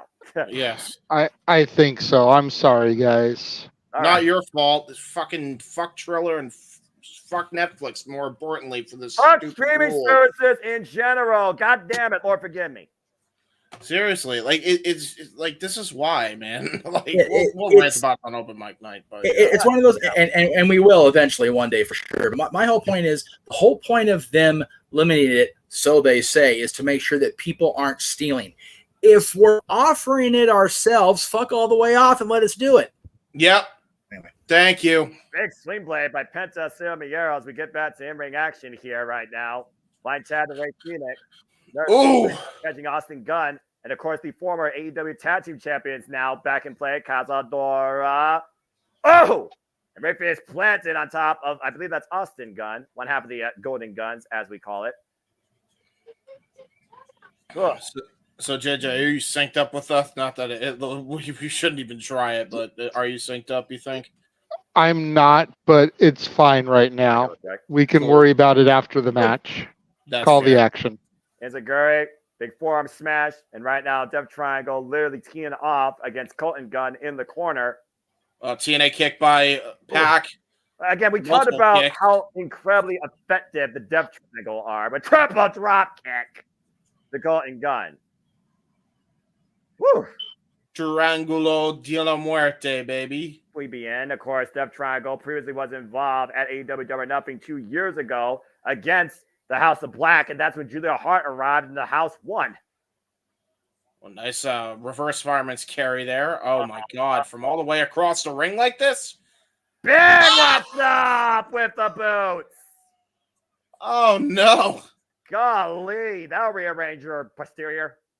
Got kicked right in the ass, right in the posterior. And right now, Penta Miero looking to pick up speed and fly on the top. Holy shit! Tope with the dive and synergy by the Lucha Brothers, wiping out the guns on the outside. Oh no, and we're not done yet. Pac looking to take the disguise. Oh Lord, and this is the man that gravity once forgot. A Jay White might be looking to play right. Whoa, good counter. Waistlock exchange. Back elbow strike. And the ankle got tripped kick. up. Oh, God. Pac got spiked. Yeah, big time. Good God. And we finally slow down the action. Jay White, the legal man with the cover, hugging the far leg. Again, rearranging his body, trying to keep his body on the shoulders. Pac immediately grabbing his head. You talked about that debilitating DDT that Okada delivered on Pac at Dynasty, James. You wonder if Pac ever recovered from that. Yeah, that's a good point. And right now, Jay White has slowed this match down completely in favor of the Bang Bang Gang. Bang Bang Gang, of course, unified these Trios Championships back at the kickoff on Dynasty against the Acclaim. Big net breaker to Pac. And Jay White right now took up both legs. Tag. Walter, DM me after the show. We'll talk about it more. And right That now, might be Colton something we Gunn should in do. control. And again, that was a brutal landing. The awkward positioning of Pac's head and neck. The stinger effect probably was feeling in those fingers you saw shaking. Yeah. But He they all- definitely suffered a stinger after that DDT. He spiked him. Jay White did. Yeah, you saw Rick Knotts again checking on the well-being of Pac, making sure he can't continue here for the Unified Trios Championships. Face first, driven the top turnbuckle. There's a tag made. Tag here to Austin Gunn, and now Austin Gunn just toying with Pac here, and now just shoving him down to the ground. Simple but effective. Yeah, propaganda machine, of course, I like to say about the Bang Bang Gang. Loudest mouth, despite Jay White being the catalyst. Of course, we talked about Jay White being the ultimate counterpuncher here in the business. Big knife edge chop, vicious. Jay White, again, Jay White, the cunning former Grand Slam NJPW champion. Big knife edge chop. I heard his hand in the process. Lateral press, forearm in the side of the face. Pac able to find the bottom rope, though. Yeah, again, that's just that veteran ring awareness. Again, Pac first ever Mid-Atlantic / international champion. Oh, now he's stomping on the ankle as Austin Gunn. Again, that's the Bang Bang Gang's mentality. Exploit the rules as far as you can. Yep. Underneath the most manipulative counter puncher in the business, Switchblade Jay White. Again, Pac said, though, you also got to consider Pac, he looked for this and he found it. Pac said he was looking for trouble, and Jay White gave him a reason, and here we stand tonight with this trios match. It's almost one of those things about be careful what you ask for because you might regret it. Big forearm strikes here against Jay White. Hoisted up, looking for the tag. Penta and Ray looking to reach out. Oh, God. Oh, stun gun right to the top rope. And now it looks yet. like a decapitator. That steel cable braced across the throat of the bastard Pac. Again, we talk about Jay White's accomplishments, but what he's accomplished in AEW has not been a whole lot outside the Trios Championship. Single leg crab applied now. He's got such a high level IQ when it comes to controlling the environment and controlling his opponents. Pac right now in a frustrated position. Again, folks, there's so much to the kind of night here at AEW numbers as we get our shit together. And it looks like AEW might try and get their shit together now that MJF is back, but AEW locker room, good luck.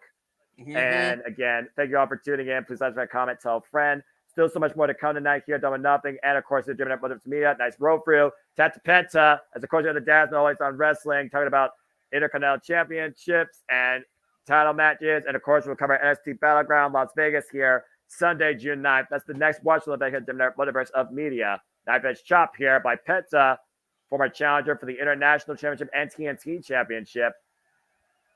Beat the Young Bucks inside a steel cage to win the AEW Tag Team Championships. Tapped to his brother, Ray Phoenix. Of course, we saw the Lucha Brothers beat the Guns last night on Collision. Oh my God! Jesus, what a PK from the running of the ropes. Backstabber by Penta. Again, the Lucha Brothers so damn fluent. Up and over. Oh man, what a splash! You're off the shoulders of Penta into the cover. Jay White saves the titles for the match. And hello to the Cleveland Con Andrew. Be sure to get yourself some prime cuts, folks, if you're in the local Cleveland area. Con, I might see you at SummerSlam. We'll see if I actually go. There you go. And please follow the Cleveland Con Andrew on the social media platforms. And again, Con, I hope that you're doing well from one Ohio brother to another. God bless you. And now look at this. Jay White tagged himself in, and now he's gained control yet again. Oh, wait a minute. It's Gary. It's Gary by Ray Phoenix. You were saying? Yep. The Tad Pensa. Yeah, you have control until you get kicked in the side of the head. And now Jay White isolated with the Lucha Brothers. Soba kick. Spinning back heel kick. Hoisted up on the shoulders. Fireman's carry by Penta. Spin out. Oh, God. Wow. Spinning Death Valley driver. There's into a chance here. A kick out. I don't know if I've ever seen Penta pull that move out. Not like that. A modification on the typical Death Valley driver. Extra revolution on the impact. And right now, everyone's getting up on Jay White. Uh-oh. Oh, my gosh. Look at Pac's chest from those chops. Yeah, you see right now, Pac and Jay White, forehead to forehead. Oh, boy. And again, Pac asking Jay White to bring his best, and Jay White literally instigating it. Might regret it. Those kicks are lethal. New Japan Strong versus Dragon Gate Pride. Yeah, I'm about to say the knife edge chop, arm drag release. Again, rebound, German suplex release by Pac. Two of the best to ever come out of the British Styles, but a clothesline from hell by Austin Gunn. Canadian Destroyer by Penta. Colton Gunn. Oh, what the hell was that by Colton Gunn? I think it was supposed to be a sling blade, but he didn't get all of it. Meanwhile, Ray Phoenix with the drop kicks. God, that Nagi spiked him. That twist in that Uranagi for added impact. And now we're back to PWG. As all 6 men are down. Here for the AEW Unified Trios Championships. Good Lord. Hoo-wee. And finally got a moment to breathe. I didn't think that was going to happen. I'm about to say, we're only fucking not even an hour in this pay-per-view yet, James. It's already surpassed my expectations. Well, considering we got MJF back, what a boot by Pac. He just leveled Jay White. Jay White ran into it. He went running into that boot. Yeah, he did. And he may be in the drop zone. Maybe Black Arrow time here. Looking gun though. Maybe coming in for Sabre Jay White. He's trying to go for a stinger turnbuckle. splash, German suplex. A German suplex, the equalizer for Pac. And another Austin gets one. Rebound off the ropes. Using his opponent's momentum against him. Now triple team maneuver here from the Death Triangle. Running leaping kick. Flying kick, the clothesline by Penta, and Pop falls in with the running uppercut. Isolating again, Jay White, who is legal. Stuffed package, Fear Factor pile driver. And now double suicide dive. Oh, shit. That's my God. Robinson. It's Robinson. Robinson. I told you he was going to be the X Factor. Everyone's distracted. Blade Runner by Jay White. You got to be fucking kidding me. Shoots the half. Hooks the far leg. Bang game of chains. I told you he was going to come back. You were right. Juice Robinson. Conan Goss and Gum were dead to rights on the outside. And Juice Robinson returned saves between Jay White. The Bang Bang game is back to full capacity. Yeah, it is. And Juice Robinson, I'm sure, is going to take the place of Jay White in the trios division. You literally were talking about this on City Predicting. I called it. What a match, though. What a return, man. We had 2 returns tonight. MJF and Juice Robinson. We're not done. I don't think we're done, folks. I think there's more to come. Yeah, but I was saying, do we got more returns? Do we got debuts to come here? Again, we're back where it all began at the MGM Grand, and we're already adding to the environment. Congratulations on the Bang Bang game. Still AEW Unified Trios Champions. And welcome back, Rock Hard, Juice Robinson. Man, Pac looks beside himself, man. Well, as we move forward, the Professor, Serena Deeb, looks to create history here. Second chance at AEW Double or Nothing. Serena Deeb challenges Timeless Toni Storm, AEW Women's World Championship. All right. JJ, if you want to come back, how out of sync are you with us? Let us know, because this would be a good time to try to get us all in sync for this match, because I know you want to call this matchup. Yeah, I know that for a fact. Okay. They're showing the package right now. So as soon as they come out of the video package, for you guys, pause. Okay. And then I'll tell you when it comes out for me. Okay, cool. Sounds good. I'm just not going to be able to go black and white on my phone, unfortunately. Yeah. That's fair. But the juice is back and loose. Yeah, the juice was let loose in an extreme way. You know, not to give the sheets too much credit. Wardlow back. Yep. Juice back. Yep. MJF back. Apparently. Cole back. Adam Cole back. Wheeler Yuta talking about coming back during the course of the week too. Oh yeah, because he was injured. I forgot about that. Do not be surprised if we have a much more stacked roster with still having nothing to fucking do on a Wednesday night. The more people that are on the roster, the more people that are in catering. All right, so let me see. We got Serena Deeb's videos Sean's showing, so we just came out of the promo. Let us know, JJ. And I'm out of the promo. And now it's time for our timeless presentation as the Professor looks to keep Toni Storm and Deeb's JoJo broken. It's Deeb or nothing here tonight, a double or nothing for the AEW Women's World Championship. Professor Serena Deeb on a 10-match winning streak since her return from injury and restoring her mentality. Look at this whole presentation, man. I'm loving this. There's a reason why she's called the Professor, the woman of 1,000 holds, adorned by Dean Malenko with that title, James. I love this getup she's got going on, man. I really do. A time-tested veteran, respected in the business, as we have Naja McGuinness on commentary here for reasons. Alongside Excalibur and Tony Schiavone, as I have JJ here for reasons. Alongside James here, as we get ready, folks, for our AEW Women's World Championship match. We know Serena Deeb set her sights on this title and almost broke Mariah May's leg until Toni Storm threw in the towel. There's no throwing in the towel tonight. If Toni Storm's going to survive the Professor, she has to out-wrestle her, not outshine her. Oh, God, fuck me. Here we go. And here we go. The greatest character to come out of AEW. And a timeless charlatan that should have lost the title to both Deonna Purrazzo and Thunder Rosa, literally escaping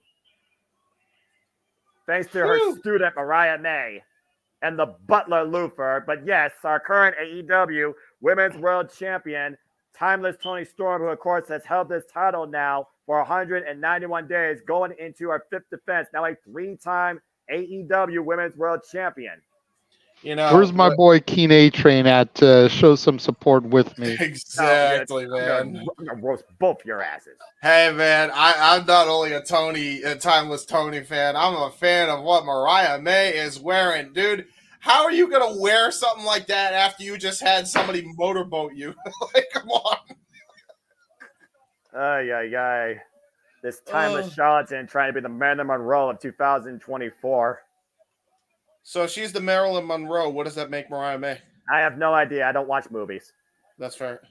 Well, AEW Women's World Championship on the line, held up by Paul Turner. Graphics still black and white. Fuck me. Of course, 2 years ago, Toni Storm won this title when she was an outcast against Jamie Hayter. You know Jamie Hayter has not forgotten about that.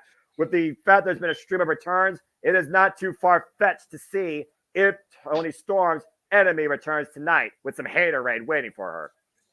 Oh, my God. Well, we've had 2 matches and 2 returns so far, more than 2 returns. And see if we keep the series going here, gentlemen. Yeah, caught on top here with 2. Let's also look at the wrestling here, guys. 2 pure great technicians. Again, we talked about Toni Storm's resume, the Stardom resume she held, SWA World of Stardom champion. Of course, Serena Deeb is a former NWA Women's World Champion.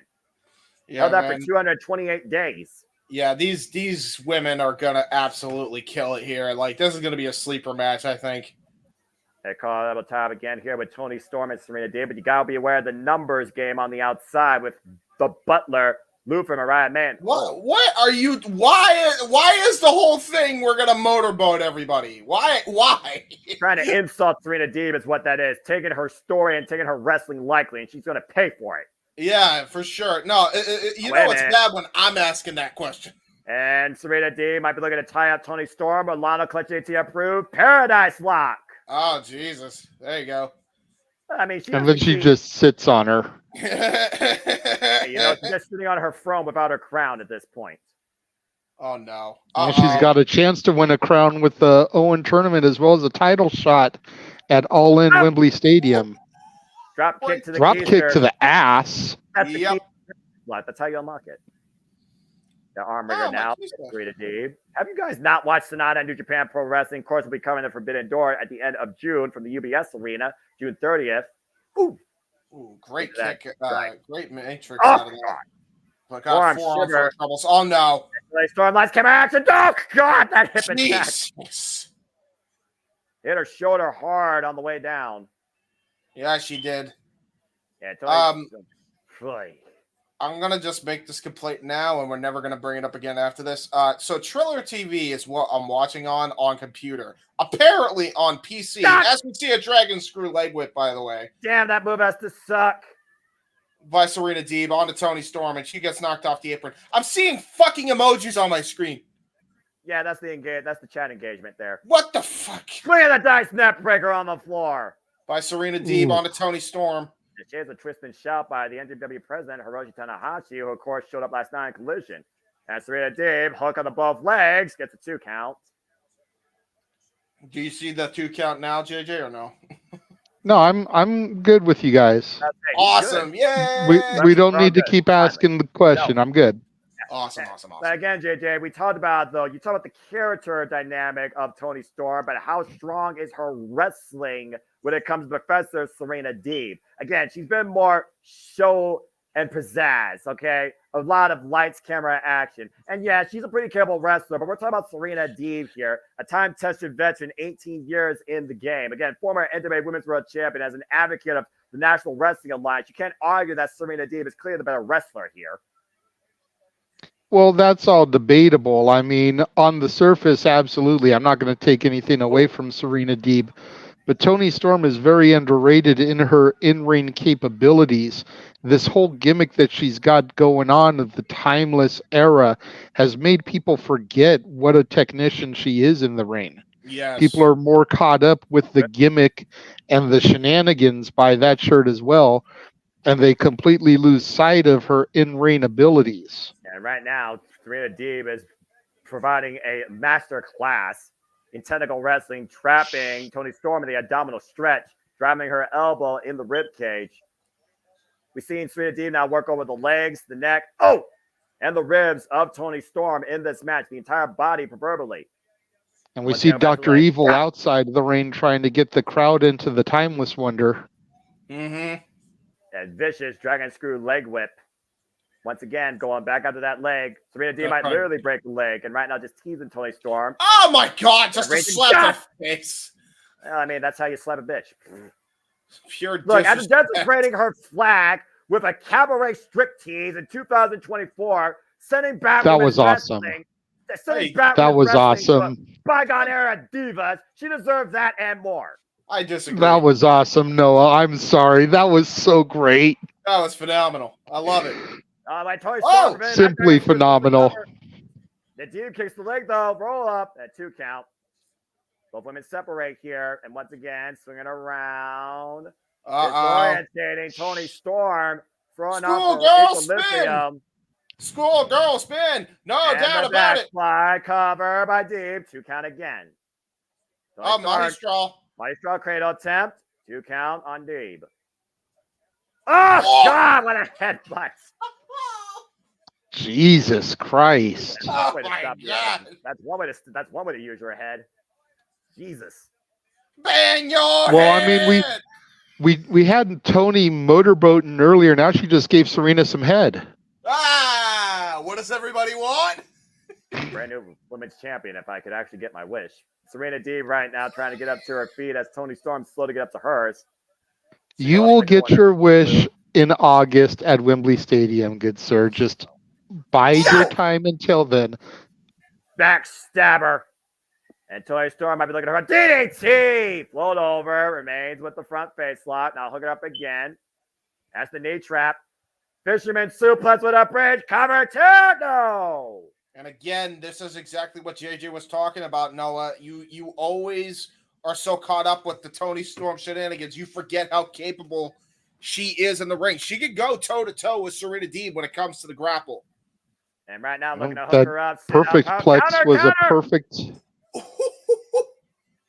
Trying to get the armbar in, cross arm breaker. Look, like I said, I'm all about, showcasing what you can do in that ring more than what you can showcase on the silver screen. And that's basically what Toni Storm's been more to me, especially when she hasn't won a match on her own since winning this title. That's fair. And right now, again, you see the way Serena Deeb still has the arm trap. Deadlift! Powerbomb. Now, going for the clover leaf, it looks like. Cloverleaf. Yep. Got it. Sitting down deep on it. Pressure applied to the knees and the lower back by the champion here. Locked in center of the ring.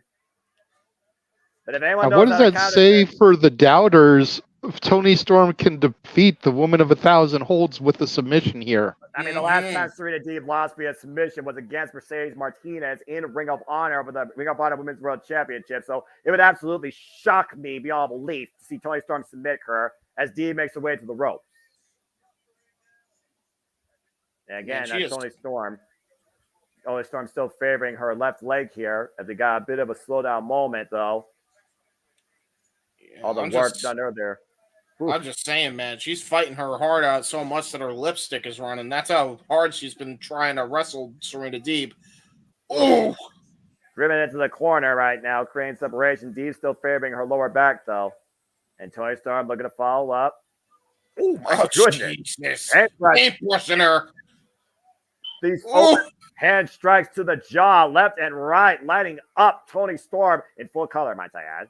Yeah, there is those aren't open palm strikes, Noah. She's just straight up power slapping her in the face. Yeah, this is what power slap is safely versus what that shit is on TBS. What? Anyway, doesn't need the clothesline. Runs through Toni Storm. Sorry, did I say that out loud? And Deeb takes the champion down. Damn it, how much I hate fucking television. Anyway. Power Slap sponsored by Powerade. There's a reason I drink Gatorade and Prime. Irish Whip by Tony Storm to Serena Deeb. Serena Deeb catching her though, but the elbow strike now floats in between the ropes. Hooks up Deeb. Uh-oh. Turn her around for the neck breaker across the second rope. Yeah, and that's a steel cable, by the way. Yeah, in case for those that don't know that never watched wrestling before, those ropes are steel cables taunted to the max. The absolute tightest torque. Looking for the Serena Dice neck breaker again. This time missed the right. Missed the elbow strike, though. Tony Storm able to duck. Gets to the midsection, though. Serena Deeb refuses to be denied. Again, armbreaker counter by Tony Storm. This is just a counter for counter right there in the center ring. Serena Dice neckbreaker connects again. Rolling the dice here in Las Vegas. Looking to hit the jackpot. Deeb or nothing. Yeah, but you got to be careful when you roll the dice that you don't crap out, Noah. Mm-hmm. And again, especially in the high-octane emotional environment, here it all began at AEW Double or Nothing. Deeb's second chance at Double or Nothing for the AEW Women's World Championship, particularly. Hasn't had this chance since 2022. And right now, switch exchange again between champion and challenger. Both women jogging for position. Full Nelson applied. Back elbow strike.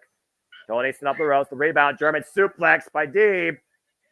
Once again, impact on the neck. Oh, shit. Hammerlock. Lariat. Oh, soda twist. Roberto, no chip. Did it. Oh, 2.5. No. You know who that was inspired from? Hello, Phil Brooks. How you doing? Man. The only reason that Tony Storm was able to kick out of that was literal resilience at this point, or just the fact that Deeb did not have enough body weight over that left shoulder. Again, the whiplash effect, though, on the back of Tony Storm's neck, the bit that's been worked over the most here in this match. Again, both these women teeing off in the middle of the ring. Open-handed palm strikes.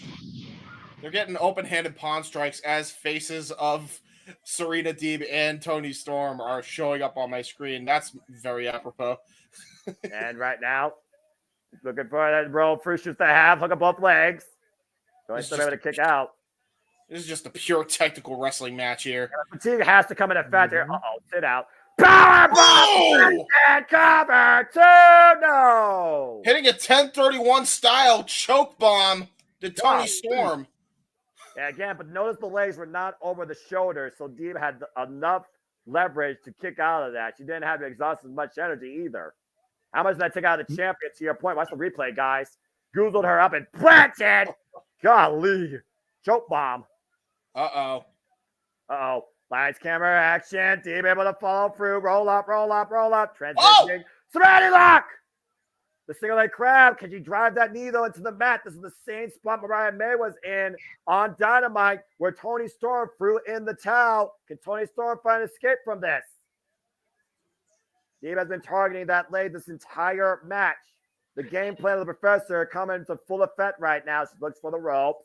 Deeb, but you see the strength there of Tony being able to crawl most of the way, Serena having to get up and reposition. Well, there's no doubt that Tony Storm has a strength advantage. I will give her that. Roll through, though. Oh, God, what a knee strike.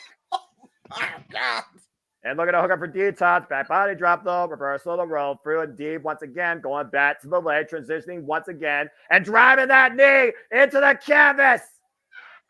Oh, Here we go. That's the ready lock. It's locked in, and Mariah May with the towel.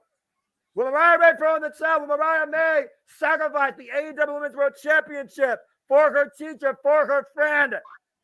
Luther and Mariah arguing here. She got it! And she was able to make it to the ropes. And right now, Tony Storm looking for a reprieve, just trying to stand on her own 2 feet. Deeb looking to follow up, though, on the outside. Oh, God! Jesus. Whoa! She threw the towel in the audience. She blamed Luther. There will be no throwing the towel in tonight. Tony just made sure of that. Yeah, but JJ, she blamed Luther for that. It was Mariah May that wanted to do that at first. Wait inside cradle, small package by Deeb to become the champion. 2.5. It doesn't matter who wanted to do it. Luther was caught with a smoking gun. Again, folding Deeb over with that German suplex. And right now, Tony Storm's hobbling while Deeb is in a very bad position. Lights, camera, action, the double bird. Oh, and she's not going to let that happen. Jackknife, fold over, cover. 2.5. Tony Storm, hook up to Storm 0. Hook of the far leg, no. Wow, Serena kicked out. Wow. You got to wonder if the fact that her legs have been compromised, she didn't have the stability to really drive Storm Zero in there, gentlemen. That was more of a desperation move than anything else. Definitely not the full effect to your point as both women here on the apron. Tony Storm's toughest challenge to date in her reign as AEW Women's World Champion. Now looking for the Storms on the apron, but again, the leg giving out. And Dee rolling back inside. And once again, Dragon through leg whip again. Merciless, relentless assault on the leg. Perpetual dragon screws. Tearing apart the ligament in the knee. And now, Serena, a predator. She smells the blood. Yeah, she did. Here looking for Detox on the apron. Oh, shit. We got a new champion here. She rolls the ring and pins her. And she's not done yet. Deep Talks again. Holy shit. Just the half the cover. 1, 2, no. How did she kick out? Fuck. The champion with enough heart, even in black and white, to still survive this onslaught and preserve her title reign. Again, people are sleeping on Tony. Deep going up to the top rope, though, and Tony Storm meeting her in kind. This has been an incredible women's professional wrestling match, damn it. Yes, it has been. Again, Willow and Mercedes are really going to have to try to follow this. Yeah, exactly. And right now, Tony Storm driving deep, face first in the top turnbuckle pad. You almost got to wonder if this is a message to Mercedes. Jesus. Avalanche Storm Zero! Another Storm Zero! Encore! Cover with the leg! That's a wrap! Tony Storm retains. Like I was saying, gentlemen, you almost got to wonder if this match is a message to Mercedes, trying to say that she's the best women's wrestler in the world. Follow that, bitch. Yeah, and as much as I hate to admit it, she won it all on her own. Yes, she did. Yeah, exactly. Yes, no Luther, no Mariah getting involved. That was just resiliency, man. That's all that was. That was brilliant resiliency. Bravo to Tony Storm as the timeless era continues, but you gotta wonder now if there's a sense of maybe distrust with at least Luther the Butler after seeing him have the talent he can, as Tony Storm is still our AEW Women's World Champion in what had to be the toughest match in her run holding the title. But once again, JJ, you're leading that bitch. Still holds gold and still has her idol. God. Oh, my God. Now, that's a celebration worthy of anything in cinema.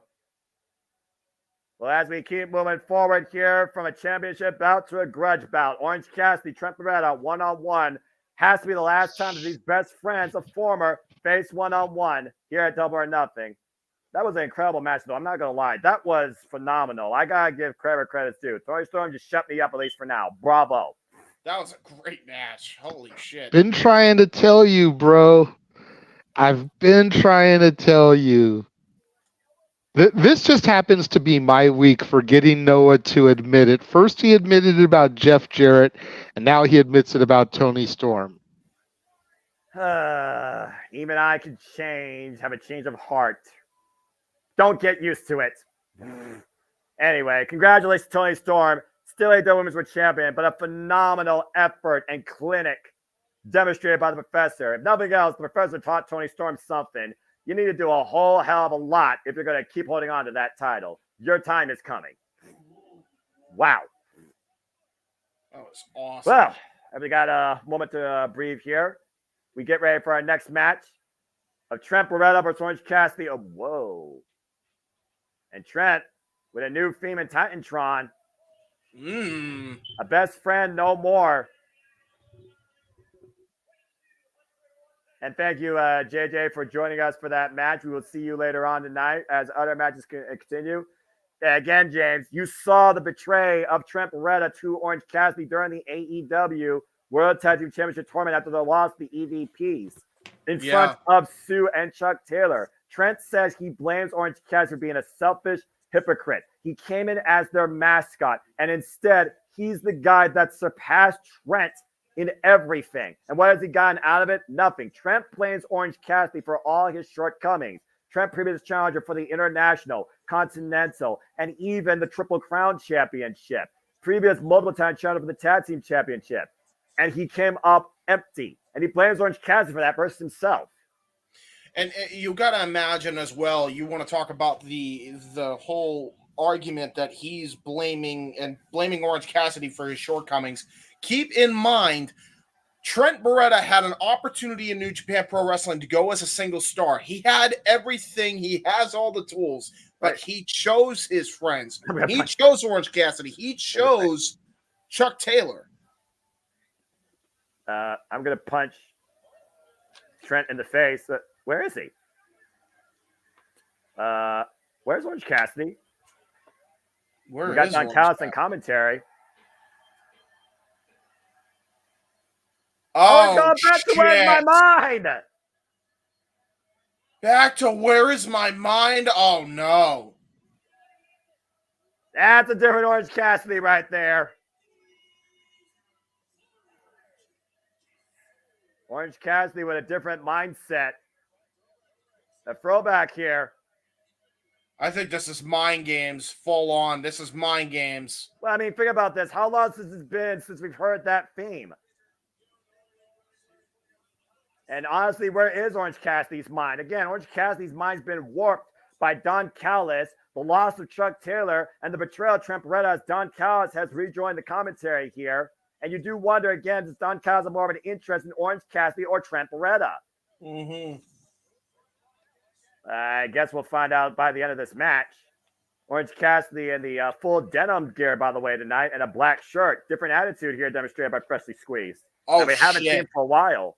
And by the way, he chucked that shirt. He's not taking his time. And darker the darker Orange Cassidy tonight, it looks like. I think he's pissed. I think he's I going think to this try. is the moment he actually tries. He's given a shit after everything that's happened. The reigns were underway here again. What did they say? Oh, say? Jesus! Well, I mean, they said they wanted just a wrestling match. We're already duking it out in the middle of the ring. Yeah, there is no wrestling here, folks. This is just a full-on hockey fight right now in the middle of the ring. They are not giving an inch to each other here. Whipping Orange punch early. Doesn't hit the clothesline. Orange Cassidy again. And Trent collide in the middle of the ring. Again, these two have been here since day one, James. Oh Jesus. Both men almost floored. Yeah, Orange Cassidy, two-time AEW National Champion, arguably the most effective champion in this company's history across both those reigns. Oof, Jesus. Big forearm smash by Trent, followed up by Orange Cassidy here. Again, no Chuck Taylor, no Rocker Mill, no Chris Statlander, nobody in either man's corner. And both of these men right now just literally lining each other up here in the city of neon lights. The fight capital of the world getting a fight as personal as the beginning of AEW. Yeah. Oh, the throat thrust by Trent. Drops Orange Cassidy to his knees. Yeah, double throat thrust there by Trent Beretta. And now Trent has got that very angry look in his eye. Again, you talked about the mocking of Trent Beretta with the T-shirts as of late. Let's not forget, since he's turned heel, he's also been applying a submission hold, a sleeper hold of sorts to his opponents, including Orange Cassidy. Beretta sent face first top turnbuckle and sent up to the opposite corner. And Cassidy sends Trent again. Back and forth. Yeah, back and forth with the turnbuckle shots. We've seen Orange Cassidy do this more than once. Oof. Looks like he's going to go to the top rope, going for that crossbody, perhaps. And Orange Cassidy flies and catches Trent with the full crossbody, perfectly hit. Doesn't need to close on again. Comes up and around for the DDT. Satellite DDT by Orange Cassidy and a nip up. Wow. Again, right now, it's so hard to catch Orange Cassidy off guard once he gets going as he drives Trent with the tope suicida into the barricade. Now he sees Don Callis.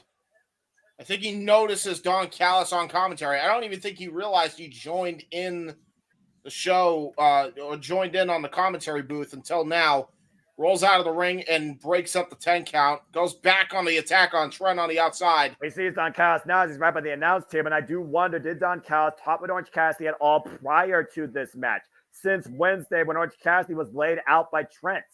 Oh, shit. And now here we go. Orange Cassidy up with Trent against the barricade again. Thank you everybody for tuning in. I will give a shout out now as I look at the chat real quick. Darren, Safety, Sandy, Realist Evil, AMC, Matthew, Joey, Jeff, me, Jim, of course, but he's already here. Walter, Colin, everybody that's been here. Wesley, thank you all for tuning in. We appreciate all of you. You make this possible. Thank you for your viewership and support and engagement. We love all of you. Hope you're enjoying our coverage of AEW Double or Nothing. Please like, subscribe, comment, and tell a friend as we do this for all the biggest pay-per-views and shows in and out of all things professional wrestling. Damn it. And real quick, to the Resident Evil AMC and all other potential new viewers, don't just subscribe for you, and I don't know who you is in this case, but also subscribe to the Cassidy 18 Studios, the Jeff Beecham Network, Simple Man's brand, Jay Hebert Studios, and the Greg Cherry brand, where we will broadcast all across the Jeff Beecham Network Multiverse of Media. Oh, and also give a follow to Datilla's Twitch while you're at it, Rangers of Wrestling. Go sub to her. There you go. And I love what I do. It's not about me. It's about wrestling, and it's truly about all of you, but I thank you all for it. There's a reason why I just stare at the monitor, but it's one of those things where a voice tells the story, and that's what's always drove me to this business. And God bless JR. May he get better soon. My little JR fell off my laptop again. Right now, Orange Cassidy recovering after that ridiculous move by Trent. That was brutal. And right now, Orange Cassidy grabbing the back of his head. You've seen, again, Trent Beretta been working about Orange Cassidy's net. Let's not forget, James, their other one-on-one encounter, Orange won, but Trent still drove Orange Cassidy on the steel step pile driver. Yeah, he did. And now he's just taking full control here. Trent Beretta is. And right now, Trent just literally ironed the crowd saying, who sucks now? Still you. I don't know, man. This is where the whole page may have been complicated because, again, is there insecurities for Trent? Absolutely. Could there be potential truth to what Trent Beretta is saying after he's been talking with Don Callis? Absolutely. This is a heel program, folks. I guess you could say both men are heels in a way. It's almost like, do you side with Trent or do you still continue to side with Orange Cassidy? Was Orange Cassidy always looking out for himself or was he always looking out for his best friend? It's one of those things where, what has my friend given me? In a business that's about, it's not what you did then, it's what you do for me lately. Oh, God. Great Germans by Trent Beretta. He honestly might have one of the best release Germans in the business. And that's saying a lot. He's got those down pat. It's very Brock Lesnar-esque the way he has those. Considering this guy's also a former IWGP Tag Team Champion alongside Rocky Romero, Roppongi Vice. He knows a thing or two about fundamentals. Sure does. Probably the best partner he ever had, to be honest with you. Yeah, you saw Rocky, though, last night in Collision talking about Trent, hoping when this is all over, I hope that we can still be friends. And he's saying that, and Trent says no, as Trent has left everything of his past behind him. And Ripcord, oh, God! Oh, Saito suplex. What a great Saito suplex by Trent Beretta. Again, coming another German suplex, waist slot release by Trent. And you see the smile on Trent Beretta, to your point, exploiting Orange Cassidy's emotions. Man, there is a sinister look in that man's eyes of Trent Beretta here. You wonder how long Trent's been thinking about this. Again, they've been together for 5 years. And what has Trent accomplished? Not a lot. Not a lot. Saying that we don't know. Do we not know? Again, these two travel up and down the roads, train together, survived lumberjack matches, survived anarchy in the arena, survived arcade anarchy, survived Valentine's Day street fights, lights out matches, parking lot fights. They've done everything together under extreme circumstances and normal, in and out of the ring in All Elite Wrestling. Orange Cassidy needs to find another gear. You talked about him trying to change his character dynamic or trying something here. And Orange Cassidy right now is just literally trying to will himself back in this match or keep himself on his own 2 feet. Trent Beretta just teeing off right now against Orange Cassidy, just literally. I think Orange is getting a little bit upset here, but I don't know if Orange knows how to react. Yeah, this is the thing here. Like, this is what's gonna This is exactly what is going to test Orange Cassidy's mettle here. Oh boy. Again, Trent literally asking Orange Cassidy to come on. Trent was the one that asked it. Wait. Hands in the pockets. Hands in the pockets. Orange Cassidy engaged. Maybe. I guess Orange Cassidy is just literally going to take what Trent wants to throw at him. He's not going to try and give in to Trent's game. Again, he's still saying, I'm Orange Cassidy. You talked about, again, character dynamic. Orange refuses to be anything different than he already is. And that's what Trent hates about him, it seems. Whoop. Oh, nice roll through, though. Drop kick! And the kip up, the shotgun drop kick, fall up again. Running drop kick in the corner while the hands are in the pockets, by the way. Might I add the entire time. Of course. I would just bet anything less from Orange Cassidy. Orange Cassidy right now. Oh, the most lethal kicks in the corner to Trent. Just driving his sneaker and picking up speed now. Excuse me. Cassidy. Right now, you see the physical toll. Maybe waking up. He's pissed. Whoa, man. Mad. He almost ran over Bryce Rensburg. That's how pissed off he is. Yeah, I think Orange Cassidy just found his second gear.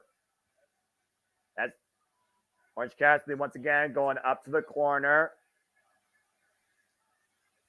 It's Orange Cassidy and Trent goes to the outside of the apron. Oh, no. Oh, no. Orange Cassidy doesn't usually do something like this. Wait a minute. What the hell is this? Oh, got countered. He got caught. Oh, no. Oh, no. Looking for the power drum in the apron. Orange Cassidy hooking up Trent, though. Beach break, possibly. Both men right now, job position. I think Trent, though. Shit. Bump handle. Pile driver on the apron. Pile driver! Golly. Oh, my God, on the apron. And Orange Cassidy's neck may have just been taken out of place. Take a look at this in the replay. Shit. Watch this. And look at the way Trent transitions. Yeah, Stop, there was spike, pile driver. Look at the way his head lands here. Yeah, gut style. Oh, my God. Oh, my God. And wait a minute. Trent right now, this is not a no disqualification match. Bringing the still steps into play. Woof. Oh, boy. Here we go again. This is what happened post-match. Yes, it did. One-on-one. Oh, no. Wait, Orange Cassidy. Oh, my God. Oh, shit. Yeah, about to say, you saw that, right? The corner. Beach break. Yeah, I saw the corners, and I think he may have just opened them up in the back. Oh, that was rough to watch. Yeah, but again, the damage done on that pile driver to Orange Cassidy at the beach break, to your point, sweeps the legs out from underneath him, rips him out from underneath him, and Trent slides off the side of the steps as Orange Cassidy hits a beach break on the floor, and both men right now the worst for wear on their necks and backs. Referees count up to 3 here. Again, standard wrestling match here, folks. Right now, Orange Cassidy clutching the left side of his neck and shoulder. Able to roll inside. Trent able to roll back inside, though, and clutching his right shoulder. Something tells me, seriously, something tells me this is going to get worse before it gets any better. Yeah, I don't think these two are nowhere near done with each other yet. As Trent and Orange stare at each other opposite corners. And wait a minute, Orange Cassidy with the arms out. That's what caused this. That's what started all this. Yeah. Oh, wait a minute. Oh, Michinoku driver! It's on the deal with the near leg. No. Oh, my God. Oh, my God. What a PK. Yeah, that was a brutal PK by Orange Cassidy. Think about how many people Orange Cassidy has faced, by the way. So he knows a thing or two of how to use another person's move. Armbringer, though. Oh, God, what an elbow strike. Jesus. He stumped him on that one, ripcord elbow right now. And Orange Cassidy literally held up by Trent. The arms looks like straight. Oh, no. Oh, I know what this is. Stundog. Oh, Trent don't know what it is, too. Scouted it. Now transition. Yeah, trying to go for the half Nelson, half and half suplex to counter it. Cassidy scouting it, though. Just leave the clothesline up the ropes, up and around, looking for the DDT. Trent scouting it, though. And again, the Stundog counter again. And there's the half Nelson suplex. Orange Cassidy back to his feet. Wow, what that was hilarious. Jesus. And that caught Orange Cassidy on the ear. And once again, Trent put up Orange Cassidy this time. Stark Zero! Zero! No! Wow, Orange Cassidy able to lift his head up at the last moment to get his shoulder up. Yeah, he crunched him on that one. They used to call it the crunchy, by the way, which what threw me off for a moment. Put all of his body weight across the shoulders of Orange Cassidy, compressing down the vertebrae, forcing Orange Cassidy to push out that cover.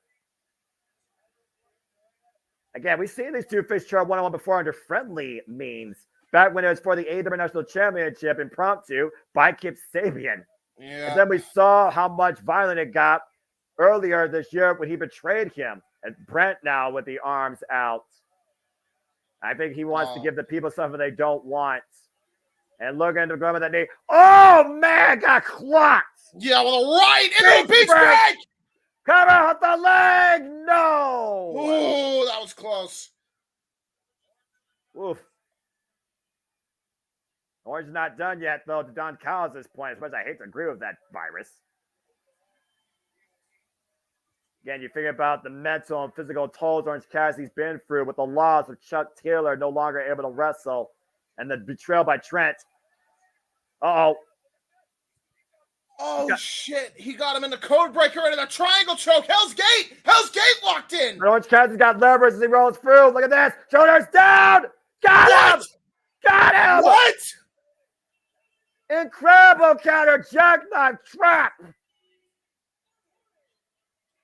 Orange Cassidy with enough wherewithal to use 1 foot off the ropes to roll him over into a jackknife, trapping Trent underneath him. Trent got caught again.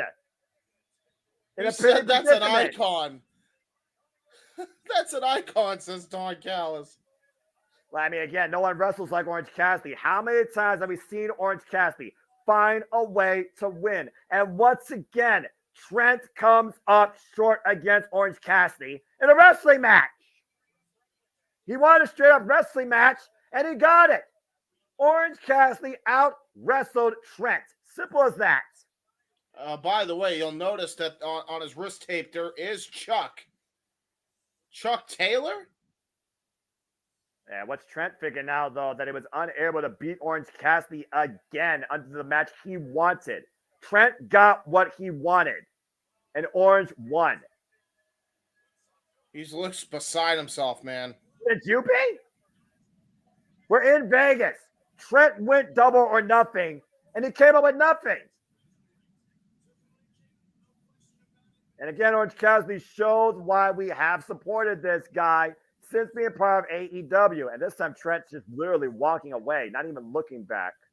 Beretta right now in a comatose state. Wait a minute. Wait a minute, Rocky. But Frank Romero right now is going to counsel Trent or see if we get word from Renee.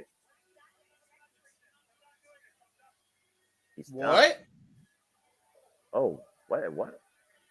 What do you mean he's done? Did Trent just quit? He's leaving through the audience. He's not even leaving up the entranceway, folks. Oh, my God. I think we just saw how much a man can handle defeat. Well, coming up next, as Trent might be heading off into the world, we're going to see what happens when the Learning Tree Chris Jericho defends the For the World Championship against Hook and Katsuyori Shibata. Triple threat action for the FW Championship is next under For the Rules. Huh? A very unique comatose state by Trent. I gotta admit, something tonight changed in Orange, clearly. But I think also something changed even more in Trent. Trent, I think, just quit. Yeah. I wasn't expecting that, James. I wasn't either. I was very confused. What do you mean? What do you think this means now for Orange Cassidy, though? I mean, can he finally move forward? Do you think that there's closure for him? And at the end of the day, did he do this with influence from Don Callis? I have no idea. Well, I honestly have no clue. That was a very unique match right there. I got to say, I'm kind of not surprised by the result because what do we say about Orange Cassidy? He always finds a way to win. And he did it pure and simple here. Counter roll-up, jackknife to an attempted Hell's Gate, as you called it. We didn't even get a name for that move. Well, I know the name for this. Y'all want chips? Because the Hook signal's up in the sky. Hook! Time to have some fun. Time for us to breathe. You don't even know me. Action Bronson.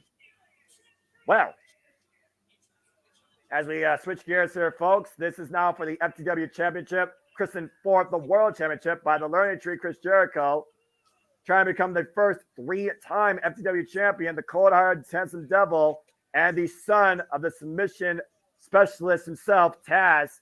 Here comes Hook. Hook, of course, who lost this title back in AEW Dynasty under FTW rules after Floyd the baseball bat virtually concussed him. So I just answered one of their questions. If Hook wins the title, how many times would he win the title? I answered on Triller 3. And here comes the wrestler looking for his first. Oh, we're actually getting the full entrance this time. I approve. When you talk professional wrestling, it doesn't become more legit than the wrestler Katsuyori Shibata. Mm-hmm. 5 wins in his past 6 matches, of course. Tremendous respect for Hook, also previous challenger for the FTW Championship against Chris Jericho in Canada. And the most dangerous man with a trash can on his head, as we learned. I'm about to say, is this technically Shibata's second ever street fight? Something like that. I'm so confused. And now we come forward to the Learning Tree under the Chris Jericho Midcard Vortex, who has been the For the World Champion now for 36 days. I got 100 points for you, Jeff, by the way. I got 100 points, whatever that means. Chris Jericho, the Learning Tree, the constant reinvention of character, the FTW champion, the first ever For the World champion, James. Look at this goof. I love James this. Is broken. James is broken, folks. James is broken. He's waving. He's smiling. Look at this man. Look at him. He's happy. Always happy. Oh, God. I think he's broken. Oh, my God. Shouts Tara, the alternate knockout. Man, I missed that knockout. Anyway, Chris Jericho, of course, again, as I said, I don't even know how to talk about this match. I know how to talk about it. It's for the rules, whatever that means. What is for the rules? I don't know. We'll find out. Are we? As Aubrey Edwards, the official for this match. Oh, God. Here we go. Man, he's just waving. He likes to wave. He enjoys the camaraderie of the people. But I imagine this is still a triple threat match, which means there is no disqualifications. Only way to win this is via pinfall submission inside the ring. For a title that's technically not recognized, but will it be recognized with Jericho there? Well, with the Learning Tree is going to teach us something, I'm sure. Bell reigns were underway. Dude, this is so crazy. Stop waving! What are you doing? And Chris Jericho, the first ever AEW World Champion, by the way. Oh, shit. Also been here since day one. Well, that smile just went away. So what is for the rules? We still don't know yet. Well, it's for the title, so I imagine it's for the triple threat rule dynamic. Uh-oh. Fuck, gosh! Yeah, but here's the problem. This is Jericho's match stipulation. There's some caveat. Nice suplex by Hook, man. And again, right now, taking a page straight out of his father. Again, it was those suplexes back at Revolution where Jericho earned the respect of Hook. And then we saw these two try to become a tag team for a little bit, and then the fallout there, later Dynasty, after Jericho was on a suplex clinic on the other end of Hook, and Hook bringing out the tables. Okay, so I guess it's just FTW rules as they would be, just under a different name. FTW is for the world. This title is for the world championship. So just call it what it is. What do you mean? It's for the world, quote unquote. Yeah, but it's also FTW. That's the initials for it. Yeah, so exactly. It's still the FTW. Jericho rechristened it for the world. It's for the world. And right now, this title might be for Jericho because shit! Whoa, pump kick! Whoa, man! Both men dodged the table. Yeah, that was quick by quick reflexes by both Jericho and Hook. Oh God! PK by Shibata. And of course, Katsuyori Shibata, Hook qualified for this match after beating Rocky Romero. Of course, in his qualifier, Hook the Irish Whip, Katsuyori Shibata, driven into the barricade. Ribs first, by the way. Jericho, though, kicks the midsection of Hook. And snap German on the floor. Yeah, snap suplex, Shades of Dynamite Kid. And Jericho again waving on to the mass crowd here at the MGM Grand. And I still don't know what to really make of this match for Jericho's character. What is in that bag? Bag of hockey pucks, maybe? I mean, he used hockey pucks against Katsuyori Shibata, but we're not in Canada. I can't believe hockey pucks are a weapon in wrestling now. Yeah, from a guy from Winnipeg, Manitoba, Canada. Put that in perspective. Oh, what the hell? These aren't hockey pucks. They're dice? Oh, shit. Well, someone's about to say crap in a moment for a whole different reason. Oh, my God. Can you imagine all those dice in your back? Uh-oh. Oh, no. Oh, no. Oh, God! Oh, God, that backfired. All the box cars possible on Chris Jericho's spine. Shibata. Well, both challengers using dice to their advantage. Oh, and they're throwing dice at Jericho now. What the hell is happening? I've seen everything now. This is even anarchy in the arena. Where's Jeff or JJ with the casino punts? Oh, no. Oh, God! Double back suplex on the dice. Oh, man, hard landing. Oh, no. Uh-oh. Oh, Shibata, no. Shibata got faked. Oh, belly suplex to Hook. These dice are getting used more than the freaking casinos. Why is this so funny to me that they're doing suplexes? I have never seen dice this valuable in Las Vegas. Yeah, true that. God. And you don't even have to gamble to get them. Yeah, right? There's no way you can lose here. Place your bets. Who eats the most dots on their back? Oh, my grimaces God. of pain on Katsuyori Shibata, Hook, and Jericho. Here's what we learned from that, James. Do you know that 7? Here's a fact for you, folks. I'm going to teach you something. Did you know that 7 is the most common number you can roll on a pair of dice? What's the most common number you can roll on 200 dice? I'll wait. Oh, shit. Well, right now we got one kendo stick versus 2. We may get a lightsaber battle here. Oh, wait. Why did you check one? Wait a minute. Who's the Sith and who's the Jedi here? Well, we got a gray Jedi and Hook, and then we got the Jedi and Katsuyori Shibata, and then we got the Sith and Jericho. Makes sense. Jericho's not in this right now. Never mind. Oh, shit. He's got a pull cue. Yeah, okay. So what wins here? Pull cue or kendo stick? Well, I think we got a Singapore cane, actually. That's a Singapore cane that Hook has. And then meanwhile... Hook and Shibata unfazed. Oh, shit. Oh, boy. Oh, you know, for Jericho being the learning tree, I think Jericho's about to learn something. Oh, my God! Kendo stick and Singapore canes all over Jericho. This match is too damn fun. They used all 3 sticks. They used the pull cue, the Singapore cane, and the kendo stick. I don't think I've ever seen that. So which one leaves the best wealth? What are we going to learn here tonight? We're going to have a lot of educations. Okite? Okite. And here I thought I was done learning after college. That's underneath the clothesline. Oh, God! He fixed the midsection. Oh! Shibata STO to Hook, by the way. All those dice in the middle of the ring, by the way. I still say Legos are worse because they can be awkwardly shaped. Dice are just a straight up cube. Yeah, but they still suck. They're tiny and they're cubes, which means it hurts. And those dots on the dice bringing divots to the backs of their opponents. Yes. And Shibata now with another table in hand. I'm just waiting for poker chips and playing cards to be brought out here. Don't give him ideas. I don't need to. This is Chris Jericho. I'm under the learning tree. He's already taught me something. This is crazy. Yeah. You know what? I am. If I wasn't already fully into this new Jericho gimmick now, I want this to last a little while longer because I'm enjoying this. This is amazing. We went from hockey pucks in Canada to dice in Las Vegas. First hockey pucks, then we got a pool cue, kendo stick, and Singapore cane all in one match. And dice. What's next? A roulette wheel. A roulette wheel. Do you bet on red, green, or black? Good question. Jericho right now. I'm just having fun with this match. I don't give a fuck anymore. This is the match that I don't have to give a fuck about. An arm wringer. Oh, no, not again. Oh, God. Northern Light suplex on the dice. Oh, my gosh. That has to suck. Uh-oh. Oh, boy. All the dice are rolling tonight. What the hell is Hook planning on doing here? Jake, no! Well, I think Shibata's going to send Hook for a ride through Jericho through the table. He literally tossed dice at Hook's ass, by the way. Oh, man. From the top or in the middle turnbuckle. No. What the hell is this?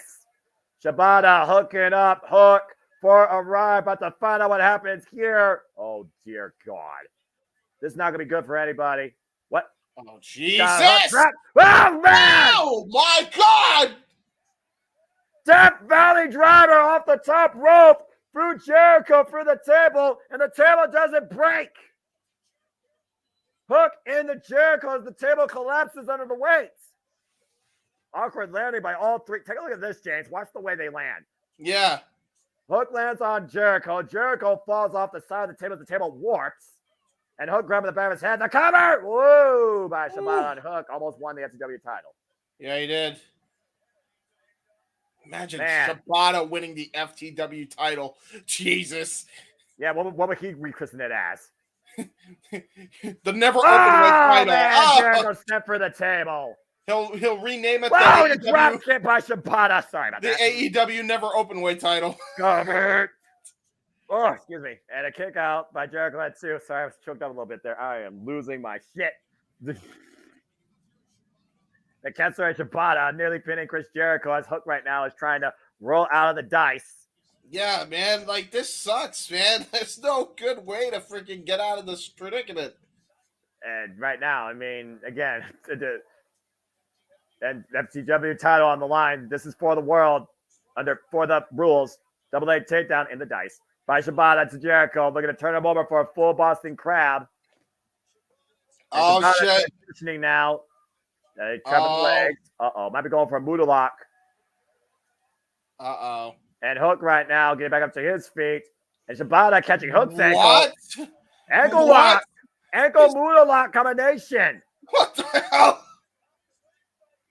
I mean, again, Wednesday, right? And Hook with the up kicks right now. Separating some of Shibata. Shibata drops back. Oh, no! A wrench with Shibata falling backwards into the dice, courtesy of Hook. And the knees, of course, buckling on Jericho. Now, Hook, I think Hook's still a bit disoriented after that weird Death Valley driver spot. Now Hook has Shibata. Gosh! And again, those dice in the back of Shibata. Those dice are everywhere.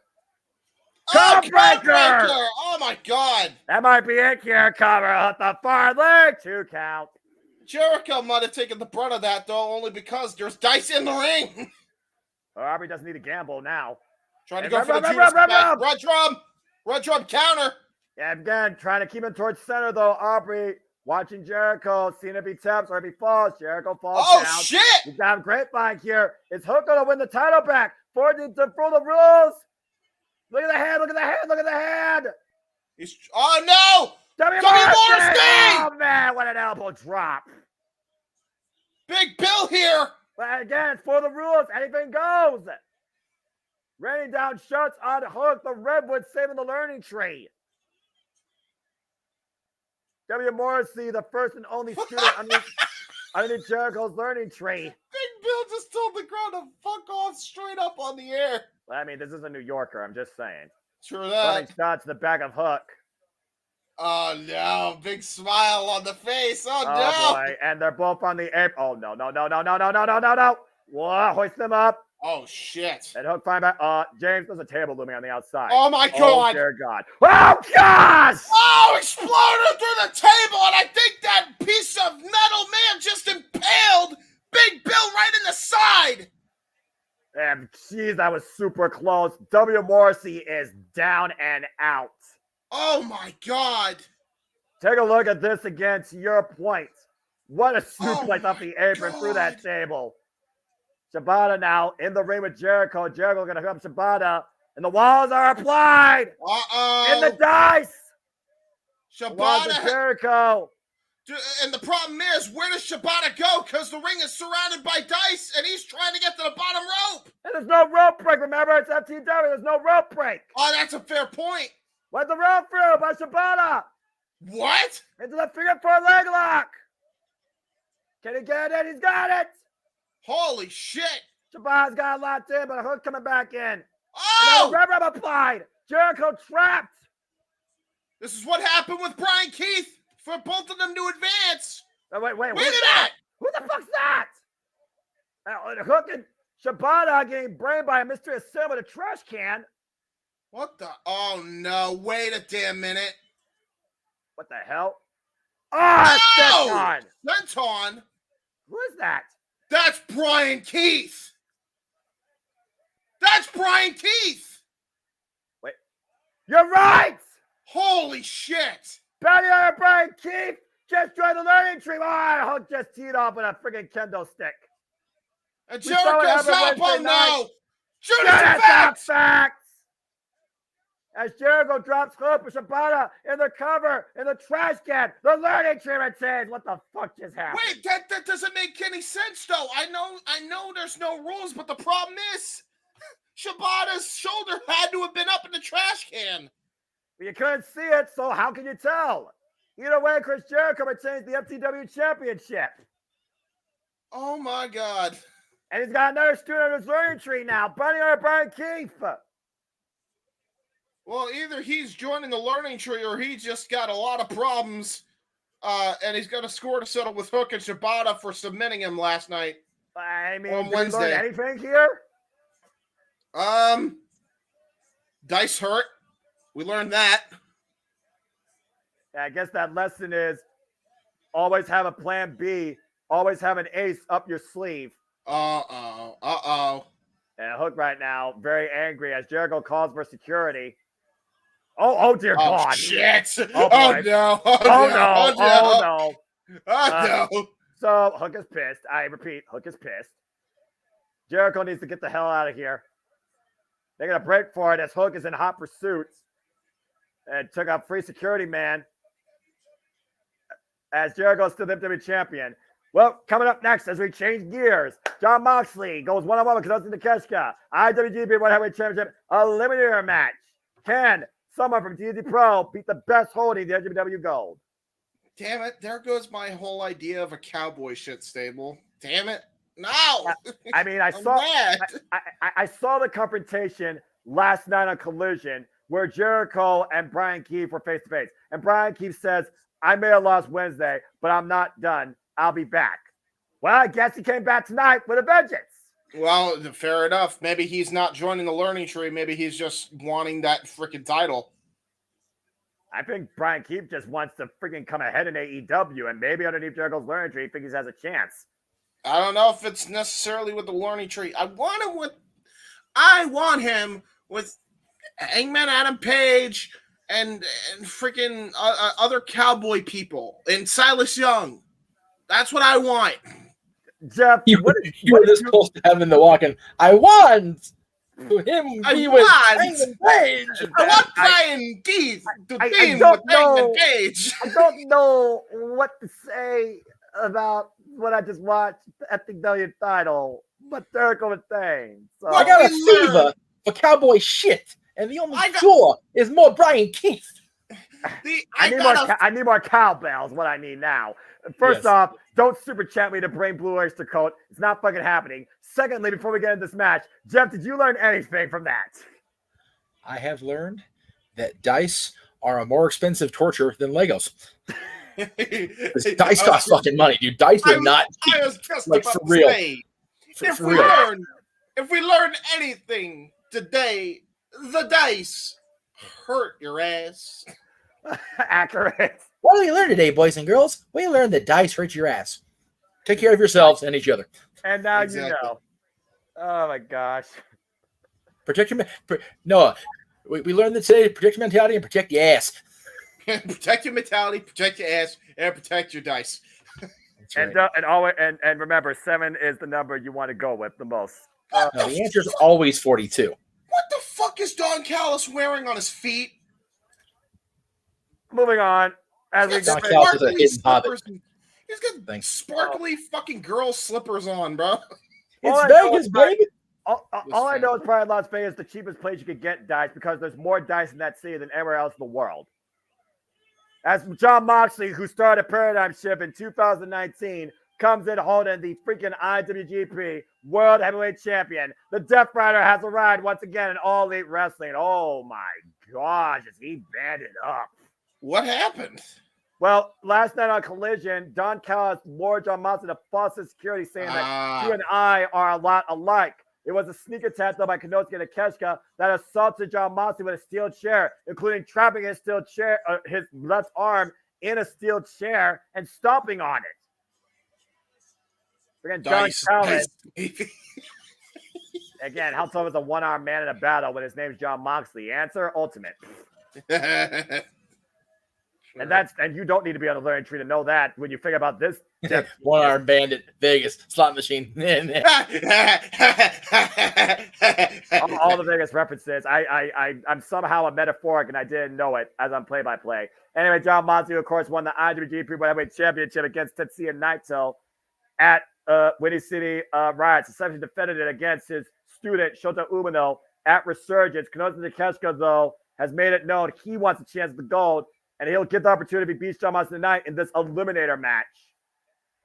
And Takeshita, of course, the Alpha, former 5-time KOD champion from his home promotion, DDT Pro, with one of the heaviest bullhammer elbows you will ever see.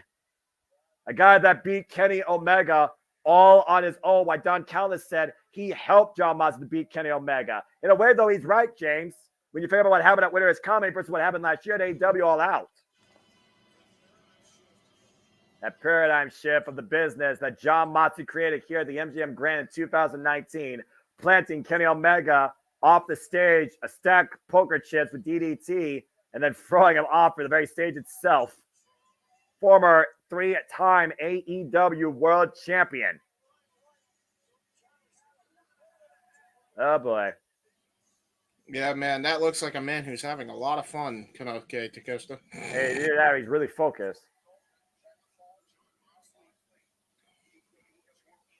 Of course, it was Don Callis that cost John Moxley the AEW World Championship against Kenny Omega back at Winter is Coming. You wonder if Don Callis will cost John Moxley here, will Konosuke Takeshita get it done on his own here tonight like he did against Kenny Omega, especially with the damage done so far to John Moxley. And John Moxley right now, the aggressive, the early going. Konosuke Takeshita changing gears. For those that are wondering, by the way, this show has been insane, and we're nowhere near done. We still have a triple threat main event and the barbed wire steel cage match.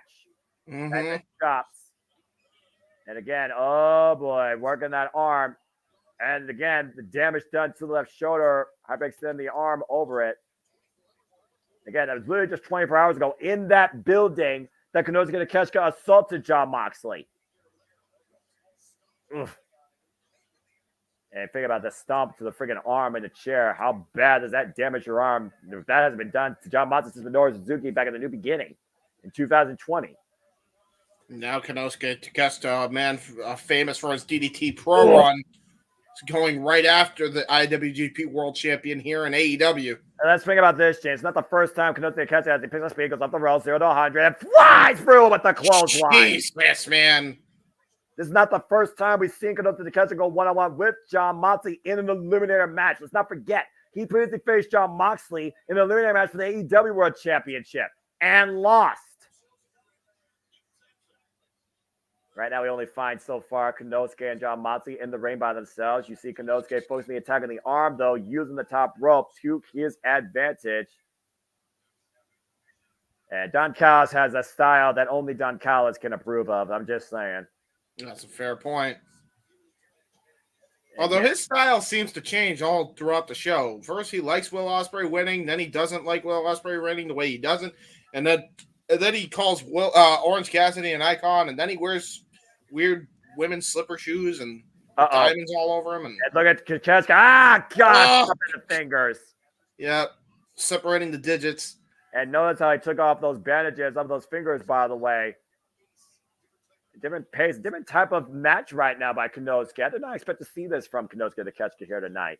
Very methodical, tenderly approach. Yeah, that's what I was about to say. And look at his hammerlock right now. That's fair. That's fair. But I don't know if he's looking for an STO or a back trip. Oh! Slam. Hammerlock scoop slam. Immediately catching that arm. The boot right now on the chest and on that shoulder. Don Callis at ringside, not on commentary here. I think the only thing that matters for Don Callis in the end, James, is that his family wins. The family does anything necessary to be ahead of AEW. And Kanosuke taking too much time, driven off that second rope by Moxley. Again, peel the crowd. John Moxley will make you pay for it. Don Callis has to be aware of that sense of danger. Mm-hmm. Our referee for this match, by the way, is Rick Knotts, for those that are wondering, with the waist slot. John Moxley looking to hoist him up on the apron. And I don't know, Moxley, though, has the strength in that left arm to hoist him up, though. Takeshita right now using that arm to his advantage. Oh, God! Arm wringer may have just separated that shoulder of Mox. Yeah. Look at the way John Moxley right now is just awkwardly laying on the apron. Take a look at this, to your point. Watch the way the arm lands and John Moxley's position. That arm wringer, that shoulder. Oh, Jesus. God, on the apron. That was rough. That was a rough landing, man. Takeshita trying to remove that protective bandage now from the shoulder and the elbow and the arm. John Moxley right now just trying to find some sort of reprieve. Oh, now the bandage. Oh, now he's choking him with his own bandage. And again, Rick Knox sees it, but Takeshita knows what he needs to do to win this. He knows what's at stake here if he wins this. John Moxley, though, giving Takeshita a seat and teeing up against him. John Moxley has one good working arm and a mouth for fighting at Cannibalism, Pro Combat Club. I'm not sure what's next match, by the way, when I look at this card. Oh, God. Oh, my God. I have to imagine at this point, all that's left is the barbed wire steel cage match, no triple main event, I think. I think we've covered everything else. It's been a hell of a show so far, though. Forearm smashes by Kanosuke. Kanosuke upon John Moxley and raking in the eyes in the process. It's similar approach, though, here. I got to admit, it's a similar strategy. Oh, and the arm again braced in that chair, and Kanosuke pushing it up against the barricade. Oh, and again. And again, once again, between the boot and the steel, the arm goes. It's a very smart, sound strategy by Kanosuke Takeshita. For those that are wondering what we've seen so far tonight, we saw, let me see if I get this right. The Abrazo beat Thunder Rosa. Oh! The Acclaim and some sort of hockey mascot beat the Cage of Agony. Yep. We saw Will Ospreay beat Roderick Strong for the AEW International Championship. We saw Unified Trios champions retained by the Bang Bang Gang against Steph Tribe with the turn of Rock Hard Juice Robinson. MJF is back. He confronted Adam Cole and said also he is not going anywhere. He is all in, and he is here re-signed to AEW. We also saw Trent Beretta probably quit as Orange Cassidy got the better of him in a straight-up wrestling match. Was also a very violent fight encounter, being perfectly honest here. We saw a timeless clinic. What a bullhammer elbow. That was a brutal bullhammer. By Serena Deeb as timeless Toni Storm retained the AEW Women's World Championship all on her own, which I will give her credit for once in her damn career. And we also just saw the FTW title for the World Championship for the Rules retained by Chris Jericho, the Learning Tree, against Katsuyori Ibata and Hook, as Brian Keefe caused both men there. Oh man! Jesus! Bulldog on the run on the damaged arm. Driving that shoulder again into the canvas, and all that arm is exposed now with the removal of those bandages. That was brilliant by Kanosuke. Again, Kanosuke is so resourceful, man. Yeah, there's no denying that. At this point, there's only 4 matches left. We got the barbed wire steel cage match, the TNT Championship, and our triple main event, folks. Hope you've been enjoying the ride, enjoying our coverage and conversation and reactions and commentary, and enjoying All Elite Wrestling celebrating its 5th anniversary. Here it all began. Double or nothing, the MGM Grand. Hoisted up. Big German suplex. That was a brain buster. And again, Kanosuke right now sees John Moxley out and trapping the arm. Takeshita again, very slow approach as the fans are trying to wheel John Moxley back into this. You see it on Kyle's ringside as well. Cheering on his alpha. John Moxley again creating separation from the eye. Kanosuke, though, this is a much more different match than I was expecting from these two. Yeah, I agree. Oof. I don't know if that goes to Kanosuke Takeshita's strength or deficit. Oh, my gosh. John Moxley not even putting his hands to defend himself here.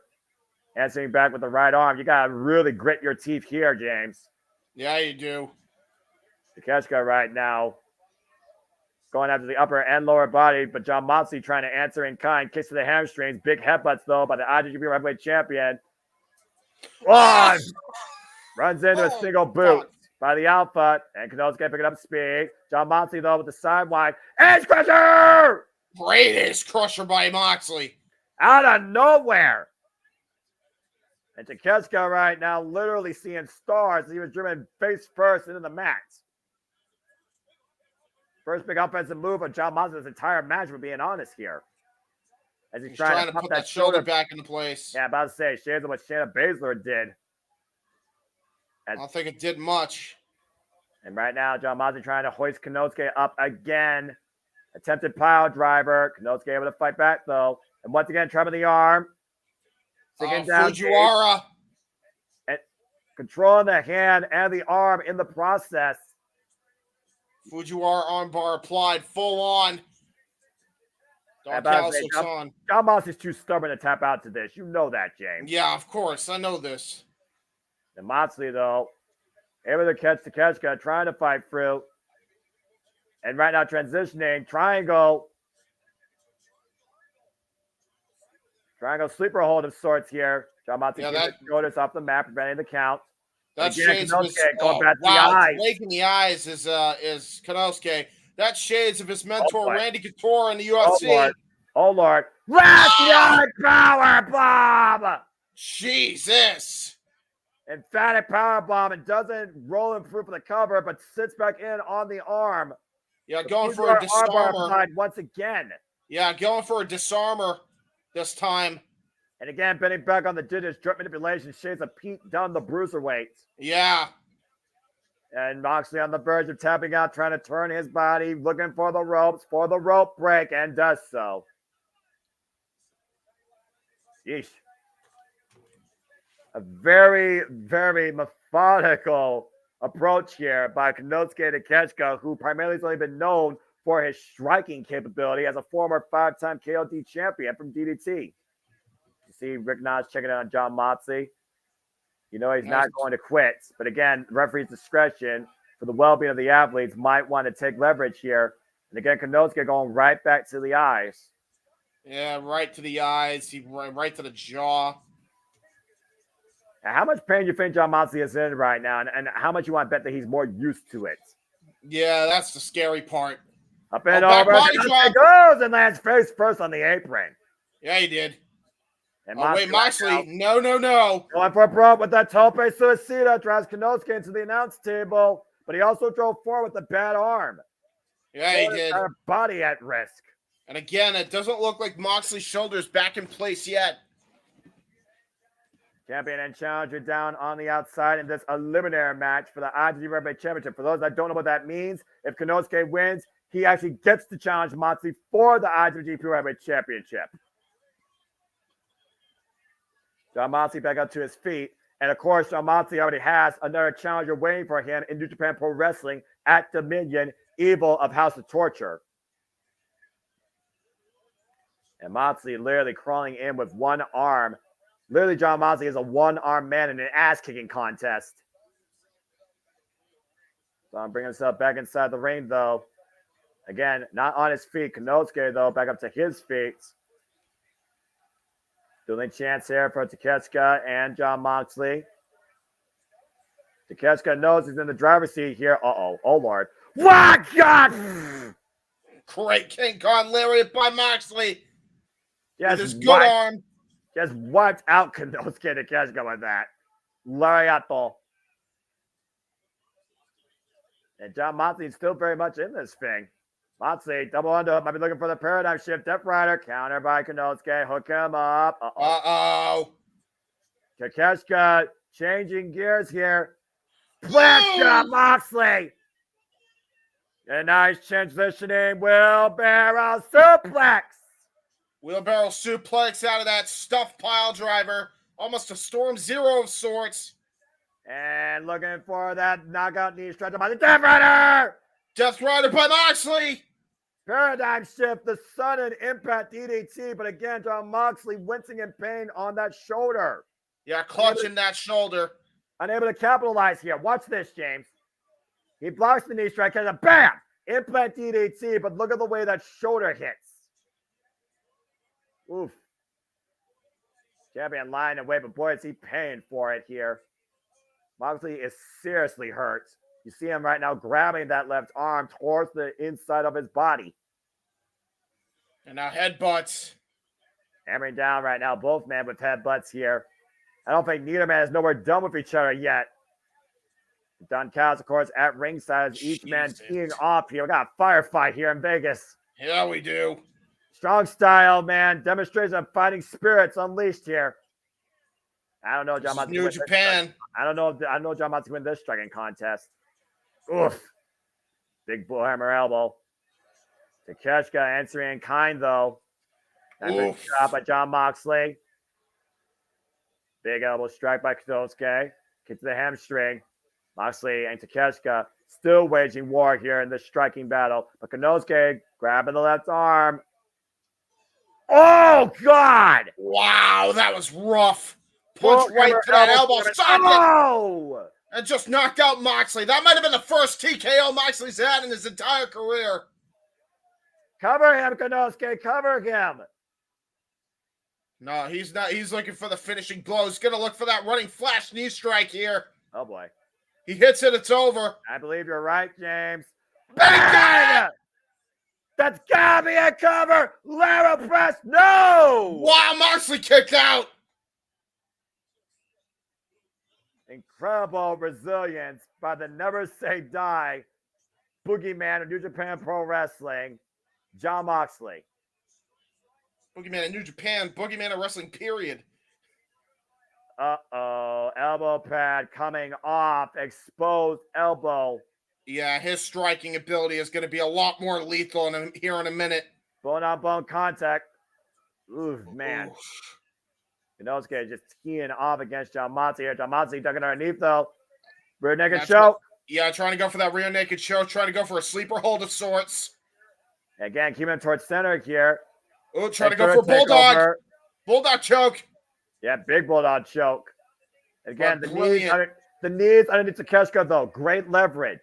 Oh, wow. Trying to use that armband here. And again, Rick Knox sees it, though, forcing John Moxley to break the hold. And meanwhile, Dumber underhook, once again looking for the Death Rider. High angle DDT. Can he hit Konosuke, but can he lurch them up? Konosuke again grabbing that arm, though. Oh, Jesus. And Konosuke finally moving that bandage from around his neck. The arm captured, wrist captured. Dreaded shoulder first in the ring post. That's it. That's got to be it. Rolls him through. It. Bam!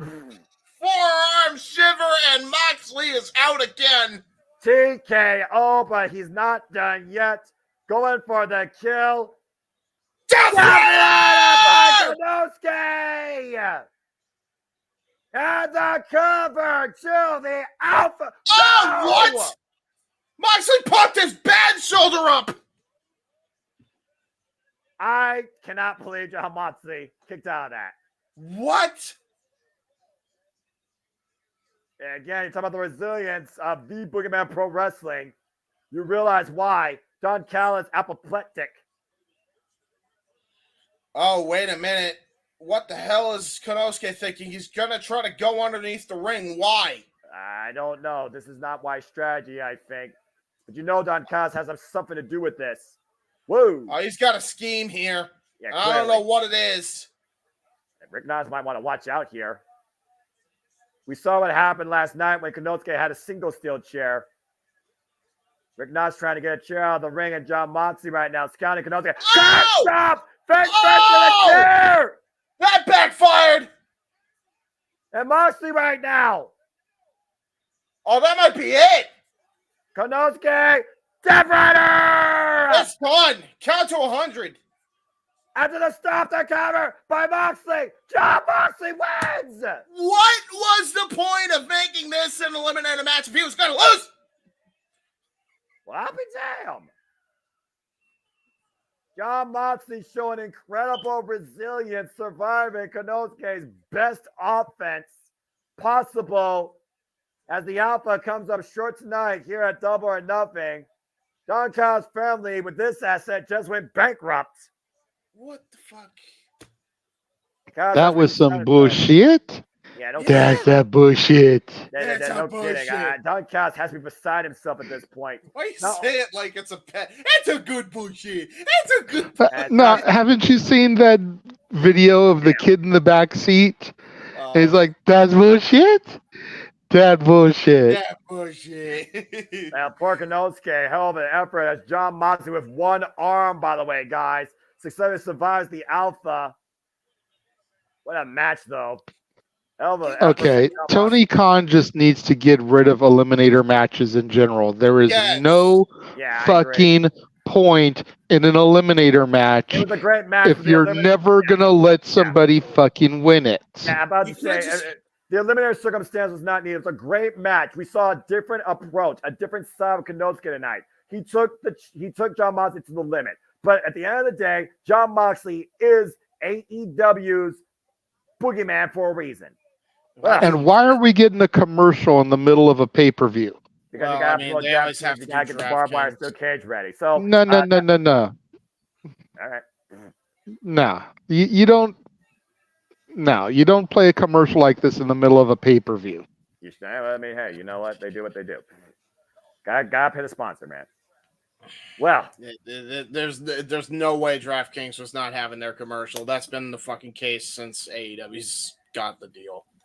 And it looks like we're hyping up what's ahead here in AEW. Again, I hope everyone's enjoyed the conversation, the reactions, the commentary, the overall pay-per-view experience so far. Whether you're blindly with us or actually there or actually watching along with us. As, of course, the next time we will cover AEW in its grandest form, it will be when we once again open the Forbidden Door, where Stardom, CMLL, New Japan Pro Wrestling, and AEW will meet Sunday, June 30th in the UBS Arena. AEW presents the Forbidden Door for the third time, 8 p.m. Standard Time. And of course, this Wednesday, we start the road to Forbidden Door and open it up with a Forbidden Door Casino Gauntlet, where the winner of that will challenge for the AEW World Championship at Forbidden Door. So much for the ranking system. The ranking system is only Seriously. The ranking system is only a play for Samoa Joe. They eliminated that once Samoa Joe lost. Why? I have no idea.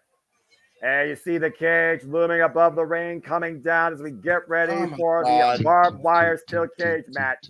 Adam Copeland, Malachi Black, TNT Championship. Oh, this is going to be good. Woo. Nice one, JJ. We talked about this match a lot, guys. This has some very unique story elements going into it and what could come out of it in either victory or defeat for Adam Copeland. And again, hope everybody in the chat's enjoying the conversation as well. To Brian R. that was there, telling us he was there earlier. I hope that you are enjoying the experience live. Yeah, I mean, I just don't get it. I'm still beside myself about that. It's like you have a ranking system that is supposedly in play whenever it's deemed convenient for you. But the ranking system is only for the world titles. It's not for the mid-card titles. And then you have these eliminator matches, but you never let anybody win them. So how is anyone supposed to get contenderships, and prospective title shots? It makes zero sense. I'm not saying that every eliminator match the challenger has to win. That would be stupid too. But at this point, their eliminator matches are like Battle of the Belts. You having all these freaking Battle of the Belts and title matches and no fucking titles change hands.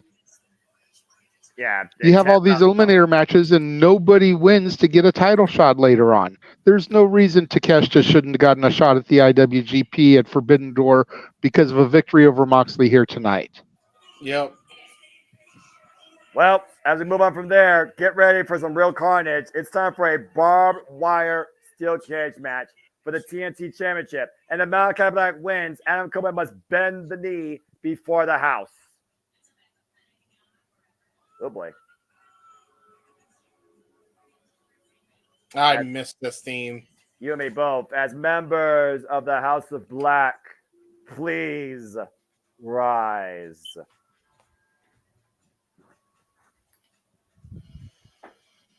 This is the best. This is one of my favorite themes in AEW. Never will I finally be a fan of something called scream metal. And this is honestly the most dangerous that Malachi Black has ever been. Man, if you like this theme, I got a whole bunch of shit to show you. I don't know if I could be in this genre, James, but again, the House of Black's leader, Malachi Black, the Mad Poet. Oh boy. Malachi Black on a 7-match winning streak since being involved in singles action with wins over the likes of Christopher Daniels, Bounty Hunter Brian Keith, and of course, most recently in a MMA type clinic, Kyle O'Reilly. He has set his sights on Adam Copeland's TNT Championship, and more importantly, the former evil identity of what was once known as the Rated R Superstar. And it looks like he got what he wanted here as he suffered a brood bath Wednesday night. And you know he's fuming after that. And there's tables and a barbed wire steel chair. Barbed wire steel chairs in the middle of the ring, by the way. Whoa. Hold that thought, James. You wonder what Adam Copeland you were going to get tonight. It's Brood Adam Copeland, and it's the Adam Copeland we saw at WrestleMania 39. Oh, shit. Malachi Black just woke up Dante's Inferno. Yeah, he did. And he may live to regret it. And Adam Copeland might thank him for it. Brood Adam Copeland is back. Oh, shit. What has Malachi Black brought back to life? Holy hell, this is going to be awesome. Oh, shit. Like he rose from hell himself. You know, I love how Shivani says that. You know shit, dude. Should we just call this match in darkness? I think that's apropos in this case. I think that's fitting, actually. I'm going to stay in that because I'm not one to give in to his evil nature. Heian, as far as I know, is dead. But right now, these two are about to go to the darkest depths of hell to come out with the TNT Championship. The thing that tethered him to his former innocence no longer around his finger. The last straw was when Malachi Black took Adam Copeland's wedding ring. After using mental manipulation, putting him up against Buddy Matthews and Brody King, channeling the evil, sinister nature of the Rated R Superstar. And again, once that cage door locks, there is no escape. The only way to win is via pinfall submission inside that barbed wire steel cage. I'm looking forward to this. Again, Malachi Black, Adam Copeland says, we don't dream, we live through nightmares. And here we go! Here we go! It's a fight! Yeah, the definition of a fight. And both men right now going after the chairs. We got a chair duel in the middle of the ring here in the early going. As Copeland, whoa, oh, for the end. Jesus! Went for the spear. Both men looking for the kill shot early. Swing and a miss by Malachi Black. And drop down with a flapjack. Yeah, flapjack, textbook Adam Copeland there. Yeah, Copeland had that look on his face that we haven't seen in years, James. Yeah. Big boot. And let's not forget, the walls of that steel cage are braced in barbed wire as well.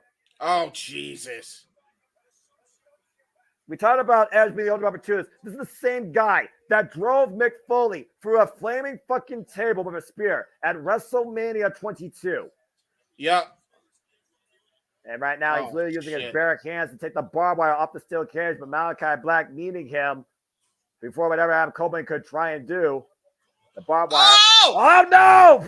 Oh, barbed wire crown. You wanted to be king, Malachi. Now you get the crown. Forehead braced right above the eyes of Malachi Black. Oh boy. Malachi already opened early, as you can see right there from the barbed wire. Barbed wire is not meant to meet human hands or skin. Copeland Shoulder slides off the tackle. corner with the clothesline. Adam Copeland took some pointers from his last match with Sheamus in the WWE. And again, even if somebody wanted to try and do something on top of the steel cage, look at the top of the steel cage, James. It's covered in barbed wire. You can't even stand up there. Well, that won't stop them from trying. Don't give them ideas. And that top turnbuckle right now, wrapped up in barbed wire. Malachi Black trying to drive him Copeland's head into it. Trying to avoid contact. And about to meet the barbed wire. So close. Back elbow strike, though. Great separation. This is going to get rough. Yeah, about to say, we're just getting started, all right? And so far, Malachi Black's the first one to taste his own blood. Oh, got him in the powerbomb.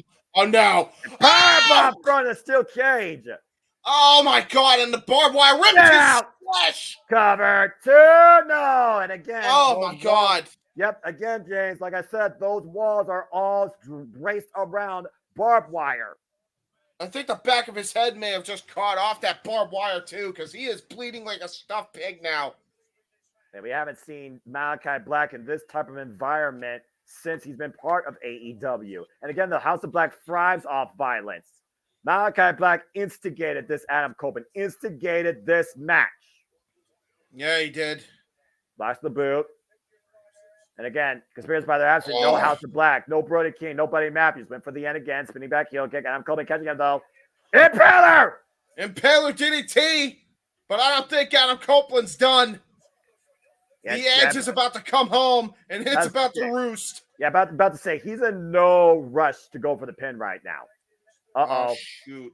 But he does see an opportunity to go for a spear as Malachi gets the boot up. Double leg takedown. Uh-oh. Intercepted. Catapult. Adam Copeland catches himself before meeting the barbed wire. Oh, no! He got tripped up on Malachi Black right when he thought he was safe. Yep. Again, no. Catching a man off guard, and literally his eyes went across that barbed wire like a blind man. Well, you see right now the vision trouble of Malachi Black and Adam Copeland right now. Especially both these men are literally shedding red here in the darkest of environments. Well, ladies and gentlemen, I'll tell you one thing.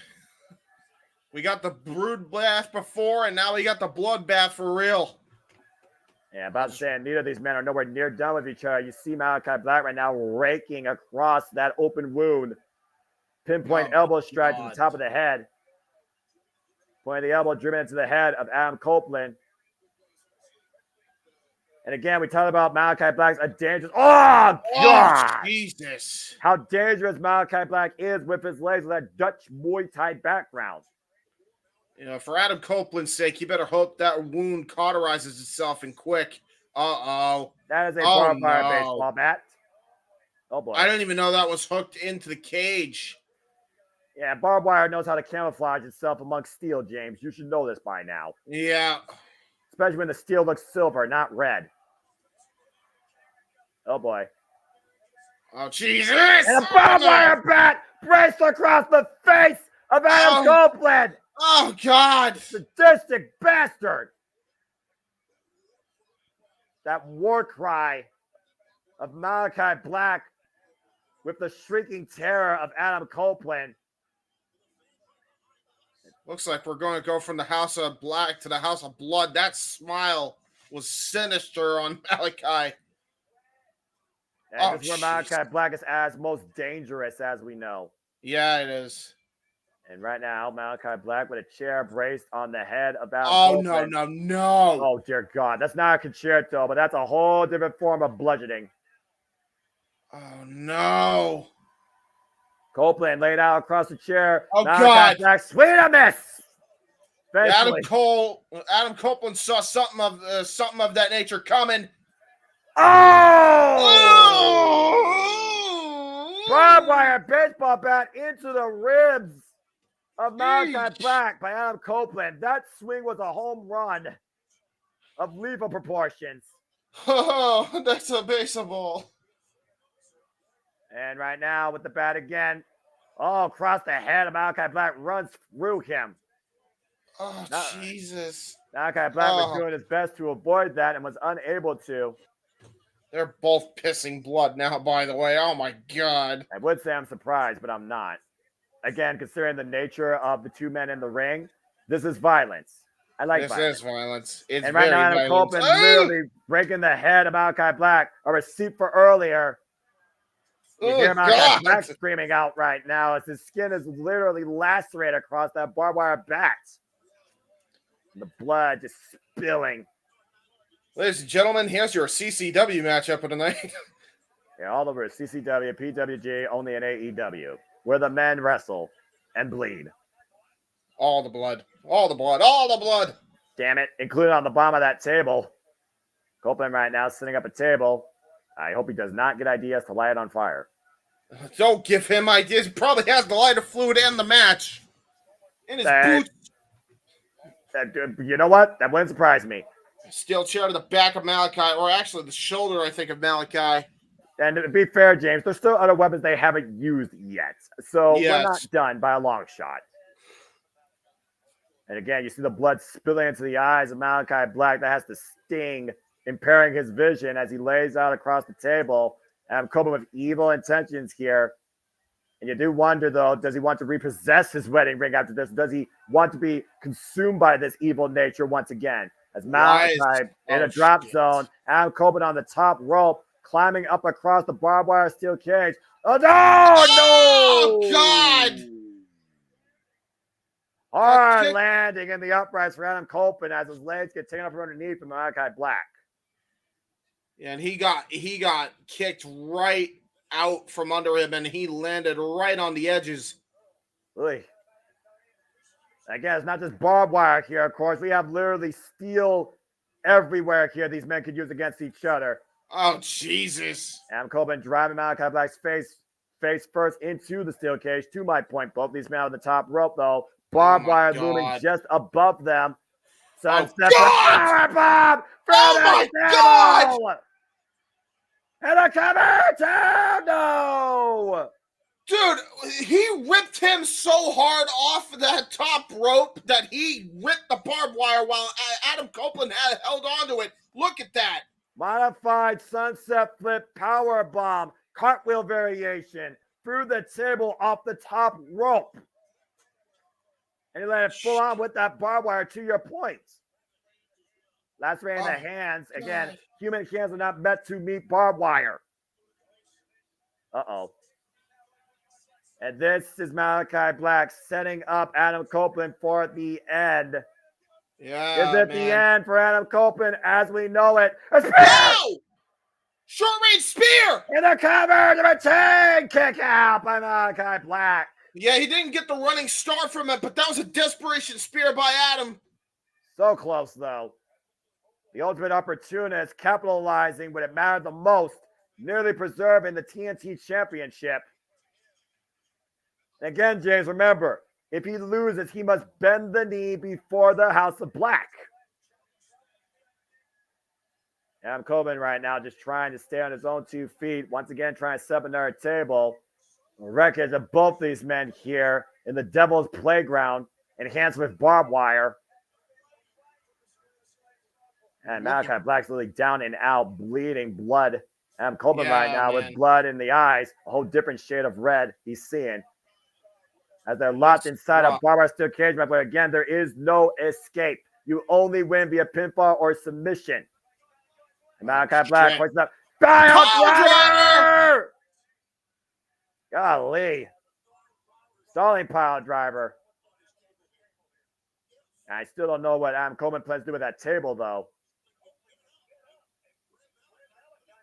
At this point, he just do the impaler and pin the man. I think Adam Copeland's got this. Yeah, but you know he wants to punish this man for everything he's done. It's not about winning for Adam Copeland. It's about making a statement to the House of Black. Oh, my gosh. He's wrapping that leg up. And making Malachi. Oh, my gosh. What the hell is he doing? Oh, my God. He's trying to wrap Malachi Black in barbed wire while he's laying across that table. Oh, this has to hurt him just as much as it's going to hurt Malachi. He's going to tie this man up. Again, though, he's ripping his own hands while doing this. Yeah, man. Oh my God. I've seen people straight jagging a duct tape before and strapped to a table, never barbed wire buckled. What the hell is he thinking? I don't know what he's thinking, but I'm scared about what he could possibly be thinking. Why is he climbing to the top where the barbed wire is? Top of the cage! Oh, dear God, no. Careful, Adam. This is dangerous, James. This is very dangerous. And Adam Copeland has a history of concussions, we need to point out. Copeland up to the top of the barbed wire steel cage, looking down at a pro Malachi Black pinned to a barbed wire table. No. Man! Oh, my God! Holy shit! Drop off the top through Malachi Black's black heart through the barbed wire table. A pinpoint elbow, the Bret Hart elbow.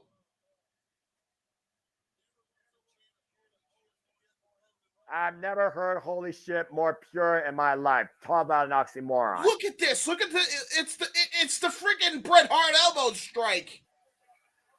What the fuck? I think this is one nightmare that Malachi Black wants to wake up from at this point. He's got him dead to rights. It's gotta be it. Surely, lateral press. No! What? How did he kick out? I don't have an answer for you, James. I don't have an answer for you.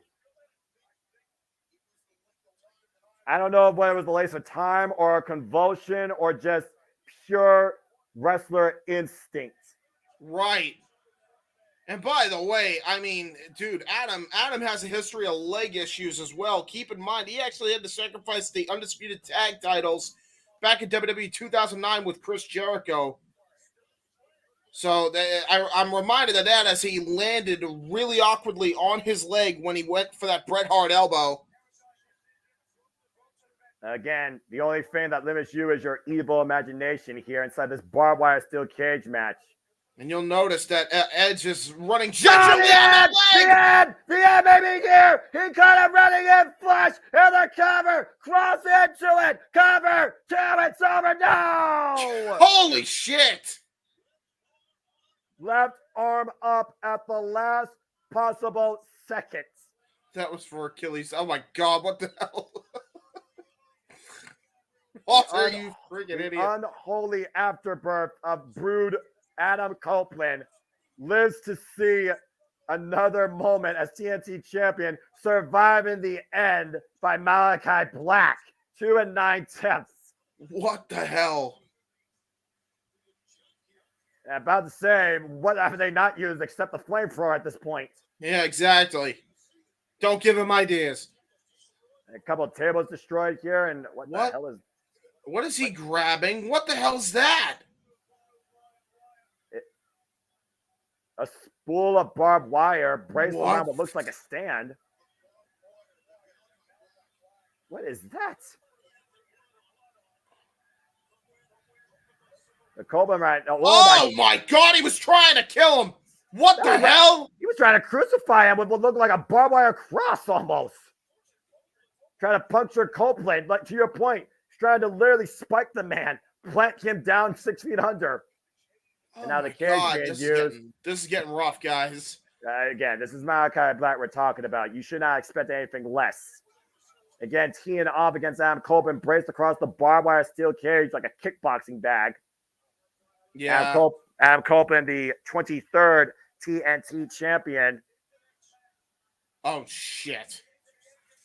Oh, no, man. Copeland flew out of the cage through the door, but that doesn't end the match. It does not end via escape. Oh, boy. Now the environments outside of the cage are at the disposal. Well, it won't be the first time that we've seen a steel cage broken involving Edge and Adam Copeland. I'm just saying. But yeah, the force of that kick broke off the chain link locks of that door. You know, you think you get a reinforced... Holy shit! What a spear by Adam Copeland! On the outside. You would have think they were getting a reinforced padlock by now. Adam Copeland, Malachi Black laid on the floor right now. Who can capitalize? What's going to happen next? Uh-oh. That whoop. Those bars can only mean one thing. Here comes Brody King and Buddy Matthews, House of Black. Now are they coming to Malachi Black's aid or Adam Copeland's aid? Remember what Adam Copeland said last night. Oh, this is going to be interesting. Is this a judgment day? Remember what Copeland said. What? Oh, my God. What the hell are we seeing? What the fuck?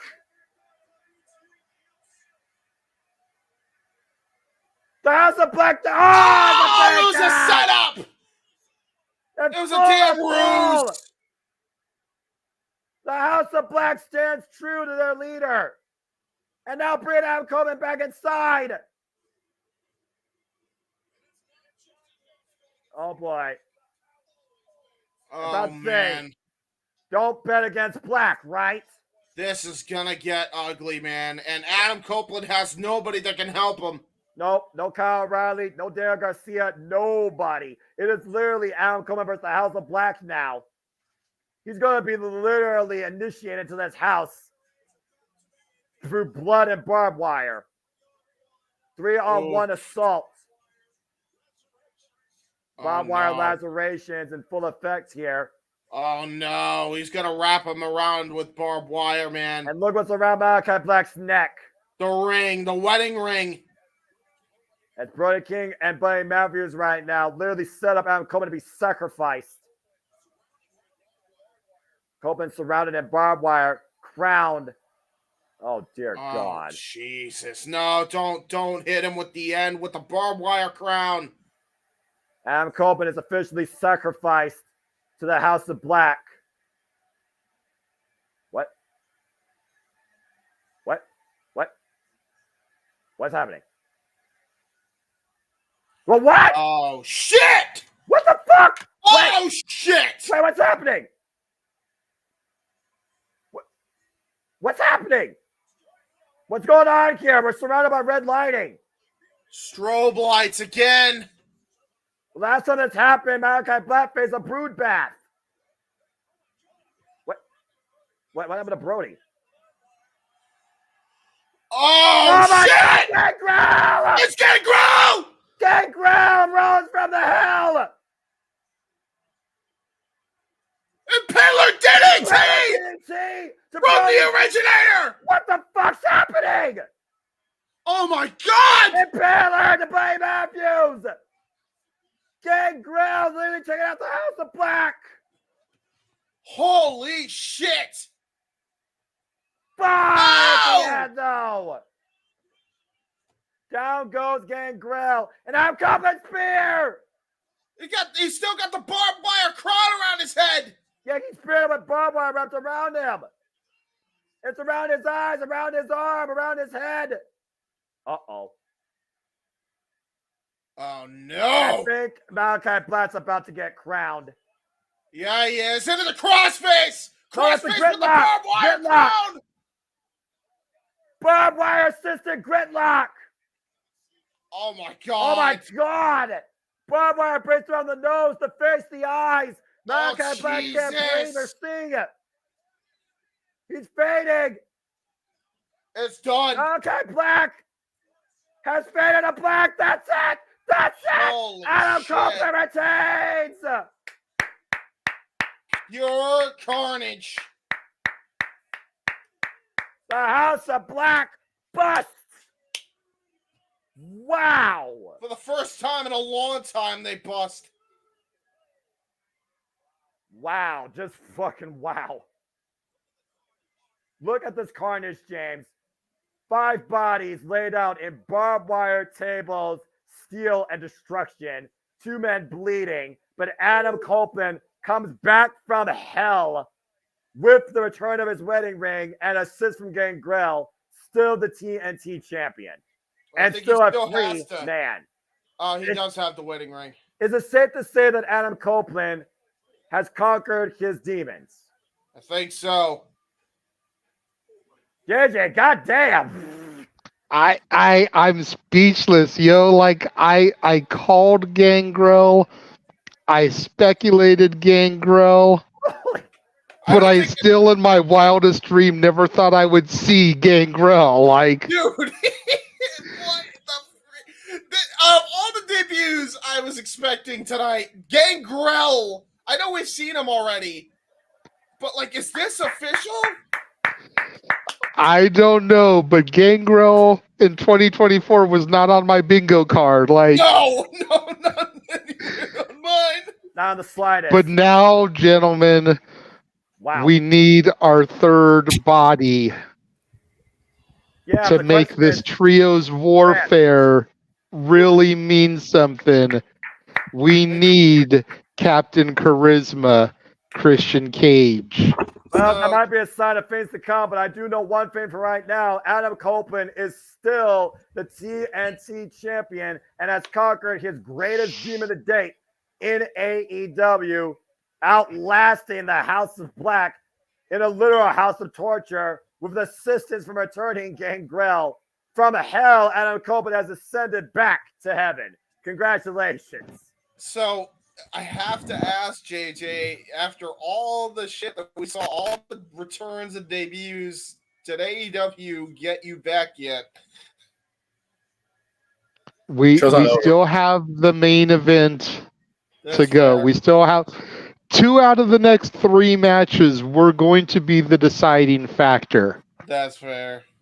This is epic, though, and if I see a Gangrel is all elite graphic, I'm gonna lose my shit, y'all. I've already lost my shit more times than I can count. I have to go backstage with Don Callis. I cannot be happy what happened with Kanosuke Takeshita. It's good to see David back on television. I'll have to give him shoot him a message tomorrow and say, "Welcome back." You know, even if he does get a graphic, I don't see it being more than like a year deal. Oh yeah. You could see him there. He doesn't look like he's in the greatest ring shape. I'm sure he still does the odd indie match, whatever. So I couldn't see him being more than a manager with the occasional trios match if we can get the Brood back together. Yeah. But as soon as I saw the entrance and the Tron, something in my gut told me that we were going to get Gangrel. Yeah. So part of the corrupt Noah into Chase U fund has to be rediverted to getting the ability for AEW to buy the Brood theme. Just throwing that out there now. Well, no, because that's a WWE licensed theme. That's a Jim Johnston original, so they're not going to get that. But we need to find a way to make it happen. The fact that he's able to use the name Gangrel, because that was not a WWE license, they had to pay for the rights to that, I believe, from White Wolf Comics. Yes, yeah, David owns that. The Brood also is not a licensed WWE thing. True. So the fact that they're able to use that is good enough for me. That's fair. Well, again, and if I know Adam, that's probably some Alter Bridge song that they gave him because of his long-standing relationship with them. True. Looks like the women are up next. Here we go. Yep, it's time to find out. I wonder how much of a temper tantrum Mercedes threw backstage that she's not the main event in her first pay-per-view. Now, that being said, it's time to see if this year-match-long brewing rivalry has an asterisk removed from it. If Monet does more than toss, she actually walks out. And with the TBS Championship, we finally arrived. We pulled the slot machine. It's time. Triple main event kickoff. And it's the TBS title first that's on the line and so much more. Willow Nightingale first, Mercedes Monet 2 at Double or Nothing. This is why they built it as a triple main event, because they knew they weren't going to put her on last, so they made sure they made it a triple main event, so she would have less of a conniption. Right. That and the putrid fucks putting themselves as a main event as well. Add that to it. It is sad though, because I really think they're going to put the Bucks on last, which it's Anarchy in the Arena, so it calls for a main event, and I understand that, but you've got this one, which is, basically, the likelihood that Mercedes Monet would pitch a fit. You've got the last match, which the Bucks are the definition of pitching a fit. And then you got two deserving motherfuckers like Swerve and Christian just kind of, here we are, stuck in the middle with you. It's like, man, it sucks, man. Yep. Swerve Strickland is being treated like CM Punk's WWE World Heavyweight Championship reigns. Yep. And if anybody's got a problem with me fucking saying it, come at me, because it's the goddamn truth. Super chat us. We'll get into debate after the show. Fuck it, because I agree with you. But if anybody wants to come on here and argue against the point of Swerve being booked like CM Punk 2012 WWE champion, please go ahead. Yeah, no, you're right. All right, You're guys, right. let's go ahead and try and be a positive mindset. And let's focus on the match here as we get ready now for these two women to fucking make history here. Ooh, this looks interesting. Fighting against all odds. Getting back out, you see Billie Jean King, Ruth Bader Ginsburg, Rosa They're Parks. trying to make her seem like some warrior hero for walking out on WWE and believing and betting on herself. Which, in that context, without the knowledge of the behind-the-scenes drama, it makes sense if they're presented that way. But unfortunately, for this day and age, too many of us know the entirety of the truth rather than the spin. If you're watching as just a fan, that's a brilliant story to tell because it's true. She got tired of the way she was being used by WWE management, chose to bet on herself, and now she's gone in double or nothing on herself in a triple main event in an AEW pay-per-view. Guys, so which one of these guys is Nick Cannon in this horrid drumline? Guys, I don't believe that was, by the way, empowerment for Mercedes Moné, because just listening to this drum beat, this sounds very bubbly and empowering for one with a Nightingale. That's so true. This That's true. Proof. So let's not assume anything until we see the entrance, please. Well, no, I wasn't referring to the entrance because I'm not seeing it on screen. I'm just talking about the story in general. Oh, well, it looks like the CEO does arrive first, so you might be on to something. It's time to see if she walks out. Again, I don't assume I hear Vegas showgirls. Oh, yeah. Well, it is Las Vegas. Like I said, man. They're gonna get the party. She's gonna get the party, the big pomp and circumstance entrance, as will dude. Swerve's entrance is gonna be ridiculous. Oh my god! I know that for a fact. And then the Elite are gonna get an Elite entrance. Tony, right here. Please, if you haven't done it yet, make the phone call right now. I don't give a shit what time it is. Get Final Countdown. Do it. Thank you. Okay. Anyway. The in-ring All Elite Wrestling debut of the CEO, Mercedes Moné. Her first time in ring wrestling action since last year's New Japan Pro Wrestling resurgence. And the second time ever she challenges Willow Nightingale one-on-one, this time for the TBS Championship. This is a heck of an entrance, though. I will say, whatever you want to say about it, she sure knows how to make an entrance. I'm going to look into if it's the drum line from the Vegas Gold Knights, because I didn't mind those guys. They actually did a good job at the games I went to, so I'm going to research that. The entrance of a star, the entrance of somebody that's looking to take this thing global. She calls herself the conversation. Tonight, we'll see if she calls herself TBS champion. The dancing of a third-rate stripper. Oh my God. Wow. I'm just going to look at the monitor and hold my job, all right? He's going to let him be what he's going to be. Mercedes Moné, of course, former multiple-time WWE Women's Champion. Of course, her and Billy defined women's wrestling back at NXT TakeOver Brooklyn. You see the emotions coming out of Mercedes Moné here tonight. Big opportunity in the city where you either strike it rich or you bust. Wonder if she was ever going to compete again in what she says she loves more than anything, and that's professional wrestling. As we get to Boogie now with the smiling face of TBS. Here comes Willow Nightingale. Well, go ahead, Jay. Look at Statlander, though, dressed in black like she's going to a funeral. Mm-hmm. Chris Statlander, Willow Nightingale, two AEW originals that define the TBS division. Chris Statlander, former TBS champion, never got contractually obligated one-on-one rematch, never was pinned or submitted for the title, lost an inch of a threat action. Willow Nightingale, who won this title back at Dynasty against Julia Hart, already defended against the likes of Sky Blue in a wild street fight. And of course, this is the second time ever she faces Mercedes Moné one-on-one. Willow, the history maker, the trendsetter of last year. Owen Foundation tournament winner, first ever NWA Strong Women's Champion. And of course, first ever woman to the main event alongside Athena, a Ring of Honor pay-per-view for the Ring of Honor Women's World Champion. Oh, fuck. Aubrey's the referee. Aubrey Edwards are official for this match as the women once again create history here in Las Vegas. This is double or nothing for the CEO. Justin, take it away. 30-minute time limit.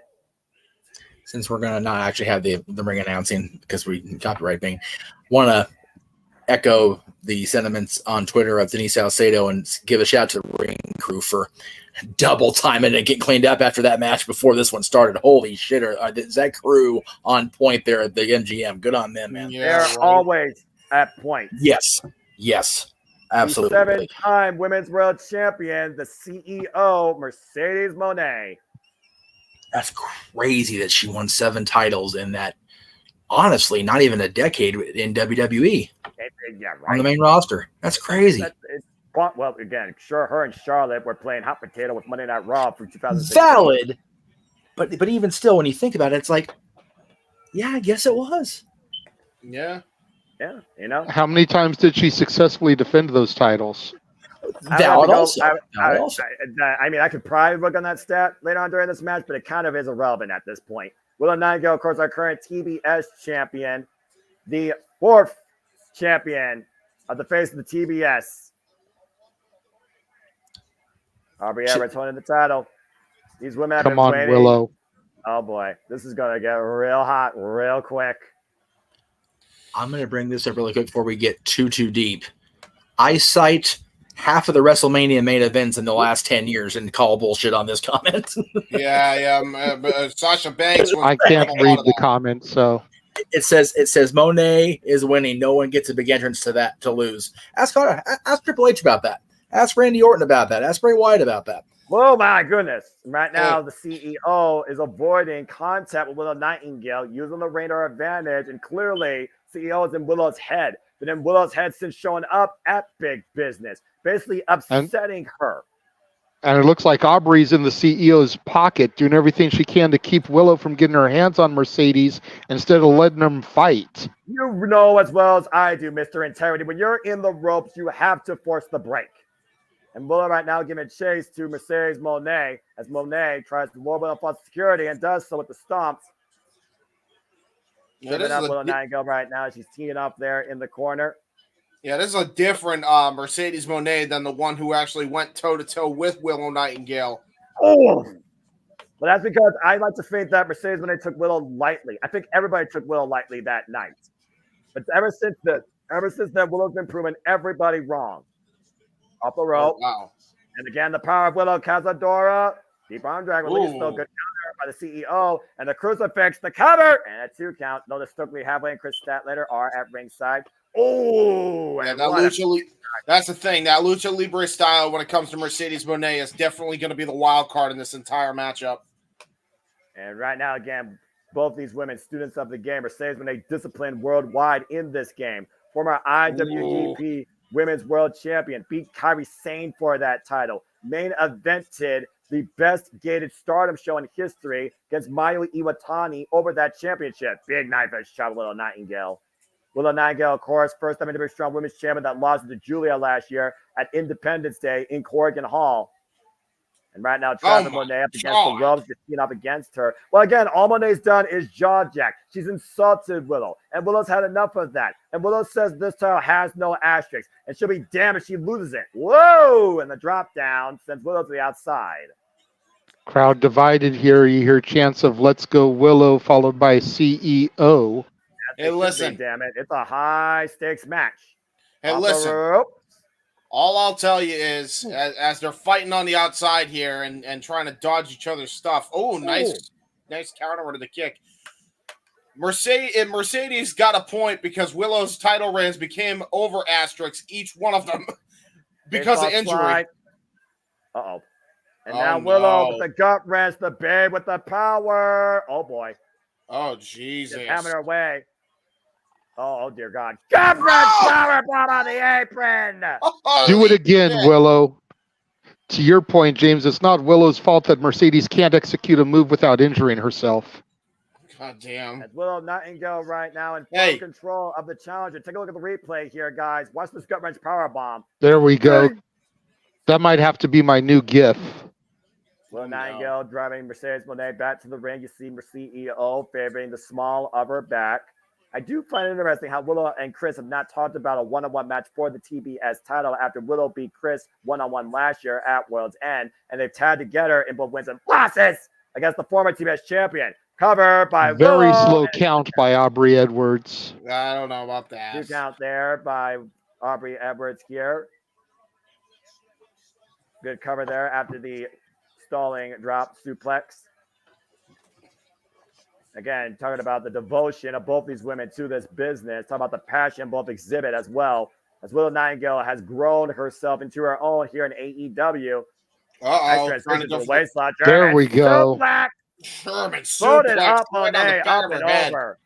God Folded damn. her up like an accordion on that one. Do it again, Willow. Accurate there. Now CEO will be played on the accordion. Courtesy Laid of on the Mercedes back of Moné's her head body. and neck. Willow Nightingale, 30 years of age, 9 years in the game, folks. Oh, Jesus. What the hell is she planning here? Something dangerous. Going for that gut wrench avalanche style. Boy. Avalanche gut wrench powerbomb, possibly. Willow.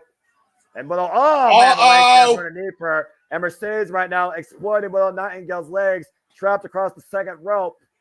Yeah, this is where Mercedes is so dangerous, like a shark smelling blood, man. She sensed an opportunity, and boy, did she seize it. And Mercedes with a chop block to that leg. And Mercedes right now has picked her target. Again, you neutralize the base, you neutralize the power of Willow Nightingale. And Willow able to kick off, though. A double knee drop it on Willow cover. What a running meteor for a 2 count. That was brutal. Fall for the CEO right there. Look at the look on Stokely's face. I don't trust it. I don't trust it either. Yeah, Stokely right now is one of those guys that hadn't been thinking about this ever since the CEO shown up.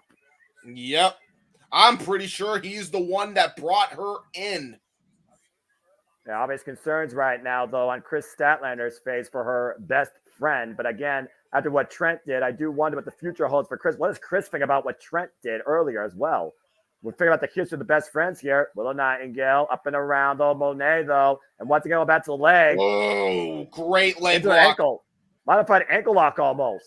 Yeah, brilliant leg lock by Mercedes. And she transitioned out of that whirlwind tilt-a-whirl, trying to go for a pin, transitions it into that leg lock. That was that Lucha Libre style coming into play yet again. Both these women paintbrushing each other, though, while Willow's locked up with Moné.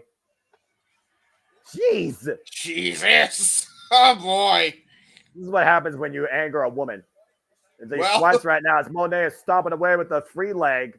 Again, advantage to the CEO, driving that damaged leg into the mat. Yeah, foot DDT, absolutely compromising that wheel of Willow right now. Right now, Willow limping right now on one leg. Mercedes Moné capitalizing. Dragon screw leg lift. Damn, that movement's a suck. Oh, that one, especially that time. She really landed awkwardly. Mercedes dragging her towards center once again, grabbing and picking the left ankle. And now Rose through. Ooh, rolling calf forward. Killer. And again, look at the torque on that ankle. Yeah, calf killer into an ankle lock. That was different. I don't think I've ever seen something like that before. Well, we know that Mercedes Moné is a bit of a technician. Oh! She was. Mercedes looks like she's out to seriously injure Willow and take away a year of her career, just like she feels Willow did to her. Well, the thing is, JJ, we never got a clear answer. She said you can't handle the truth. Does Moné blame Willow for the fact she's been out of the business for a year? Backstabber. Oh, Jesus. And the cover by Moné, hooked the far leg, 2 count only. Frustration right there on Mercedes Moné's face. Oh, my. Again, we never got a clear answer to that question, JJ, to your point earlier. Now Mercedes might be looking to hook her up for the Moné maker. The gory bomb. Counter. Look for the ripcord lariat. That's underneath the clothesline. Up and around. Oh, Black Widow. Shades of AJ Lee. They're flying octopus to your point, James, right now. But again, could she hyperextend that right arm? She's been working over the legs. How much does she render the arms, though, of Willow Nightingale? Still in an awkward position, though, as Willow carries all Monet's weight. Yeah, and had to transition into an octopus when she couldn't get the Black Widow submission in, so she had to land on her legs. You see right now, Stokely and Chris hyping up Willow here. Willow changing position now. Uh-oh! Oh, man! Of her own. Oh, standing ankle lock. Wrench it, Willow. They kick her midsection, add insult to injury there. Right now, Monet needs to roll through to reverse the pressure or find a way to the ropes right now. And to her advantage, she is standing high leverage, able to roll through and drive Willow face first, second turnbuckle. Yeah, and that was Willow's own momentum after she rolled through on that. And now up the ropes, and does need to close that again. And Willow, whoop! Bounce!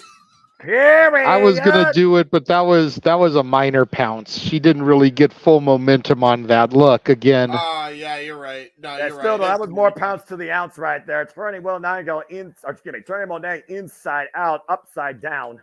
Yeah, more like the pounce to the half ounce. So. Yeah, call it what you want. I call it effective. Definitely still effective, but not as effective as if she had full momentum. Willow needs to get back to her feet and try to stay on Mercedes while she's got this separation. She needs to get that advantage back. Yeah, again, consider the damage done to Willow's leg, though, to your point. And Willow right now trying to run forward. Oh, man. Drives her body into the Mercedes Monet. Follow-up clothesline in the corner. Teeing off against the CEO. Using that 5 count to her advantage as much as she can. Ooh! Oh, God! And there's a receipt for that. Yeah, you ain't the kidding. Second rope. Oh! Spine buster! High stack to Willow. No! What a goddamn spine buster! Holy! Beautiful spine buster there, catching Mercedes out of the air and just driving her. Yeah, planted in the most emphatic spelling of the word. Man, these women are putting on a great match. I'll tell you. This is the second. They have to. It's for the TBS Championship. It's double or nothing. This is the most important stage in AEW's history. Not to mention, it is to resolve the past. And you right now hear the crowd saying this is awesome. Willow looking for the gut wrench, the bit with the power bomb. Denied for now. Working the back of Mercedes Monet. Effective block here by Monet, though. Mercedes Monet, for those that don't know, 32 years of age, 13 years in the game. Power bomb again, counter. Finds the frame with a rising knee strike. And off the ropes again. And Willow. Oh, wow. Good counter. Schoolgirl. The roll up. And hoist her up. Oh, my good Lord. Look at the power. The power. Oh, Jesus! Man. Deadlift. Power bomb. Or power slam, technically. Dude, that rolls was legit her a through. deadlift. The strength of Willow Nightingale is insane. Uh-oh. Fisherman. Suplex with a bridge on one leg. Turn. No. Yeah, and you had to imagine because of the pressure and all the damage on that leg, she couldn't get the full base and the full bridge in. Exactly. And that allowed Mercedes to kick out. Exactly. Well put. TBS Championship history, by the way. Jade Cargill, Chris Statlander, Julia Hart, and Willow Nightingale is the 4th TBS champion in this company's history. Yeah, Chris Statlander 1 year ago at this event, Noah, making her return and dethroning the 500-plus day reign of Jade Cargill. Holding it until full gear until she lost in the triple threat, which wasn't even involved in the decision. Until Julia Hart lost it to Willow Nightingale at Dynasty and currently is out injured. As Brody King says, now we rebuild. Thousands of people here at the MGM Grand checking out this unique circumstance for the TBS Championship, a match 1 year in looming. And oh, good Lord. Off the top rope, looking to hoist her up for a superplex. Monet fighting back, though. Body shots here. Trying to get out of the grip of Willow. Slips out from underneath. And, oh, man, what a power bomb. Great release power bomb on Mercedes. High step by Monet, a 2 count. Again, the power. Oh, look at that, though. Oh, my God. Figure 4 of sorts. A modified figure 4. And again, all pressure to the damaged leg. And this is where that's the Indian Deathlock. Fighting against you. That's the Indian Deathlock. My apologies. Yeah, about to say she changed position. She's only got pressure applied to damaged leg, but great scouting by Stokely telling Willow how close she was to the ropes as Willow poisons the rope break. This is crazy. Whew. a hell of a match, though. Mad respect to what both these women are bringing here. Oh, my God, yeah. Willow Nightingale, though, in a prone position on the apron, while Monet right now sees a target. Why this would is going you for do broke. this? This is dangerous. And, stop. There we Block go. by Willow. And the leg gave out as Willow right now, but the leg. Oh, boy. What the hell's about to happen here? Oh, no. Not a shin breaker on the apron. God! Oh! Knee breaker. Oh, shin breaker right off it. Oh, man. That was nasty. Oh, Willow yeah, comes back in here. Again, take care of your opponent in the middle of the ring. Remember what this is about. To your point, James. No, this is a knee breaker. Watch the knee. Finish her. That was the right knee planted into the apron. Fatality. Setting her up looks like she's going for a clover leaf of sorts. Ooh, she's going for the Rhea Ripley finishing maneuver. Yeah, the prism lock. Swinging her out and releasing the hold, though. Yeah, I think she's just trying to damage her as much as she possibly can, but this is a personal statement. That's what this is, a personal statement. How long has Willow Nightingale been thinking about this? Ever since Monet returned, let alone before she returned. Oh, God! Oh, Jesus! Modified Death Eye driver in the corner. Rough landing. Uh-oh. Cannonball denied as Monet able to get out of the way at the last possible second. Yeah, honestly, I think if she hit that, it might have been over. And Monet, driving her body weight down on the damaged leg. Both these women right now with a damaged leg. Yeah, both have a damaged wheel here. Ooh. There's a stiff kick to the face. We know how vicious Monet can be off the second rope. Meteora connects! Oh, man. The cover hooked the leg, and Monet did not win it yet as Willow gets the shoulder up at 2. And you'll notice. See Stokely there, but where did Stat go? Yeah. And here's the thing, man. You'll notice, too. There she is. When she hit that Meteora, she actually held her leg up. There's a drop kick onto the outside of the ring. She did not want to put pressure any more than she already did on that Meteora. And Willow right now catching Monet with a Meteora from the apron, running Meteora. And Monet wipes out the champion on the floor. You see Chris Statlander trying to will Willow back into this match. Again, saying stay strong. The words that have defined Willow Nightingale's growth and rise here in AEW. And Monet just pushed down Chris Statlander. Oh, no. Well, if Chris Statlander was Chris, you can't get above. You can't get physically above here. Chris is pissed right now. And Stokely arguing with Aubrey. Oh, this is the setup here. This is the setup. Babe, got the gut wrench. Willow Nightingale trying to always Monet. Power bomb. Power bomb. Cover 1, 2, 3. Aubrey, turn around. Stokely, get down. You fucking idiot. My God. 1, 2. Monet kicks out. It's Stokely that's in the pocket. I'm telling you. It's Stokely in the pocket. God damn. Look at me. Yep. The circumstances surrounding this match. Stokely fuck up again. Literally have Monet dead to rights. Willow had the win. There was no denying that. Gonna try to go for it again, and I think she's gonna counter it. She Monet, countered it. Big statement. Big statement. Big statement. Has Willow cinched in. STF. And it's in deep here as Willow tries to find her way to the ropes. And Mercedes, though, transitioning. Oh, Jesus. Oh, she's got it on fully this time. And again, the damaged leg trap. The torque on that knee. Can Willow survive? She got the rope. Willow gets to the ropes. She forces the rope break. Oh, man. Ooh, this is insanity. And look at that though. The damage to the leg. Another foot DDT. And the CEO relentless in her assault on that leg. And Monet right now literally damaging the champion. Champion still finding battle. Monet going back up to the second ropes again. This is a hell of a match, man. I am loving this match despite what people think. Oh God. Hard landing. In the back of her head, but somehow Willow. What's this? Sunset flip. Got her hooked. Oh, no. Oh, shit. She's got her hooked. She got it. The power of the CEO got Willow. Monet Maker! Oh my God! Just have the cover to Mercedes Monet is the new TBS champion! Oh my God! She did it! The CEO wins the gold in Las Vegas.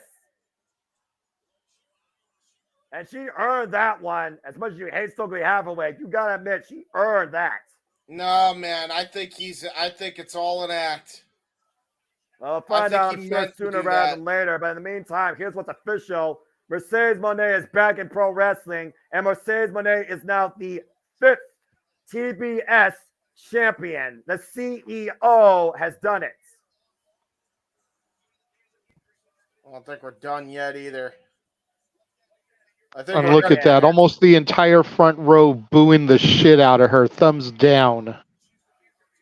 She's going to be hard to beat, though, if she's able to do that. Again, Mercedes Monet is not a very humble competitor. There's no denying that, but she's a proud competitor. Again, Willow, though, she had the match once. Stokely Hathaway with that distraction cost Willow the most crucial moment in this match. Again, that's what happens. That's what happens though when you got outside parties. When you think the outside parties are there for your best interest, emotions run at an all-time high, and it bites you in the ass. Statlander checking on Willow Nightingale here. That is tough to watch. Willow Nightingale once again goes bust in Las Vegas. Your heart's got to go out to Willow Nightingale, though, but congratulations to the CEO, Mercedes Monet, the new face of TBS. I'm telling you. Again, right now, you see Stokely and Chris arguing here as they bring Willow up to her feet. Again, I mean, he's pissed off.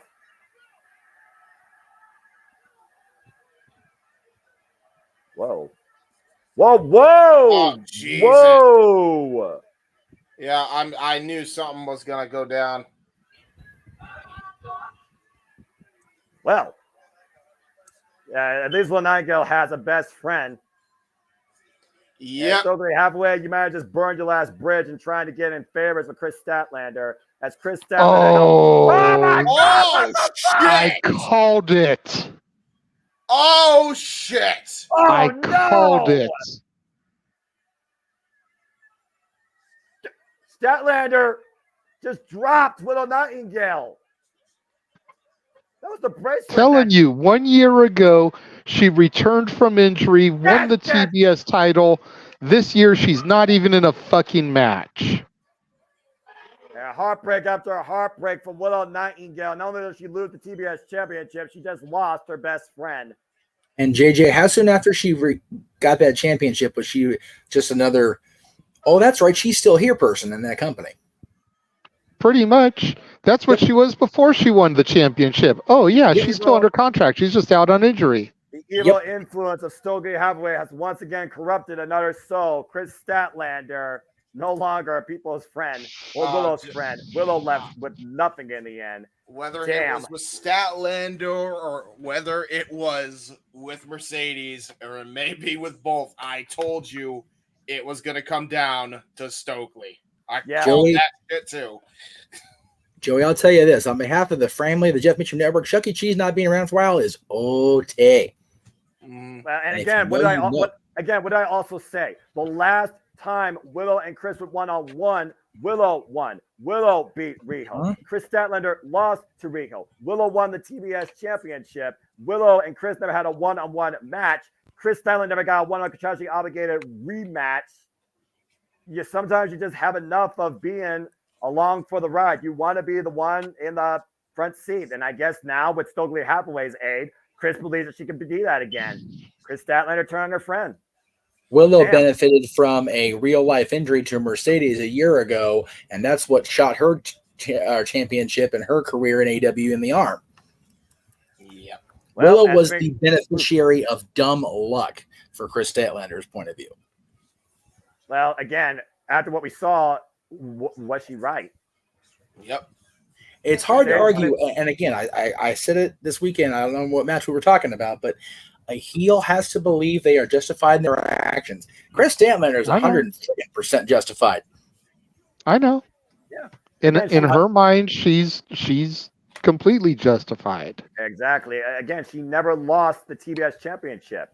And on top of that, it wasn't Mercedes that benefited from Chris's turn.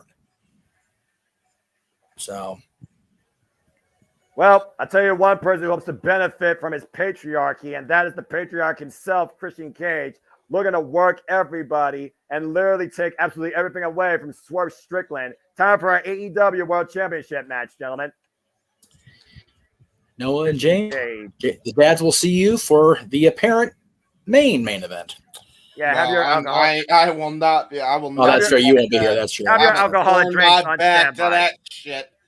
Have your alcoholic drinks on standby as we get ready now for the AEW World Championship, James. James, we talked about earlier. Christian Cage is one of the most conniving, manipulative minds in the business. He says he's been playing this since last year, all in Wembley, after he and Swerve lost that coffin match. But he's also using that leverage of Nick Wayne, his son, and the assault that Swerve Strickland did on him. With this entire picture behind him, Christian Cage has a very real chance to steal the championship. What's this?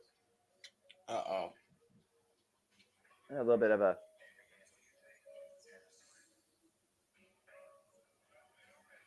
As, of course, Swerve, the realist, the risk taker, the standard bearer, the AEW World Champion, pay-per-view main eventer.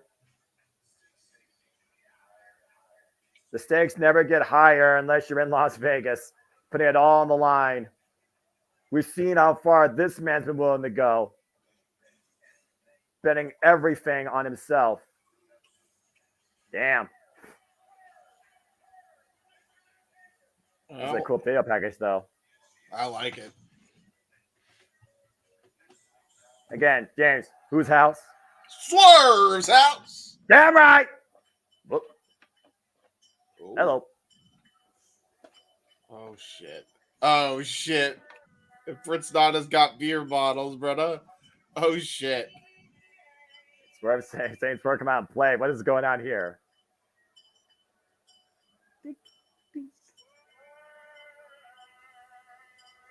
What the hell? Swerve come out and play. Man, I love Prince Nana with this guy, man. This is a Warriors reference. It's a movie. I know you don't really watch movies, but they did that in that. The rival gang was clanking bottles. Warriors, come out and play. And look at the gear Swerve Strickland's wearing. And then, exactly, and that's Warriors gear. And then it was famously repeated by Puff Daddy before all the Diddy the Diddler bullshit went down at the start of the Flava in Your Ear remix. I still remember Samoa Joe dropping that line about you're going to be more mentally warped like you left P. Diddy's party too late. Okay, you can take me back out, Jeff. I just wanted to inform him of the reference. I appreciate that. I figured there had to be a reference to something related to like movies or whatever. As everyone is nana-ing in Las Vegas, Swerve Strickland, who's always been considered a guy where the world's been against him, always has proved the world wrong, and now is the face of AEW, going into his second defense as the AEW World Champion. All right, that's enough of that. Stop it. No! You can't make me.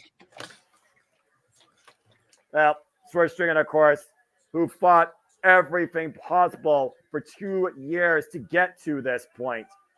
We'll be damned if Christian Cage runs into his house and take his dynasty away. Swerve's house, damn it!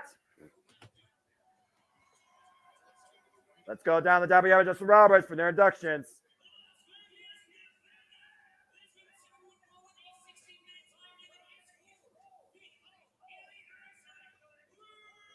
Oh boy.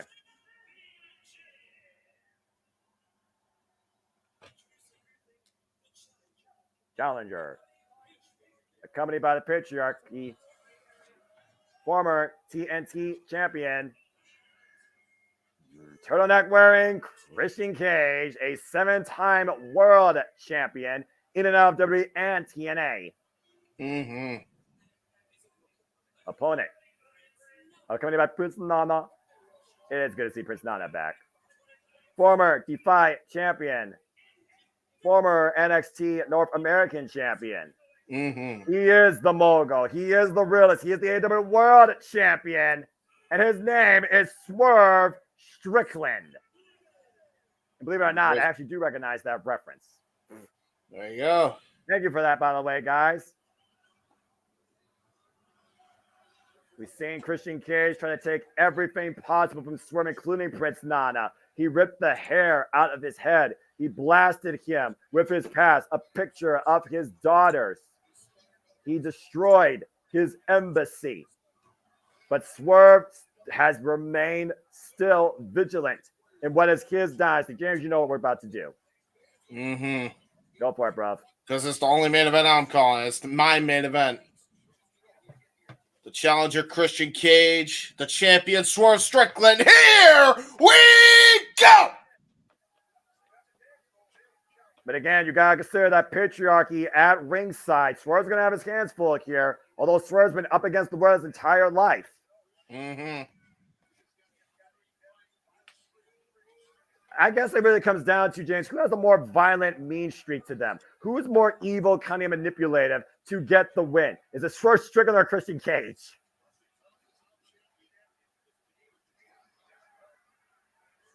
Confidence of the champion, the cunning of the challenger. Yeah, that's the thing. It's going to be a mental war game. I'm not sure who would win in that, but I'll tell you, the numbers game are for sure not in the favor of Swerve anymore.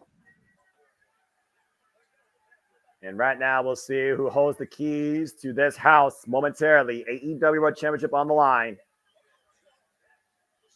Here's the thing, and I say that, but what if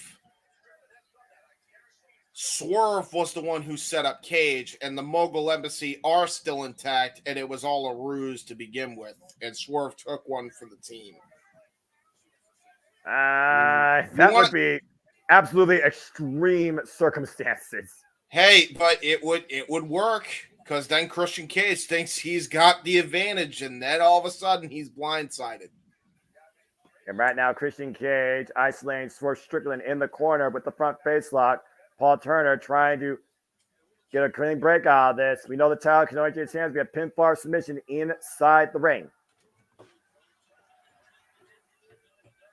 And we've already crowned two brand new champions here tonight at Double or Nothing. Will Ospreay and Mercedes Moné, after the betrayal of Chris Statlander and Will Nightingale, faced the influence of Stokely Hathaway. I do wonder, though, when was the point that Stokely finally convinced Chris Statlander, you need to get away from Willow and stand out on your own because you're more than capable of what you can do in that ring and be a champion versus being alongside your friend? I know we'll probably get more. I know we'll probably get more answers like on Wednesday, but that's still on my mind because you know how much I'm a fan of Chris. Yeah, and what's going to be interesting is where Mercedes stands in all that. I'll give them credit. They got it. You think Mercedes Moné had any influence in this? I think she might have somehow, some way, but then again, I could be wrong, but they definitely made me intrigued on how they deal with this TBS title picture going forward. Yeah, no kidding. They sure as hell did their job. Again, Swerve talked about we're trying to build a dynasty here with signings like Will Ospreay, like Kazuchika Okada, like Mercedes Moné. We right now got Mercedes Moné and Swerve Strickland as champions in All Elite Wrestling. Put that in perspective. I'm just saying. Christian Cage and Swerve Strickland right now teeing up against each other in the middle of the ring. And, oh, man, that knee almost caught Swerve. But you see right now Swerve bringing Christian Cage down to the mat. And so far, Swerve very composed here. Very sound approach against Christian Cage. Keeping him towards center inside the ring. Trying to back Swerve against the ropes to force the break. Swerve maintaining his hold. And the headlock right now. That's a firm headlock right now. Yeah, firm S-grip. Right over the head. Trying to take the air out of Christian Cage. Christian Cage, though, with the body shots here. You see those palm strikes to the rib cage. Force the break for the shoulder block. Takes Christian Cage down. Strong tackle there by Swerve. The drop down. Swerve scouted that as he stomps on the back of the Patriarch. Yep, Swerve absolutely had that scouted. There's a reason he's called Swerve Strickland. Floats over, puts him up with the suplex. Christian Cage. Oh, man, reverse DDT. That was vintage Captain Charisma right there. Now teeing off right now, mounting position on Swerve Strickland for Christian Cage. Again, Christian Cage does his homework. Christian Cage is one of the best planners in the business. There's a reason why Christian Cage is where he's at right now in his career. Yeah, there's a reason he's got the charisma and he's called the captain of it. There's a reason he's called the instant classic. There's a reason he's called the patriarch because he gets it done in the middle of that ring. Whoa! Didn't get done there with that crossbody attempt. No, he didn't. Caught. Now Swerve trapping the arm. Well, this is an interesting modified submission attempt here as Christian Cage across the ropes. Yeah, I almost thought he was going to try to go for the Venus de Milo of sorts, but then he was like just wrenching on that arm as much as he could. And Christian was able to get out of that. And of course, we've seen the Christian Cage use the outside of his advantage, driving Christian Cage in the barricade, though, towards Strickland. Great move there by Swerve. Counter punching Christian Cage every moment he can. Looking for a big kick. Oh, Jesus. Look, I know Christian Cage is a TLC veteran, but you are not going to outbrawl Swerve Strickland in a street fight. It's just not. It's not happening. Yeah, accurate. Swerve Strickland, though, up to the top rope as the Patriarch tries to warn their leader, their father. Whoa, man! Jesus, he just hit head first off that barricade. Yeah, I'm not sure exactly how much a Swerve they'll hit that barricade, much prior to Swerve's advantage, but that time he went face first into that barricade, and Christian Cage taking advantage of the champion on the outside. Uh-oh. That announce table has not been messed with at all tonight, might I add. Yeah. Don't count your chickens before they hatch, because I'm sure in the next match we'll definitely have anything used. I don't think Christian Cage won't use it himself, though, James. I'm just saying.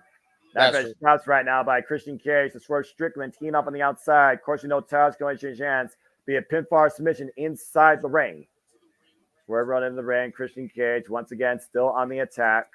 Christian Cage's latest coalition comprised of Killswitch, the former Luchasaurus, Nick Wayne, and his mother, that Jezebel, if you will. Christian Cage right now in firm control here. Prince Nana trying to hype up his boy. Prince Nana has been alongside Swerve Strickland ever since their union. Oh, Jesus. Christian Cage right now just applying pressure to the back of the head, across the shoulder blades. And the front of Swerve Strickland pushed up against that second rope. Yeah, that's a vintage Christian Cage move there. Yeah, and we know Christian Cage, he loves to slow down a match. He puts it in his favor. It's a methodical approach that the Patriarch is known to do. Right now with the knees. Nice fly mare right there, and the chin lock applied. And says, I'm looking at the screen real quick. Again, thank everybody for tuning in. Sandy, please stay safe. Good to see you. And I'll definitely be watching Dominion. And we'll talk more with you down the line here at the Multiverse of Media. Again, folks, thank you that have been along the ride, whether you're tuning in just now for the whole time. As we've covered AEW Double or Nothing, history has been made. Tragedy has struck. And right now we're seeing Swerve Strickland and Christian Cage contend for the AEW World Championship in the second part of our three-part triple main event here at Double or Nothing, MJM Grand, where again for AEW, it all began. And we thank you all for your viewership, for your tuning in, for your listening, even if you're listening to us blindly. Hope you like, share, comment, and tell friends. We do this for all the biggest pay-per-views and shows across all things professional wrestling, WWE, NXT, AEW, Ring of Honor, and TNA, sometimes NJPW, up and around. Tornado DDT by Christian Cage. And you all make this possible, we do this for you, and we thank you.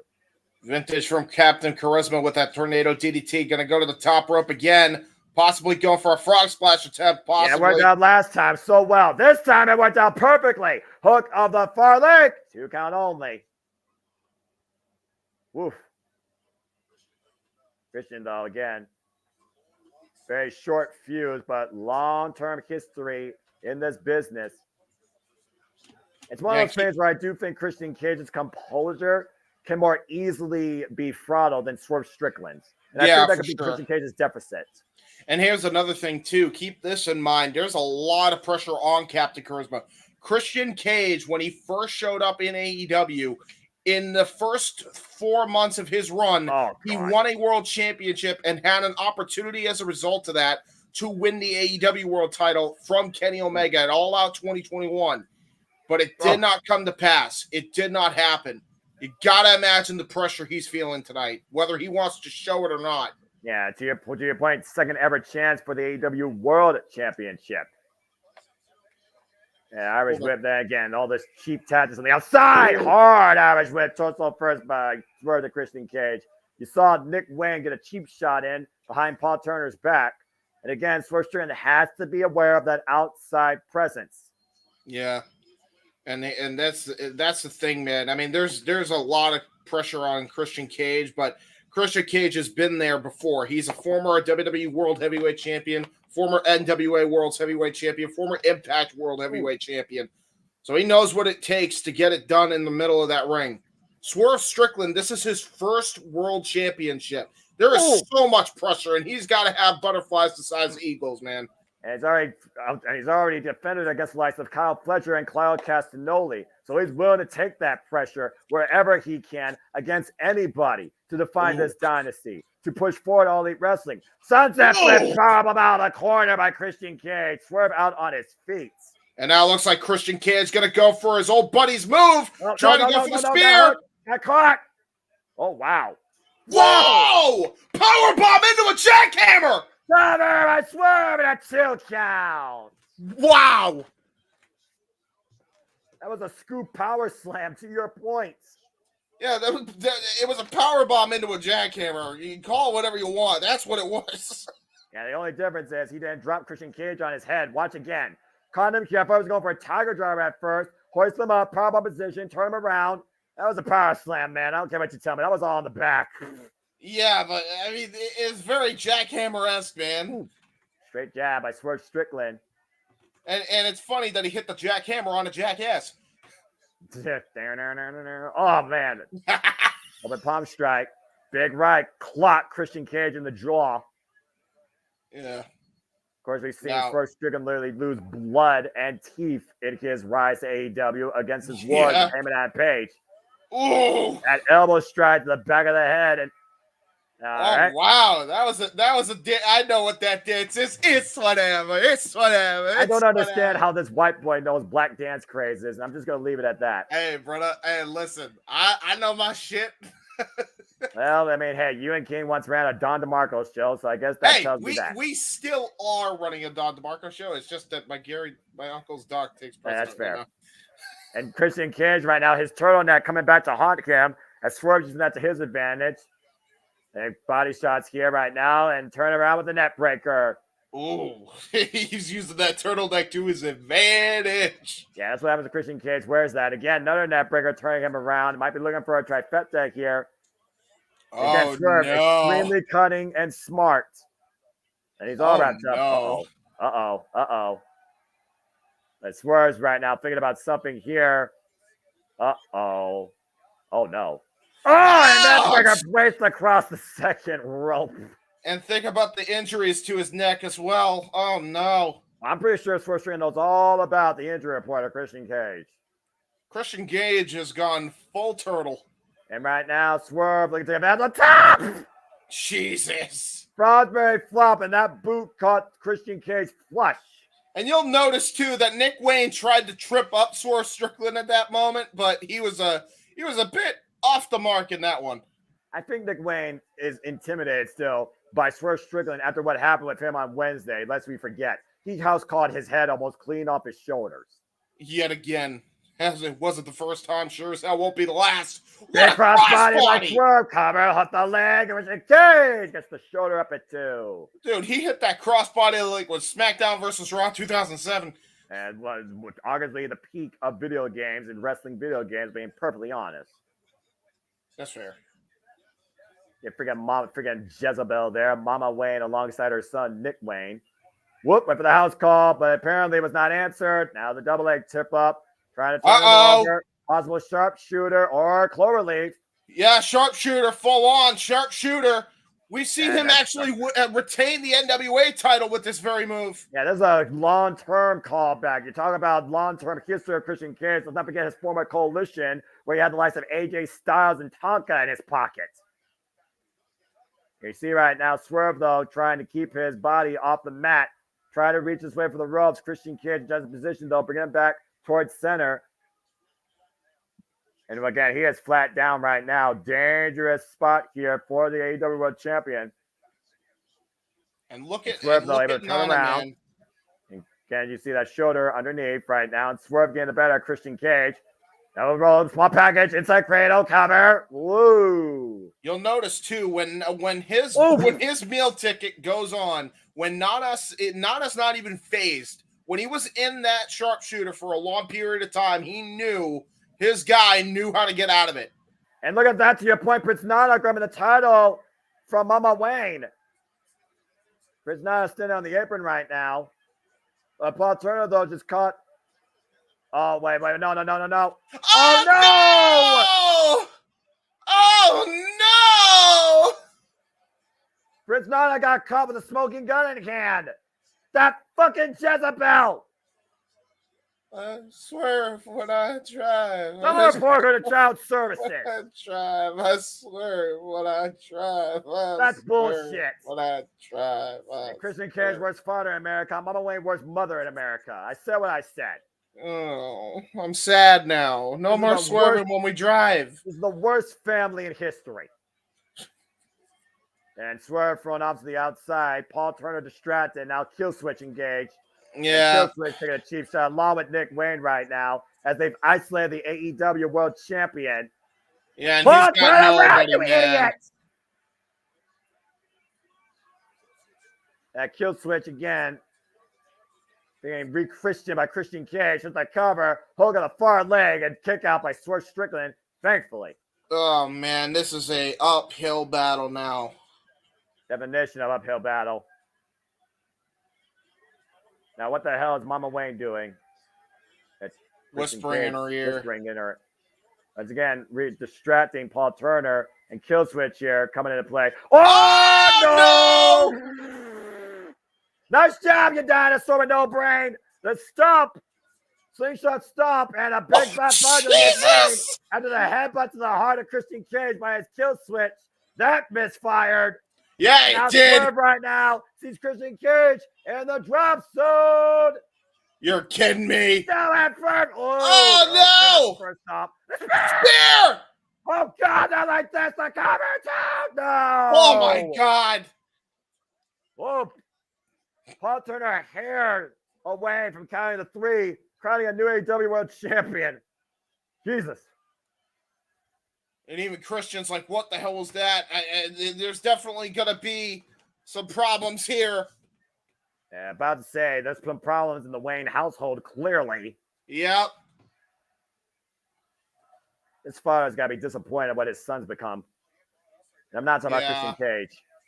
And right now, you see Rick Wayne again distracting Paul Turner. And the kill switch again, once again, going for the cheap shot here. And wait. Yes, you, the fucking Jezebel, the dinosaur, you're out of here! Hey! That's fair play. Hey, patriarchy! I swerve when I drive. I swerve when I drive. Yeah, head back to the tar pits. Oh, man. I couldn't be happier. And Swerve waving by. About to say that Karen's really pissed off now, and she has every right to be. Too bad. So sad. Go back to your corner job. Whoa. Well, we are in Vegas. Anyway, Christian Cage and Swerve right now going one-on-one. God damn. Oh, what a knee strike. Yeah, that's my reaction. Through. Flatliner. In the cover, hook of the far leg. Kick out by Christian Cage. I'm unbiased when it comes to the wrestling, but as far as the individuals on my screen that demonstrate poor character, fuck you to hell. Now, back to the wrestling match on hand. Now we got a prayer one-on-one clinic. Hey, I don't get paid for this, so I know I can't be in trouble. I'm the voice of the network, so my voice has no filter. That's fair. And right now, Swerve Gator rolling Christian Cage to the outside. What they're looking for here. Oh, and Jesus. hoist them up. Oh, God. German suplex on the floor. Stalling suplex. Why is everything a German suplex? Because you have to warp a person's back to keep them down for a 3 count, it seems. That's fair. And right now, Swerve pulling the steel ring step. Uh-oh. Paul Turner saying this is not needed. Listen to Paul Turner trying to hold integrity here. Paul Turner trying to hold integrity against Christian Cage and Swerve Strickland. Yeah, Good about luck. to say. Good luck. You can't argue the referee for trying to maintain law and order. All right, that's what they're supposed to do. And right now, Christian Cage sense of urgency. Once again, back to the ring, and oh shit! Stares into the eyes of a demon. That's more dangerous than you, Christian Cage. Oh, and hoist it up in a fireman's carry. Oh, dear God. Whoa! Christian Cage escapes with a rig of the eye, slips out from underneath. Now hoists up Swerve Strickland. Attempted powerbomb off the apron onto the looming steel ring steps. Double stop. Oh God! Across the throats. Oh my God! Damn. And Christian Cage right now gasping for air. Who did he just high five? I don't know. How many things does a realist know? I'm just saying. Yeah, he's got actual connections versus flop dollar. Yes, that is incredibly Swerve is accurate. First class. Oh, no! Pendulum kick. Pendulum kick, no! Oh, no. And Oh, Christian no. Cage right now hooking up Swerve. Oh, dear God. Here we go again. Deadlift. Ooh, nice knee strike, though. Countering Christian Cage again. Those steel spring steps looming. Knife edge chops. Someone's about to really have a bad fall here. Yeah. And Oh, Swerve no. picking up speed and flies. Oh, no. Oh, God. Ooh, jeez. I can't tell if he actually hit the bomb step or not or stopped himself. Yeah, Very he nasty did. landing, though. Holy. I think that was the foot of Swerve's nose going into the steel ring steps, James. Yep. Oh, that thing's broken. Uh, Oh, my God. When bone meets steel. And Christian Holy Cage trying shit. to rip the turnbuckle pad off here. And then, what the fuck? Oh, God damn it. With a cutter out of nowhere. Oh, you little shit. Paul Turner didn't see it. And kill switch. Oh, no. No, come on! Christian Cage by Christian Cage. Shoots the damn half. it. Fuck my life. Cover. Swerve kicks out. What? Not yet. Not yet. Not yet has the Patriarch seized the championship. Thank Christ. Be the damnedest day in AEW history. Now where does Christian Cage go from here? And Prince Nana is still piping again. Yeah, beam that boy. Go street on him. Oh, shit. Oh, shit. Yeah. Prince Nana chasing that boy with a pipe. Oh, my God. That boy was overdue for some discipline. Let's just put it out there. Uh-oh. Yeah, Spanish announce table, though. I just realized we have a Spanish announce table here. Oh, shit. Christian Cage wiping away the Spanish announce table now. Well, the Spanish announce table goes first, I guess. Well, I mean, that is tradition. Outside by Hontes, I think Hugo Savalovich on the call. Oh, Jesus. Face first with that nose already compromised from those steel ring steps into the announce table. Yeah, and that's going to really compromise his breathing already. And again, right now, just slapping away at the head of Swerve Strickland. And now Swerve might be engaged in our kill switch on the Spanish announce table. Christian Cage turning around. Swerve finding back, though. And double stop to Christian Cage to the table. That had to break his back, but that table's are reinforced. Oh, Jesus. Yeah, you heard that thud, right? Whew. Yeah, I did. Oh, man. Ladies and gentlemen, here's your Attitude Era match tonight. Yeah, with tables that don't break, bodies break. Oh, my God. God. What a counter, though, by Swerve Strickland. That double stop. We're Strickland with that stomp to Christian Cage right now, who might literally be an old man with a bad back.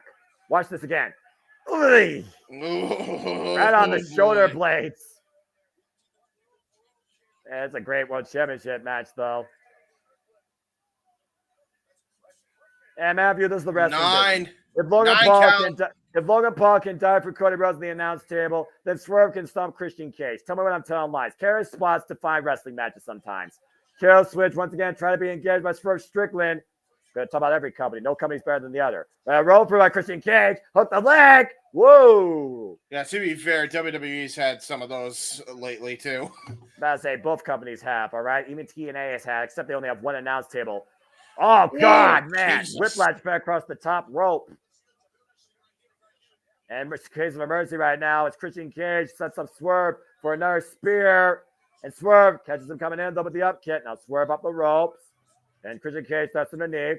Doesn't need to close on again. Both make a line. Oh, man! House call! Intercepts the spear! Holy shit! No fucking way. That was absurd. That should have been it. Strickland up to the top rope. Here it comes. Kick his ass back to Canada. Do it, man. Swerve stop. Oh, he's not done. Swerve's house. He's going for another one. House Swerve's call connects. house Kick it out call. of your house, Swerve. Shoot the half. Hook the far leg. Swerve has retained. Good for him.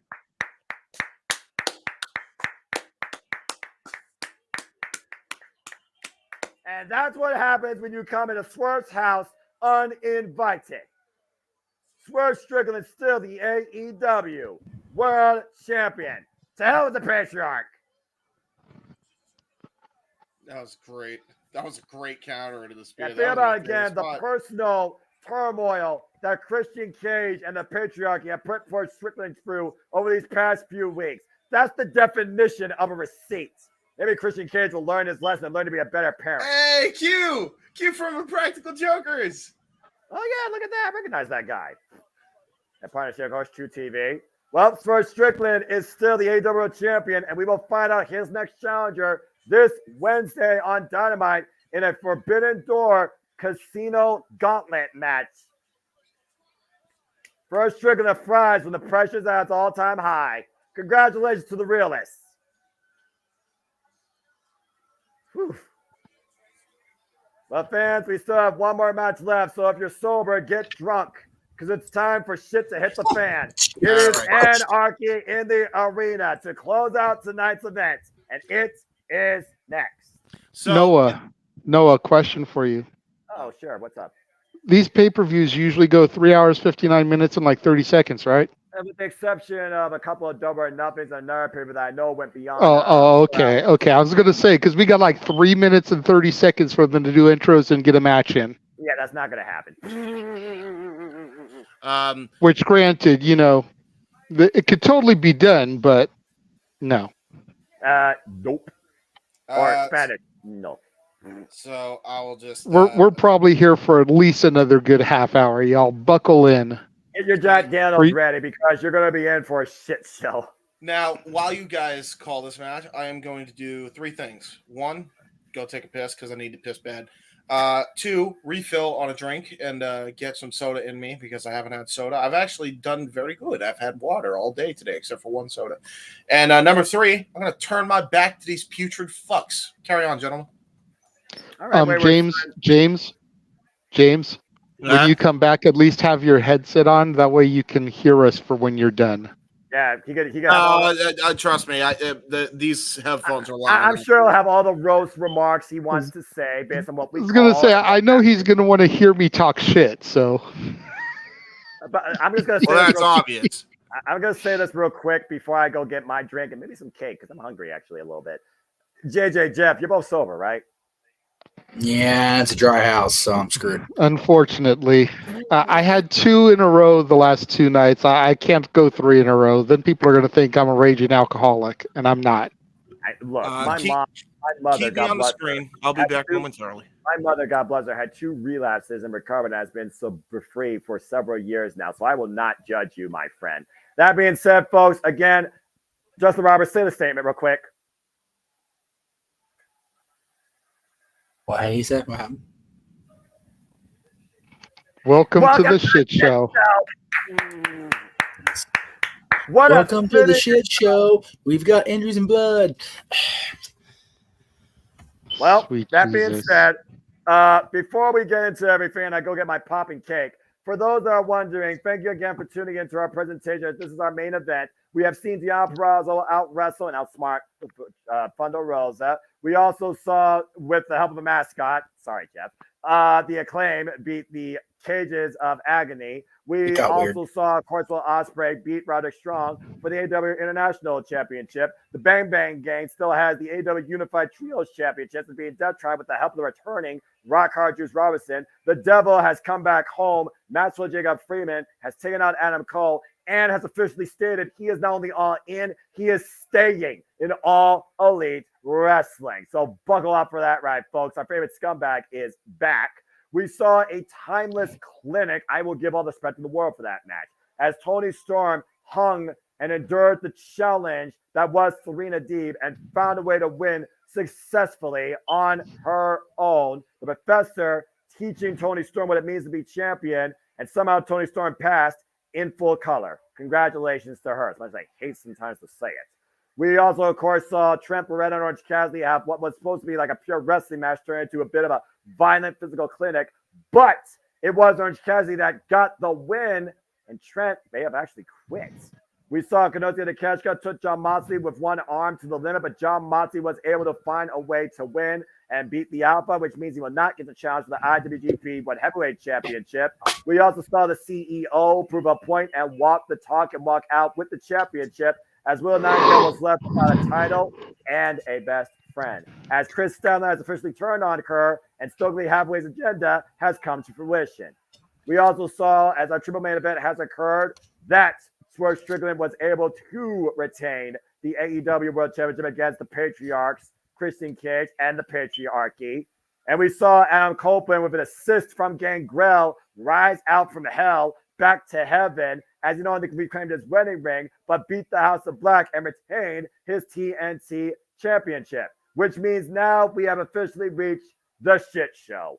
Welcome to our closing match. Welcome to Anarchy in the arena, as we have the Elite, the Young. Oh my God, what the fuck? Well, never mind. Fuck the entrance. Let's just go. FTR, Bryan Danielson, Darby Allin attacking the Young Bucks, Kazuchika Okada, and Jungle Boy Jack Perry. The only way this match ends, by the way, be a pinfall submission inside the ring or referee stoppage. So, welcome to the shit show, folks. Have fun, have your drinks, talk to people, make any roast comments you want. And what? Oh, well, I forgot. There's the last person. The surprise fourth person that's coming in here less than broken than Matt Hardy. Darby Allin right now, and the bell's officially rung. This match is underway. Yes, this is a match. This is Anarchy Arena, so enjoy this. I'm going to go get popping cake, and with that, I'm going to finally shut up and leave JJ and Jeff to have some fun with you all here while I take a little bit of a break. You're going to turn us loose on the match I can't even see, but all right, JJ, you're played by play. Call the young fucks. Oh, goody. All right. So, had to get Darby Allin here with the Jeff Hardy entrance, the one guy from the team to get his music plays. He runs out here, protective mask on his face after getting hit by a bus, quite literally. Yes. Looks like we got Cash Wheeler and one of the dumb fucks in the middle of the ring here. Or no, excuse me, it's Jack Perry and Dax Harwood. That's how shitty the camera work is right now. Darby Allin coming in there to get him some of Jack Perry, the man who only has a career because of who his father was. Rest in peace, Luke Perry. Dylan McKay, of course, from 90210. And now we're being graced by Matt Massey on the microphone. Matt Massey on the microphone. Saying that he wants to play a banner. His new theme music, Hit It. Oh, no. Oh, no.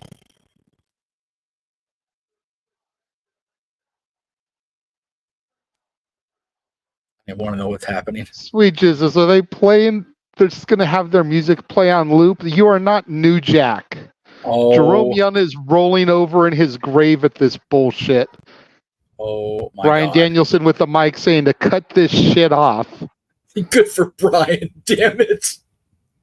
Bryan's my hero. Let's play the greatest theme song in the history of wrestling. It's the final countdown. I told you. Play that song the whole way through.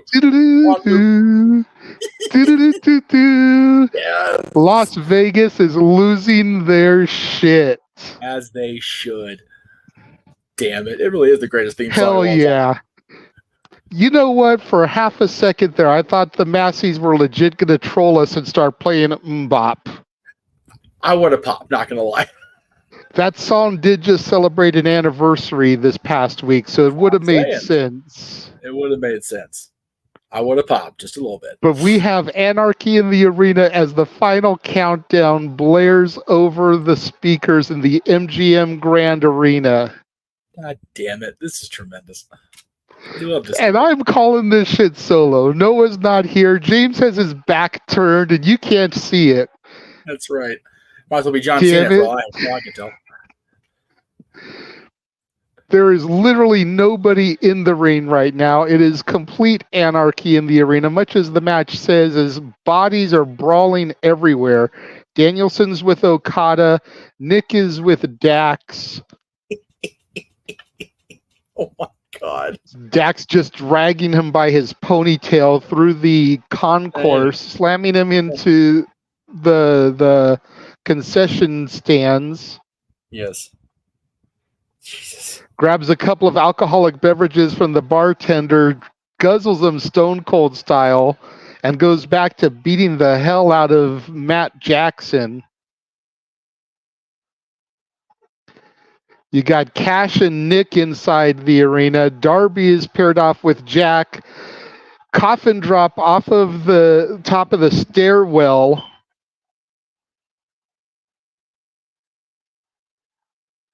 Jesus Christ. And a beach ball is being bounced around the arena because why the fuck not? Thank you. Finally, AEW does something right. We get 4 camera angles so we can follow all the action here.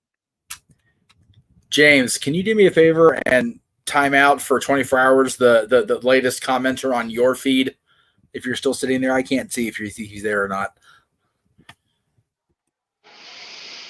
Because I'm not a moderator on his channel. Oh my God. Okada and Danielson fighting over the railing there. Danielson about to go plummeting down. Thankfully, he's able to recover, slams Okada into some fans. And the final countdown is still playing, ladies and gentlemen. There you go. This is going to be such fun to watch back tomorrow.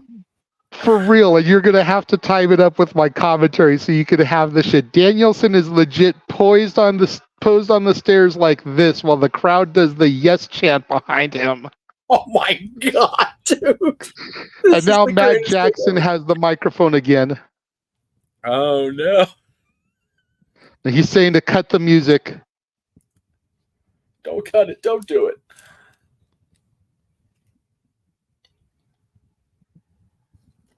Now they'll play Bob. Watch.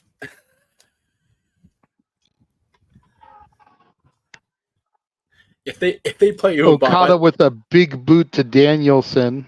Oh, Okada, you bastard. You great, big, beautiful wrestling genius bastard, you. Matt still has a microphone, but he hasn't said anything more yet. Somebody's just kicking me in the Dax teeth. staying on top of him.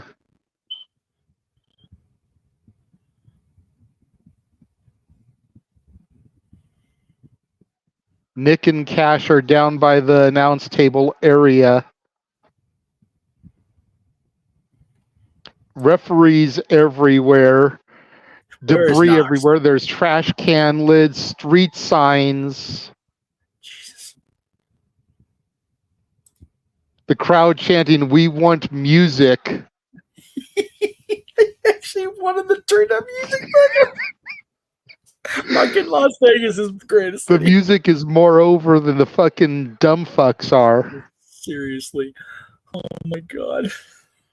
This is literally anarchy on levels. Oh, sweet baby Jesus. Oh, damn it, all the hell.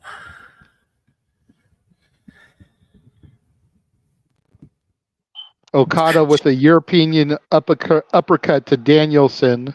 Damn. That seems odd. Okada giving a European uppercut to Danielson.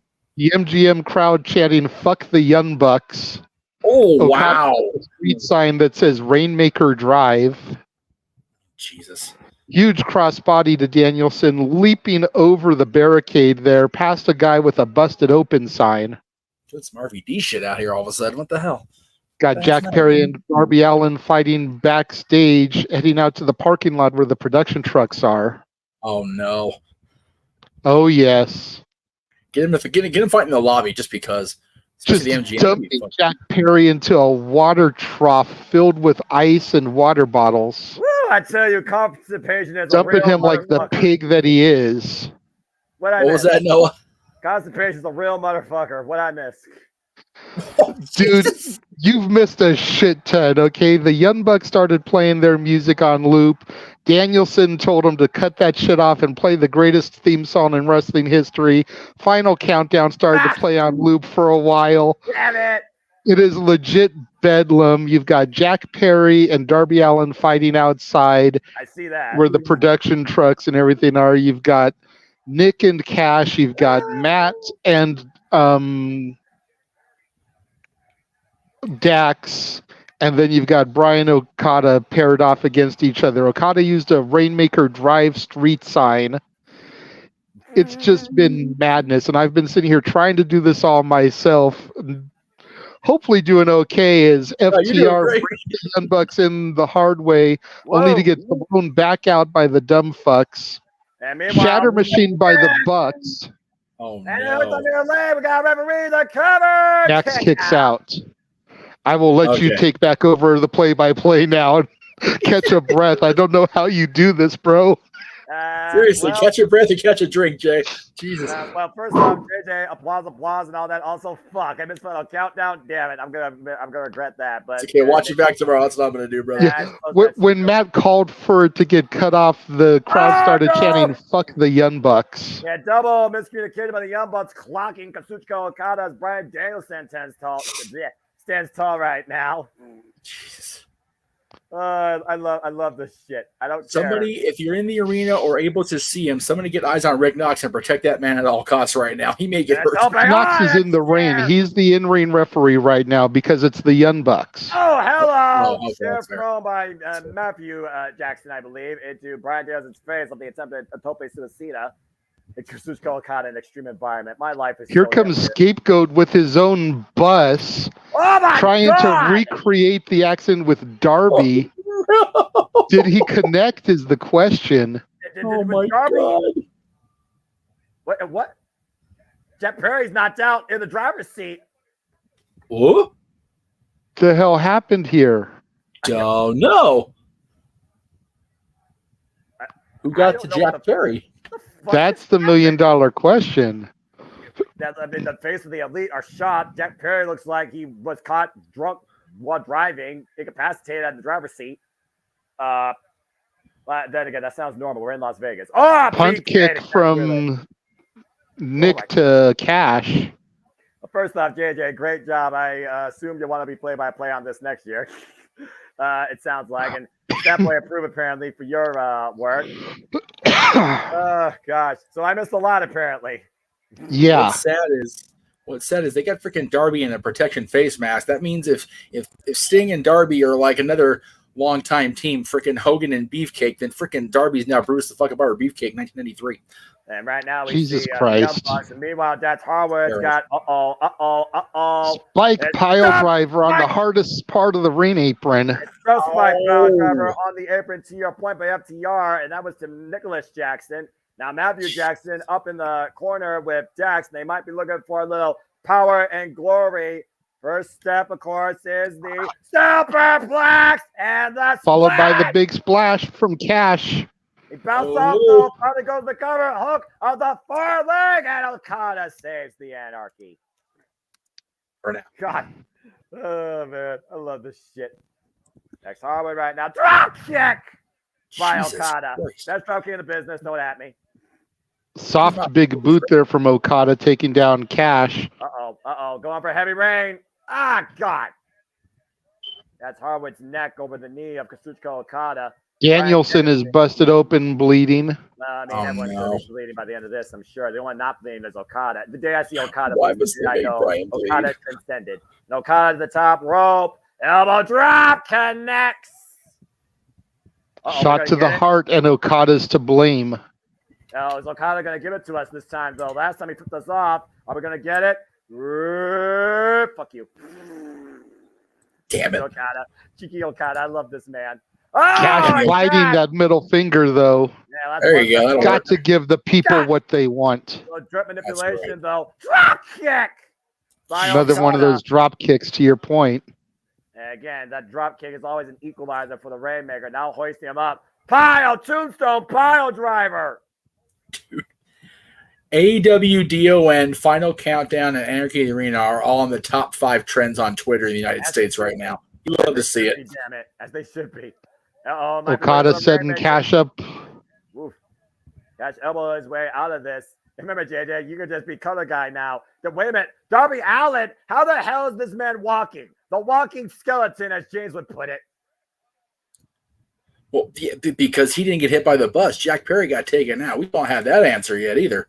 Yeah, and how did how did Darby Allin get out of that garbage pile and didn't get caught in a hit and run with another bus is beyond me. As he's teeing up against the Rainmaker, Okada and Darby Allin. This looks like a mismatch, to say the least. Jesus, I just saw that crash with that bus. Jack Perry's lucky he's alive for real. That was dangerous, idiots. Yeah, it wasn't a Hollywood stunt either, clearly. And right now, Darby Allin raking the eyes of Kazuchika Okada. Again, just drives his force for it. Cold Red! Gonna cover two! No, my God. Darby almost pinned Okada able to get out there. Okada able to get out under his own power. Again, Okada, the AEW Continental Champion. For now, if he lives through the match. That's a good point. You got to figure if Darby can pin him, he'd be in line for a title shot. Without no question. And the Bucks, though. Or at least eliminate a match. And Darby right now, oh no, oh no, oh no, oh no. Oh, yes. Uh-oh. Double power bomb for the better chairs. Golly. Very reminiscent of the Shield there with that power bomb. And they're dragging Darby Allin away. They're raising up the what? They're raising up the stage? Being dragged up the ramp. The Bucks right now. Okada drives his knees into Okada. The running kick, excuse me. I mean, it was just over a month ago, though, that we saw Darby Allin, of course. Oh, boy. That's the elevator that they used to come up. They're taking Darby down the elevator, disposing of him like yesterday's trash. What the hell? No. They're going out to that trash pile where that bus is. Well, I mean, Darby Allin's going to try and find his way back to the staging area. He's going to have to do it from the basement, it seems like. And, gentlemen, I think we're about to see somebody come back up that elevator, possibly whoever took out Jack Perry. At this point, though, how many enemies do the Young Bucks have? How many enemies do Jack Perry have? Who the hell knows how to drive a bus? Who the hell else has a CDL license in Las Vegas? What I want to know. You don't need a license to drive in Vegas. That's a myth. I'm not his biggest fan, but watch it be Hangman Adam Page. If Page is on the Elite, I'll become his fan. Tell you what. Brian Danielson thrown off the stage here right now as you see those plexiglass poker chips.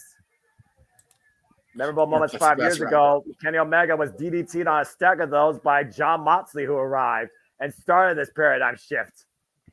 And now Brian Danielson, give him face first into that thing. Oh, man. Those are not light either for those that are wondering. That's not just some sort of hollow prop. Yeah, no. And boy. And what the hell are these Yahoos thinking here? We gonna get a Tony Khan driver here onto these poker chips, Noah? It looks like with the run a TK driver to Brian Danielson. You sick bastards. Hey, might as well be Nick saying that's it. I mean, they're kind of not wrong at this point. I mean, you figure about again, Brian Danielson coming back after that ridiculous match with Will Ospreay, affected by the Storm Driver in 91 and the Hidden Blade, further blunt trauma to the head, and backdrop suplex on the poker chip to Cash Wheeler. Now that's Harwood fighting Matthew Jackson. And right now, DDT! Man, nasty impact. They're fighting up right back where that lift is again. And The right screen. Now, thrown face first into that LED screen. And I'm trying to think who it could be if it's a debut. Like, who could it be? Who's been rumored? I mean, that'd be even wilder at this point. I mean, it's not too far out of the realm of possibility. Oh my gosh, that DDT on the stage. That's Harwood and Matthew Jackson right now finding it out here. And man, Give me your bitch job. All hell is broken loose in the city of sin. That's the right hands. That's, of course. Oh, the super kick. Oh, the super kick by Cash. Jesus. Watch out, Matthew. Blood, body, super kick party. What's Cash going? What's Cash doing here? Going back down the heel tunnel. Okay, that's a thing. Oh, Cash, get the tables. Well, I mean, it wouldn't be anarchy without some wood exploding. A table being set up by Cash Wheeler to your point in front of the heel tunnel, again, favoring the small of his back. I mean, they said last night in Collision, for one more time, we get to be your heroes. And Okada coming back, DDT on the stage. Okada, the X Factor here in this match. I don't care what you tell me. Oh, no, absolutely. Nick Jackson dragging the table more in front of that LED screen that lifts up and down. And he's I'm still telling you, that's going to come back up again, gentlemen. It has to, but in the meantime, Nicholas Jackson is ascending to the top of the heel tunnel to a prone Cash Wheeler on a wooden table. And Okada elbow drop to Dax Harwood. Damn. Sponsor bomb to Cash Wheeler through the table. Man. Let the bodies hit the floor. Here comes Jack Perry stumbling back through the backstage area. How the hell is he even walking? Somehow he's back to a vertical base and he's eyeing Tony Khan. He's got Tony Khan. Hold on. Hold on. Tony Khan's not a wrestler. What the hell is this about? Oh, no. Is Tony Khan scared for his life? He should be. Again, oh, boy. This is bullshit, though. I'm sorry. This is bullshit. Tony Khan. No, I agree with that. It's bullshit. Of course it's bullshit. CM Punk did less than this and got fired. I don't know what's about to happen here. And where's Jack Perry with Tony Khan is the better question. Probably going toward that elevator. I don't know where they are. Here comes Darby with the flamethrower. Oh, Jesus Christ. What the? Darby's looking to burn a motherfucker. I mean, would you hold it? Do you like your Young Bucks regular or extra crispy? You asking me that question or somebody else that question? And here comes Tony Khan and Jack Perry, and he has lit Jack Perry on fire. Jack Perry's on fire! Jack Perry's burn, motherfucker, burn. Oh my God. What the hell is wrong with these guys? The Young Bucks armed with fire extinguishers to put Jack Perry out, and even a little bit of spray for Tony Khan and Darby Allin for extra added measure. What the fuck is wrong with this company? Jesus Christ. What's wrong with Darby Allin is the better question, and most people probably would want to see a scapegoat scorched. Exactly, Matthew. Keep firing, assholes. That was fucking insane. Again, Tony Khan being dragged out here, and Darby Allin literally lining up Jack Perry on fire. Oh God, it's going to be a long day I tomorrow. want to see somebody burned alive. I didn't think it was going to come to fruition. I almost regret my words. Almost. You got Darby Nick Allin throwing Darby back into the ring here, Noah. Well, again, the pinfall, I imagine the pinfall submission has to come in the ring, right? I just saw a man get burned. I'm just saying. Yeah. I just saw a man get burned, and the fact that the owner of the company was right there condoning it because he was part of the fucking storyline. And right now, you see Matt Jackson taking the protective mask off of Darby, the mask he's wearing because he got hit by a bus a little over 2 weeks ago. Well, I guess if AEW can't do an Inferno match, a flamethrower is the next closest thing you could use towards that gimmick. Let alone a match where anarchy might as well involve arsony. Uh-oh. That's his face unprotected right now. Darby Allin braced across that trash can. And for 50! Oh, but Nicholas crashed and burned as Darby got out of the way and goes full body into that trash can. The drop down to Matthew, but Okada, and whoop, that's underneath the Rainmaker. Whoa! Darby kicks Okada right in the mommy daddy button. Yeah, right in rise, and it's good as he looks right now for the coffin drop. It's just a half Darby with the cutter on Okada, and the Bucks save the match. Damn, I can't remember last time I saw Okada get low blow. He kicked him right in the Rainmaker. Yeah. The clouds were clear there for that shot. And Darby Allin right now, driven. Oh, man, face first. Forward. Jack Perry being attended to at the top of the stage. FTR down. Bryan Danielson bloodied somewhere. We've literally just got the dumb fucks Okada and Darby in the ring. And it looks like they're signaling for the cage to come down, Noah. Oh, no. Oh, no. They're calling for something else. Fuck. I was like, God, don't bring that barbed wire cage down with Darby's face in pieces. Please don't do that. No, it's a loop. Okada's tying Darby. It looks like they're going to strain him up and hang him from his legs. He's literally going to be hung up in like a trap you would find in a forest. Cash Wheeler trying to come back into the ring now. And again, they were this close to ending the match, and they didn't think that was enough. Darby Here Allin comes right Dax now. on the other side. Matt Jackson holding FTR off. I'm about to say, again, at this point, it's a 3-on-1 right now. No one's able to come to the ring, and Bryan Danielson's still incapacitated after that Stutz pile driver on those poker chips. It's the ratings, I guess.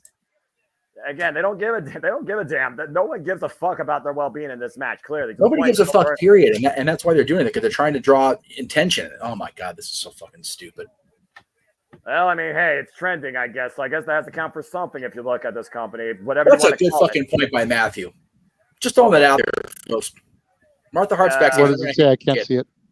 I don't know. I said, if so Martha Hart's backstage backstage. right They're now. going to hang this kid. Okay. I don't know if Marva's backstage right now, but if she learns about this, it might be the last time you see the Owen Hart Foundation. She's on the show, so she's still. Oh, God. Yeah, she's associated with this. Brainbuster over the top rope with the clothesline. Meanwhile, that's Harwood. Uh-oh. Oh, Share Machine! Come on, Cash, get the cover. And this fucking nonsense. Okada with the save. Once again, Okada there to save up his friends. I mean, that's what you got to do at the end of the day. That's Harwood hooking up Okada, though. Uh-oh. Looking for a power driver. Okada fighting back, though. Big knife-edge chop. Dax, the axe firing off against Okada. Looking up for a power driver again. Oh, my God! What the hell? An exploding chair. Give me a Matt Jackson literally just cracked Dax over the head with a chair that exploded on contact. He just burned his hands in the process while doing that. Fuck it. Well, good. That's why they're called the dumb fucks. Well, I mean, he also said, "Welcome to the shit show." I think there's more truth to that than meets the eye. What the hell is that? What is kind of like of Mr. Sacco? No, JJ, that is a tack-covered sleeve for a tack-loaded rainmaker. Oh, Jesus. I've never seen anything like this in my life, and Cash is about to face it.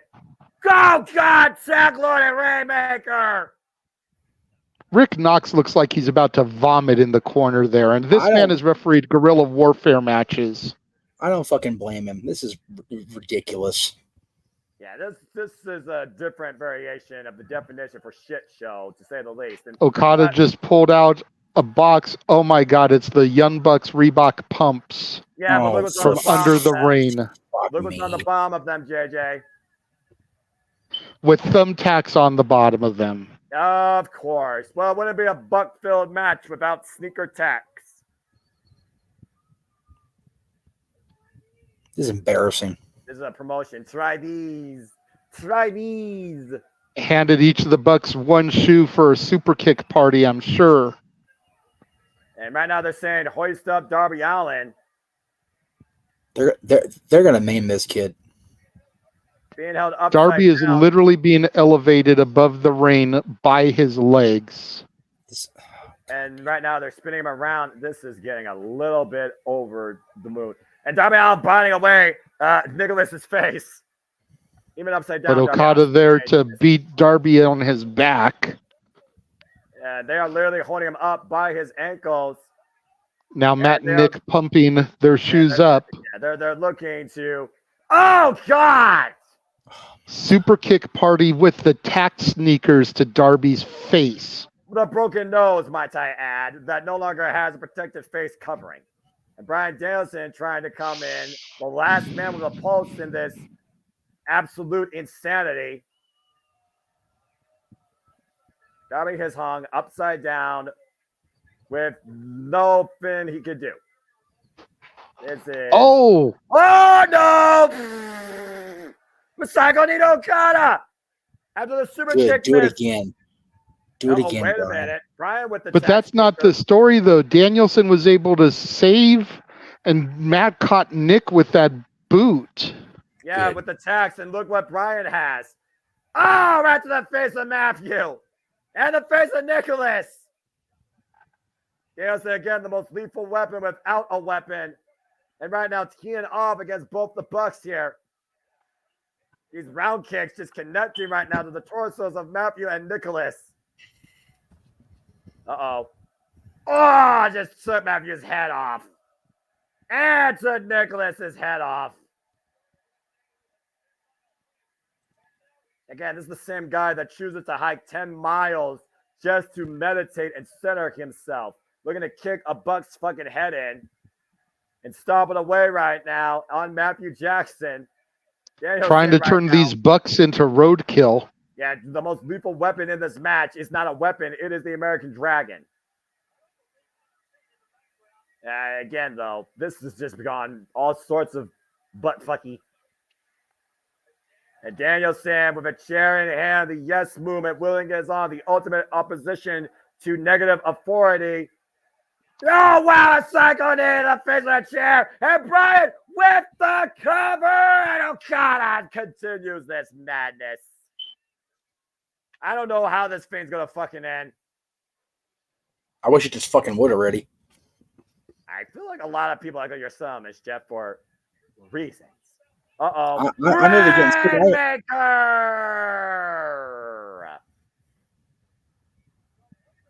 The Rainmaker to Bryan Danielson. And the trigger! Please pin him The already. BTE trigger.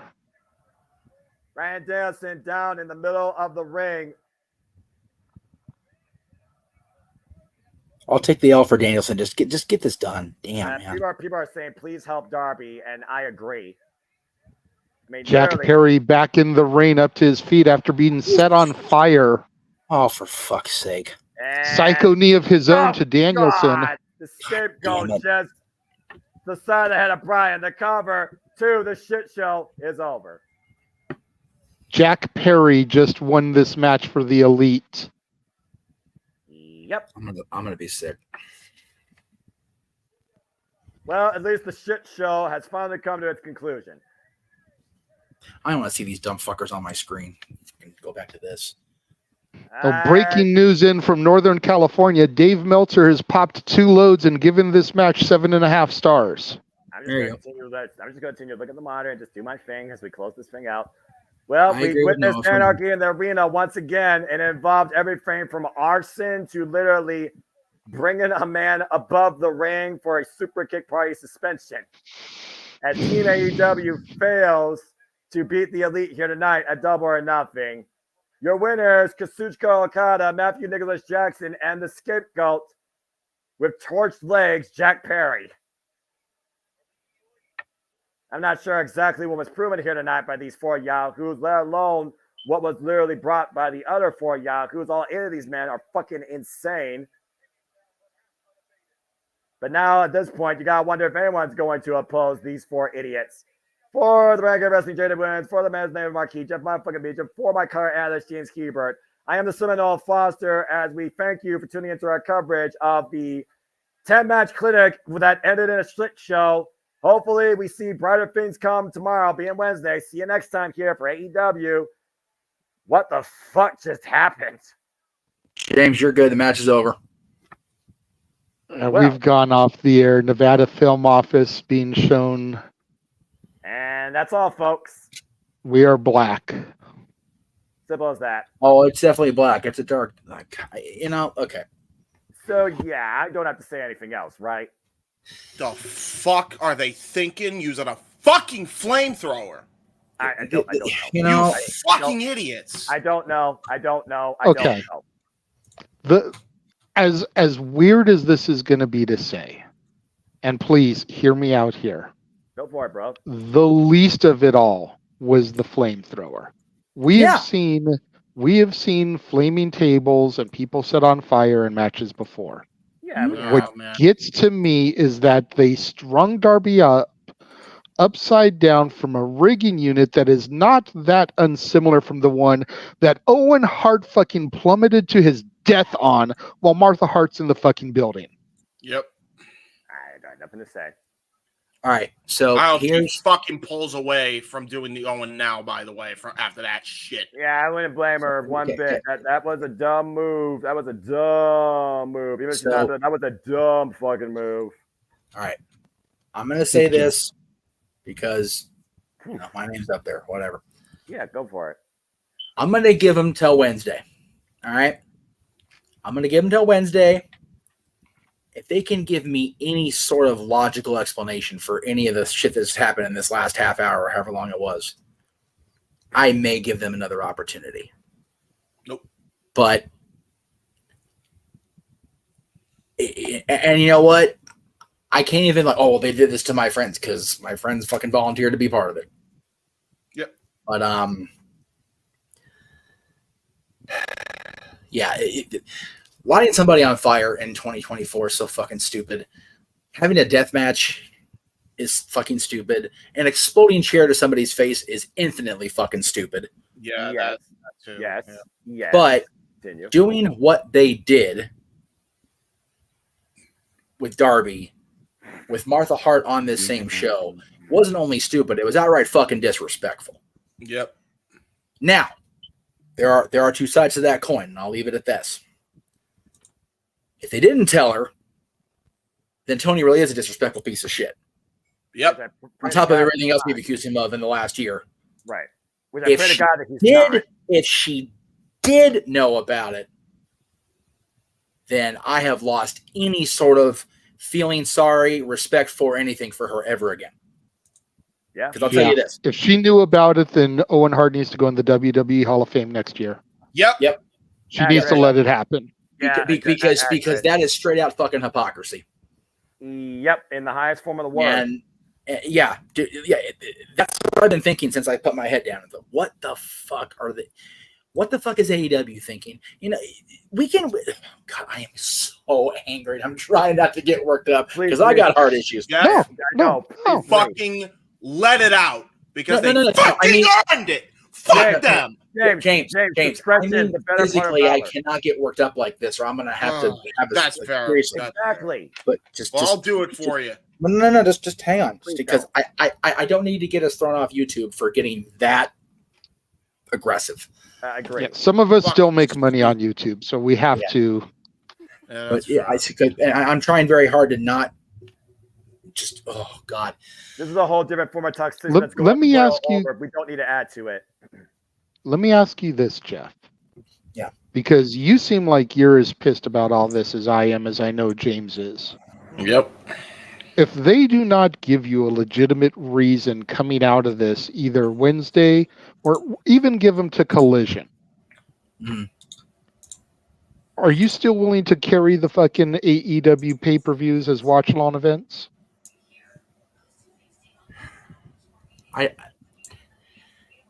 I'm also allowing myself the opportunity to say I'm in the moment right now, and I'm just viscerally pissed off. Right? I have people that are employed by this company that I consider friends, damn near family. All right. So I don't want to disregard my happiness at their success for having a paycheck in this business. Exactly. Yeah. So however,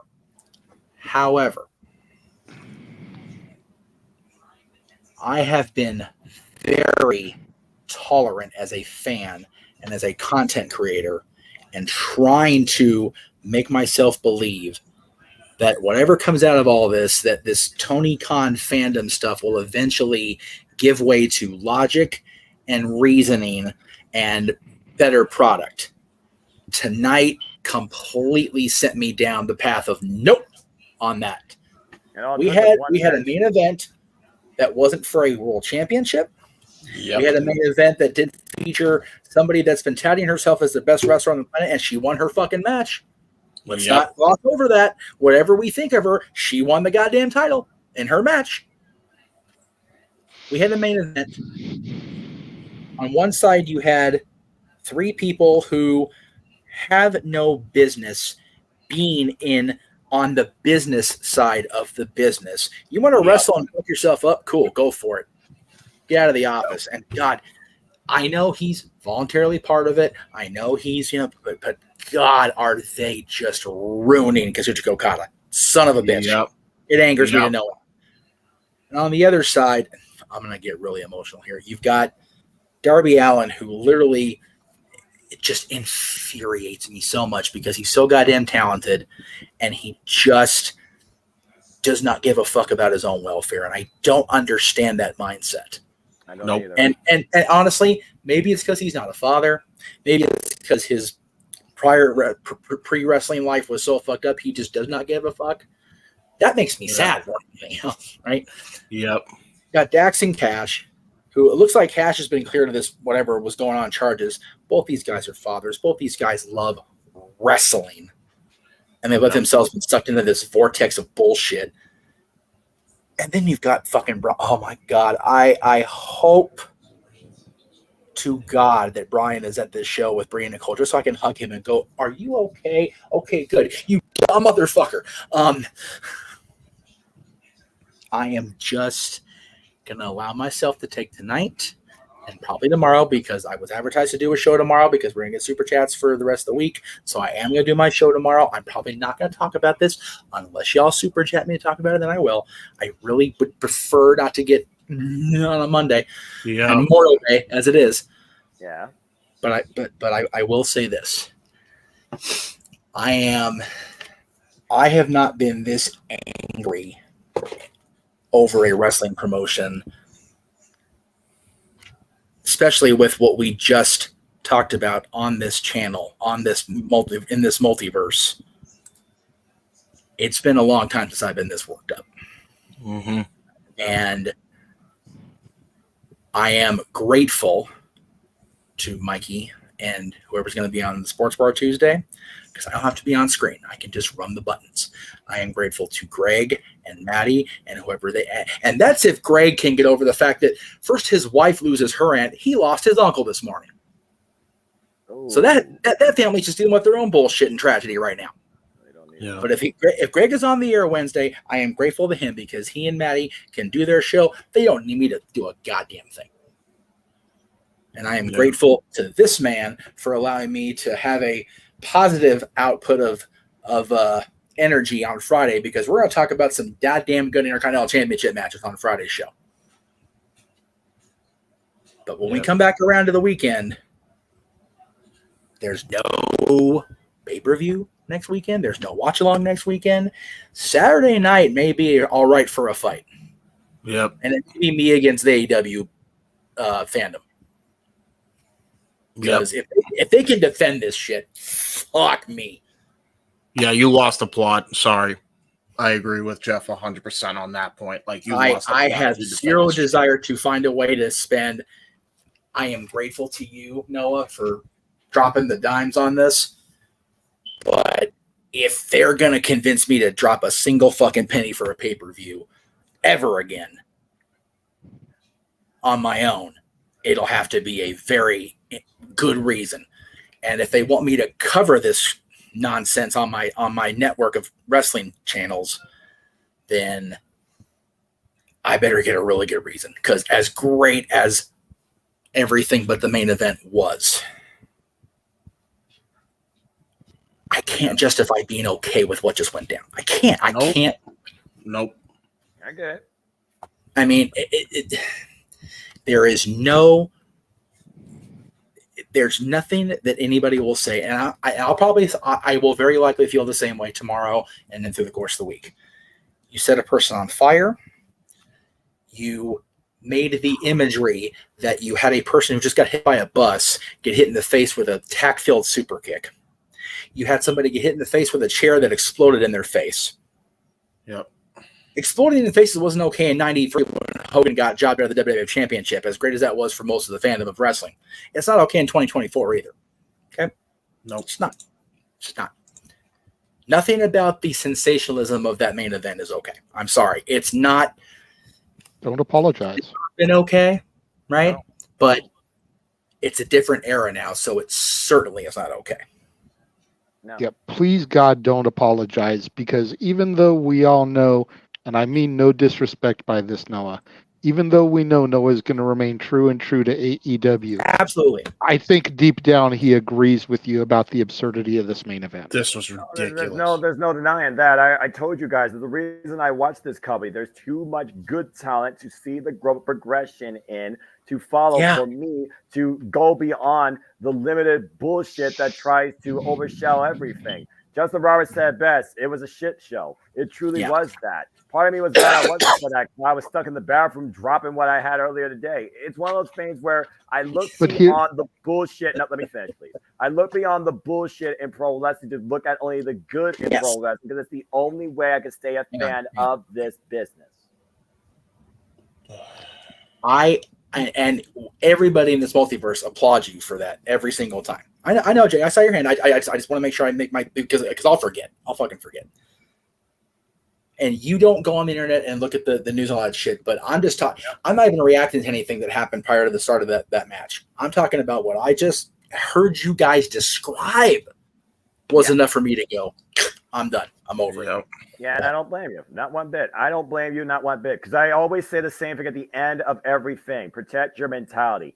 My mentality goes beyond being offended by a stupid antic in this constant world of idiocracy, mediocrity, and toxicity in a virtual realistic society. Some people can't handle that. If you can't handle that, then don't deal with it. If you can look past it, then continue to follow the mile that you choose. I look only at the good. I don't focus on the bad. I don't let the bad drive me away from what is good either. Yes. JJ, please go ahead. I'm sorry. I didn't mean to have you get cut off more than once. I apologize. It's okay. My only problem with all of that, Noah, and I'd really rather this not turn into a debate. That's what open mic night is for. But my only problem with your mentality on this statement is that it's the main event. You put this shit in the middle of the card, maybe I don't feel the same way about it. But you put in the main event what you want everybody's lasting memory to be. So you're telling me that you want your lasting memory for everybody in Las Vegas to be people getting set on fire, kicked in the face with thumbtack laced shoes, elevated and hung like I described from a rigging that Owen Hart plummeted from something very similar. That's my problem with this. Yeah.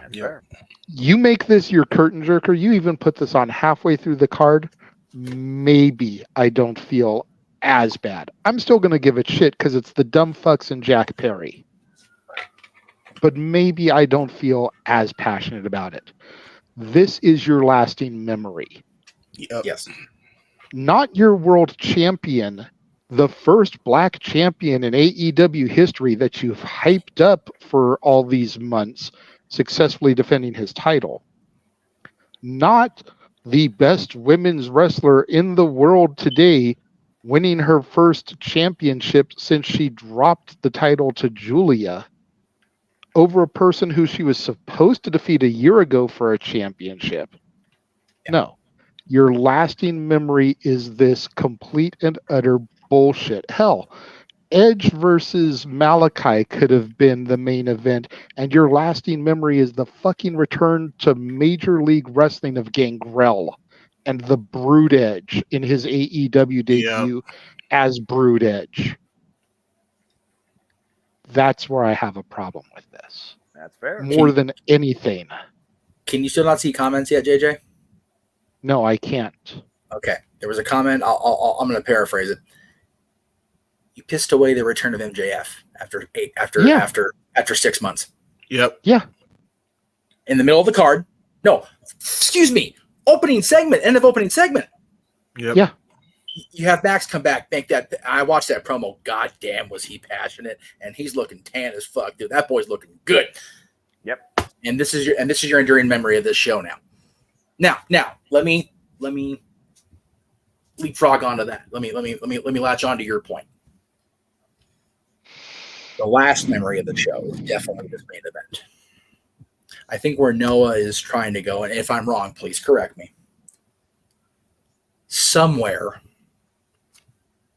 a lot of the AEW fans, and I don't fault them for this, will have their enduring memory be a choice.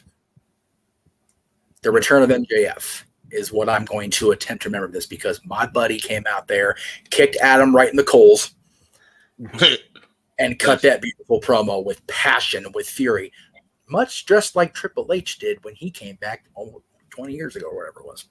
Just saying. And he's back, and he is all elite for good, and I'm happy for that.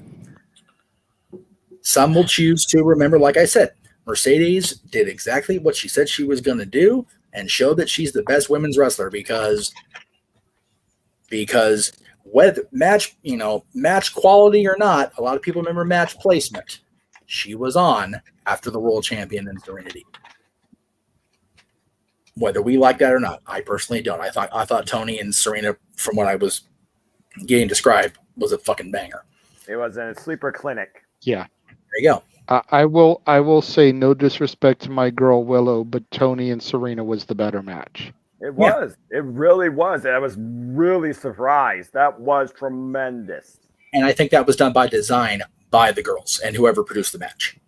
Yep. I can almost guarantee that was like, all right, want to have Mercedes run her mouth, character or not, let's give her a reason to not be able to. Yeah, and she didn't. No, and she didn't. She did her celebration and she bounced. So good on her for being intelligent enough to do that, first of all, because she wasn't going to get away with anything trying, especially with the world championship and then this clusterfuck following it. She had to do her thing and get the hell out of there. I don't blame her. And especially with the heel turn of Statlander. Yeah. Well, exactly. Very curious to see what it goes. That again, I look at that got more of a reaction than her title win, which is it could be very telling. Look, I'm not Mercedes' biggest fan. We've all talked about that or whatever, but we have. It's very telling to me, and it could be problematic for her, for Mercedes Bernardo, that Chris's turn got a bigger reaction overall than her becoming the champion in her debut match. Yeah, first Yeah. But Chris, again, she's the recognized name more to AEW. And they probably, like you said, either saw this coming or some probably wasn't expecting this. Yes. More people are going to be into the Willow versus Chris storyline that's bound to happen versus what's next for the CEO. Yeah, and it's one of those, yes, you see it coming, but it still was such a powerful moment that the fans reacted to it. However, positive, there was still a discernible pop for it.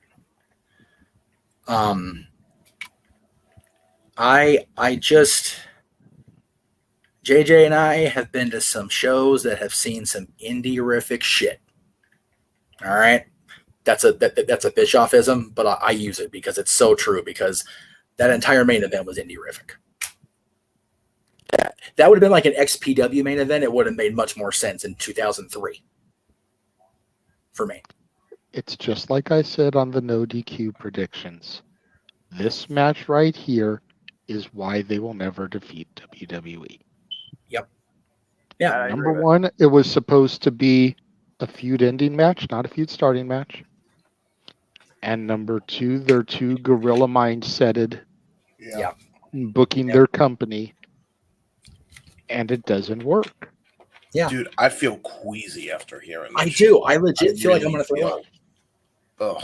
And he didn't even see it. He only heard us describe it. I heard you guys describe it. Yeah. Think about that. Think about that to the viewers at home that are listening to us right now that maybe are thinking we're making too much of this. The two people that didn't even watch the match are saying that they feel like they're going to throw up, and all they did was hear Noah and I call it. And I wasn't here for most of it because I was dealing with constipation. I don't blame you. I wish I had been. Well, donuts, pizza, barbecue, Mountain Dew. The body can only handle so much for so long. That's what I'm doing. I hear you. I hear you. And on the one side, I kind of enjoyed being able to call everything that I did for while I did. But on the other hand, I was like, dear God, James, come on the headset and help me, please. Like, I'm not used to doing this shit on my own. But I know James won't do it because it's the dumb fucks and Jack Perry. Part of and like I said, as much as I don't want to contribute to the chaos, a very small part of me wants to go on Ticketmaster access and look how much tickets are for Wednesday for the Forum. Because I want to be part of what Max has to say and what these EV penises have to say. Well, unfortunately, I have to work that day, so I couldn't go, even if I could get a ticket. But I think that's for the best in your case, JJ. Well, online, gents. Yeah, I'd rather you be making money than at the Forum, possibly pissing away money and having to. Dude, I don't want to be going to Inglewood jail with you, dude. I don't want to be a part of that. I'm good. You gentlemen have to lead by example, as fathers especially. That's the thing. Yeah, exactly. And it's just so. I pity Arlene and Emmanuel, who are going to Collision Thursday in Palm Springs and going to have to deal with the fallout of this bullshit. Number one, that's a long ass drive from where they be. Anyway, I wouldn't know. But yeah, it's. I will, and the thing of it is, Dylan has minimum days all week, so it's not like I can't get down there. Right. He's still not even out of school yet. Like the kids got out on Thursday for us up here. Yeah, Dylan has tomorrow off because we're going to honor the fallen heroes tomorrow with setting up fireworks, probably blowing ourselves up because we're idiotic Americans. And have even more rich food. They'll probably put Noah back in the John. So there you go. It's going to be a banger of a day for all the wrong reasons. But then he's got 3 straight days of minimum days because it's finals week. So it's not a possibility. God bless him and may succeed. Yeah, I know.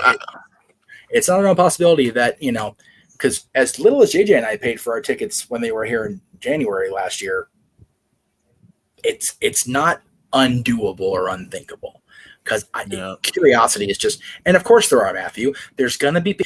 This is going to be one of those polarizing things. You're going to have the AEW Friday crew that are gonna defend it to the bitter end. Yep. And then you're going to have people. Aaron's doing his recap right now. I'm not watching it. I'm gonna go back and see what he says. I am very much. I can't wait. Go ahead.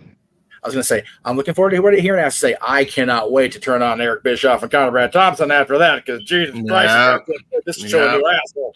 Oh, you know what? I was going to say the same thing, but I was going to say Vince Russo. Vince Russo's going to have a field day with this, bro.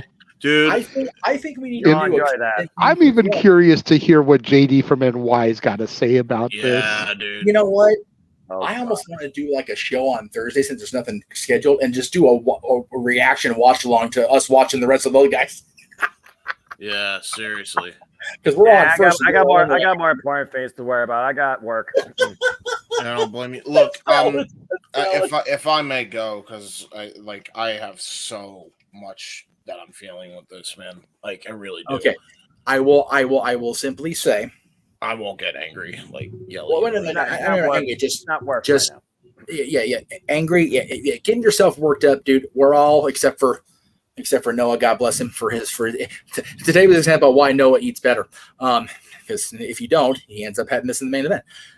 We are all big folk. You can get yourself worked up and give yourself a cardiac episode. And I ask respectfully to keep the F-bombs to a minimum. I will definitely do that. Thank you, sir. Gary. Dude, I cannot believe I'm looking at everything they did up till I turned my back, and I'm thinking, well, it's been a great show. There's nothing that could ruin it. They're gonna have their match, and then the Elite's gonna win, and I'm not gonna see that, and that will be the end. No, they had to ruin even that. That's what's so maddening to me about all of that. I get it. That is what's so maddening to me. I get it. Trying to not get super vitriolic. I don't as want I you to say do that. There's a reason why I don't do that. I just refuse to do No, that. no. Nothing gets solved with that. No, and I understand that, and that, as everybody has said, and that's why you are admired for doing that. I'm too empathic to not be able to do that.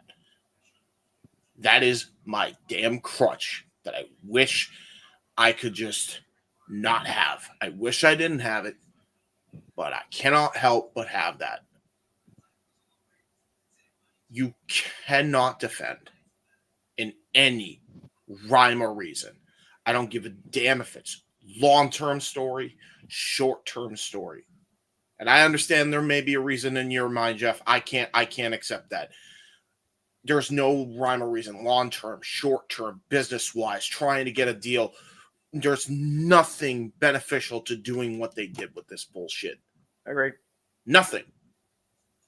You hung a man by his feet with the equivalent of a fish hook with Martha Hart in the damn arena. After you damn near killed 2 people with fire and explosives. Here's my one for this little rant, Jeff. Fuck all the way off with that. Well, I'm not even done yet. Even done yet. That's just my F word there. Okay. When we have to sit here at the end of a show, and we're now all considering, why the hell are we still invested in this company? And it's exactly why Noah said what he said. It's exactly why Noah said what he said. Oh, my God. I just, that's the only reason. It's because people I care about are in that company. It's why I refuse to tune in weekly, because if I tune in weekly, I'm just going to get angry, and I don't need to get angry over stupid BS. So I tune into the monthly pay-per-views. And then I turn my back to the people I really think are detrimental to the company. Boy, I underestimated how detrimental they were going to be tonight. Horseshit. Go ahead, JJ. I have 2 things I'd like to say. One is my own personal thing, and one is something Walter sent me to read for him. And then I don't know if Noah has anything else he wants to say. Jeff has anything else he wants to say, and then we can get out of here. But yep. As far as what Walter sent me, I will do that first. He says, I know you can't see comments, but if you can put my opinion out there, the shit that happened in the main event doesn't belong in an indie show, let alone a major company that's supposed to be WWE's main competition. Mm-hmm. It's the definition of 2 steps forward, 3 steps back. Yep. So that is his statement. What I was going to say is bullshit like this is why Frankie Kazarian, Cody Rhodes, Jade Cargill, Brian Pillman Jr., probably Ricky Starks, Sean Spears, all left. CM Punk. I'm sure others will follow too. Well, CM Punk got fired. Maybe he tried to get himself fired, whatever, but he didn't leave. He was terminated. There's a difference. Yes. Either way. Everybody else chose to leave when their contract was up. Or they're going to. Yeah, or they're going to in Ricky Stark's case. Yeah. Very likely. Yeah. Shit like this is why.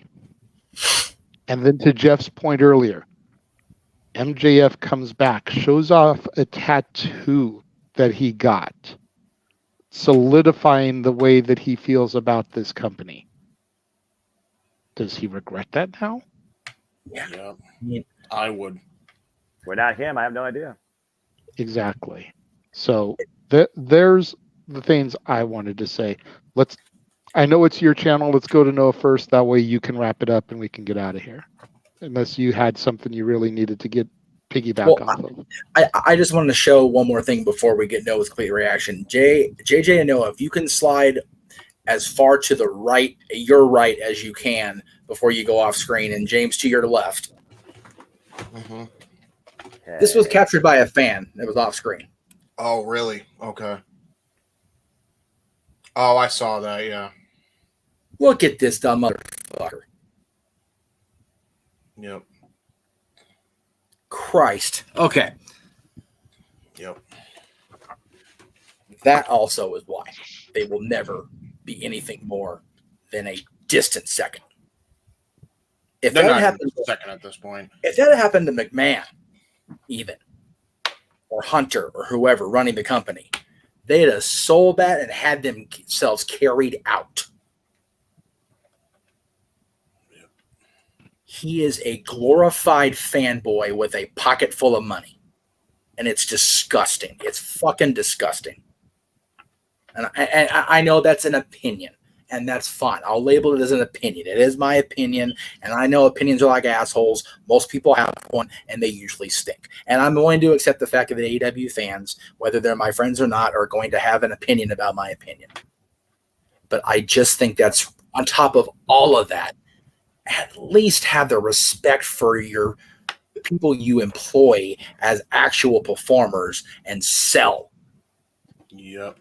You just came off a major neck injury from a TK driver, and you're at the freaking you're kayfabing at the goddamn NFL driver. You can't kayfabe on your own show. What the actual fuck, dude? Come on. Yeah. Good grief. And just a heads up for anybody that's watching the scrum, the dumb fucks are the first ones out to talk. Of course they are. If Tony goes out there and doesn't limp up to that seat and doesn't hold his neck during the press conference, I'm going to come back online later. Anyway, Noah. First of all, I love you, dude. And I know this is hard on you because you are such a positive person. And I am more than willing to let you have your positive say on this and try to rein us back in, because I know it's been a tough hour or so here. So please, if you have anything, please let us have a positive moment from you if you've got it in you. Just find good in wrestling, and if you can't, then stay away from it. Yeah. And yeah, you're right. Simple as that. It really is. And it's going to be hard because, we all sat there, at least the three of us, because JJ wasn't back in the fandom yet. It's a wonderful thing to see those five gentlemen at the end of 2018 and New Year's Day look in that phone and see that logo. I was like, oh, there's hope for the future. And there is. It just turned out that it lit a fire under Triple H's ass. And that's why. Yeah. And I don't know. I mean, they were supposed to be the Jedi Council, and it seems like they turned into the Order of the Sith. Yeah. And there's a rule of two. Matt and Nick Jackson. Yeah, not even TK. Yeah, at this point, you just got to wonder, again, the talent you care about, what do they do while they hold out to their contracts are up? And do they actually continue to drive the course that they think they could actually make something out of, being related to something called AEW? At the end of the day, it's not the talents we care about spot that they're in this situation. It's only the 3 or 5 that we're talking about, if we're being perfectly honest, that are bringing us to this verbal confrontation. I just refuse to be a part of it. I would love to pick Frankie's brain right now. I really would. Yeah. And just not even for like a night. What's that? So see if you can set them up for an hour on an open mic night. I might, because it's just so obnoxious to me. And I know he was a good soldier and did not outwardly completely bury them like I would have. Because Frankie Kazarian's a better man than me. I'll tell you that right now. But yeah, yeah. Anyway, we're going to keep going around in circles. Some people, again, they know how to move on. Others, unfortunately, they constantly stay in that circle. So we'll just have to see what the future holds. And at the end of the day, I'm not you. You're not me. I'm not Kazarian. I'm not anybody but me. I'm just a simple man that enjoys professional wrestling for the good in it, not the bullshit that seems to always overcast it. Emmanuel, I love you and your sister. I really do. You guys are the best fucking people. I swear. I am he as you are me, and we are all together. Jeff, get us out of here. All right. You guys know what we got going on. We've got a already pretty stacked card coming up here in Vegas in a couple weeks for NXT Battleground. Which unfortunately I won't be there for it. No, but it's going to be an indie feeling with a WWE presentation. And we'll make sure we get to have you watch on demand, brother, because I have a feeling that's going to kick off June with a fucking bang. So for everybody here, for everybody still watching, for everybody that did watch today, for everybody that watched all week with our Owen tributes and discussion and the absolute batshit craziness that was open mic night last night, I almost thank God Noah wasn't here, because having him rein this in would have almost made it lesser than. So we appreciate the moment to be complete dumb fucks yesterday. Unlike the dumb fucks. I think I'll just leave that in the archives. I don't think I need to actually go look at that. It's moving forward like everything else. This guy's got his highlight reel going. He has the highlights from last night just to make it an own segment of the show at the end of the year. Yeah. So we will look forward to that banger of a highlight reel. We're looking forward to all the new things coming up. We're looking forward to the documentary from James's uncle coming out around 2029. It's a beautiful thing. It's going to be a great. It's going to be a great couple of years for us here. We got SummerSlam in 2 years. For those of you that are music fans, it's comparable to Guns N' Roses' Chinese Democracy that took about 15 years to come out. Use your illusion, though; it'll come out sooner. Anyway. That's right. No, it won't on the real though. These three people in this room are just so creative, and they just keep me reined in. They keep me tethered to the sanity points, because there's going to come a time when we're not working together anymore, and some dumbass shit like this happens.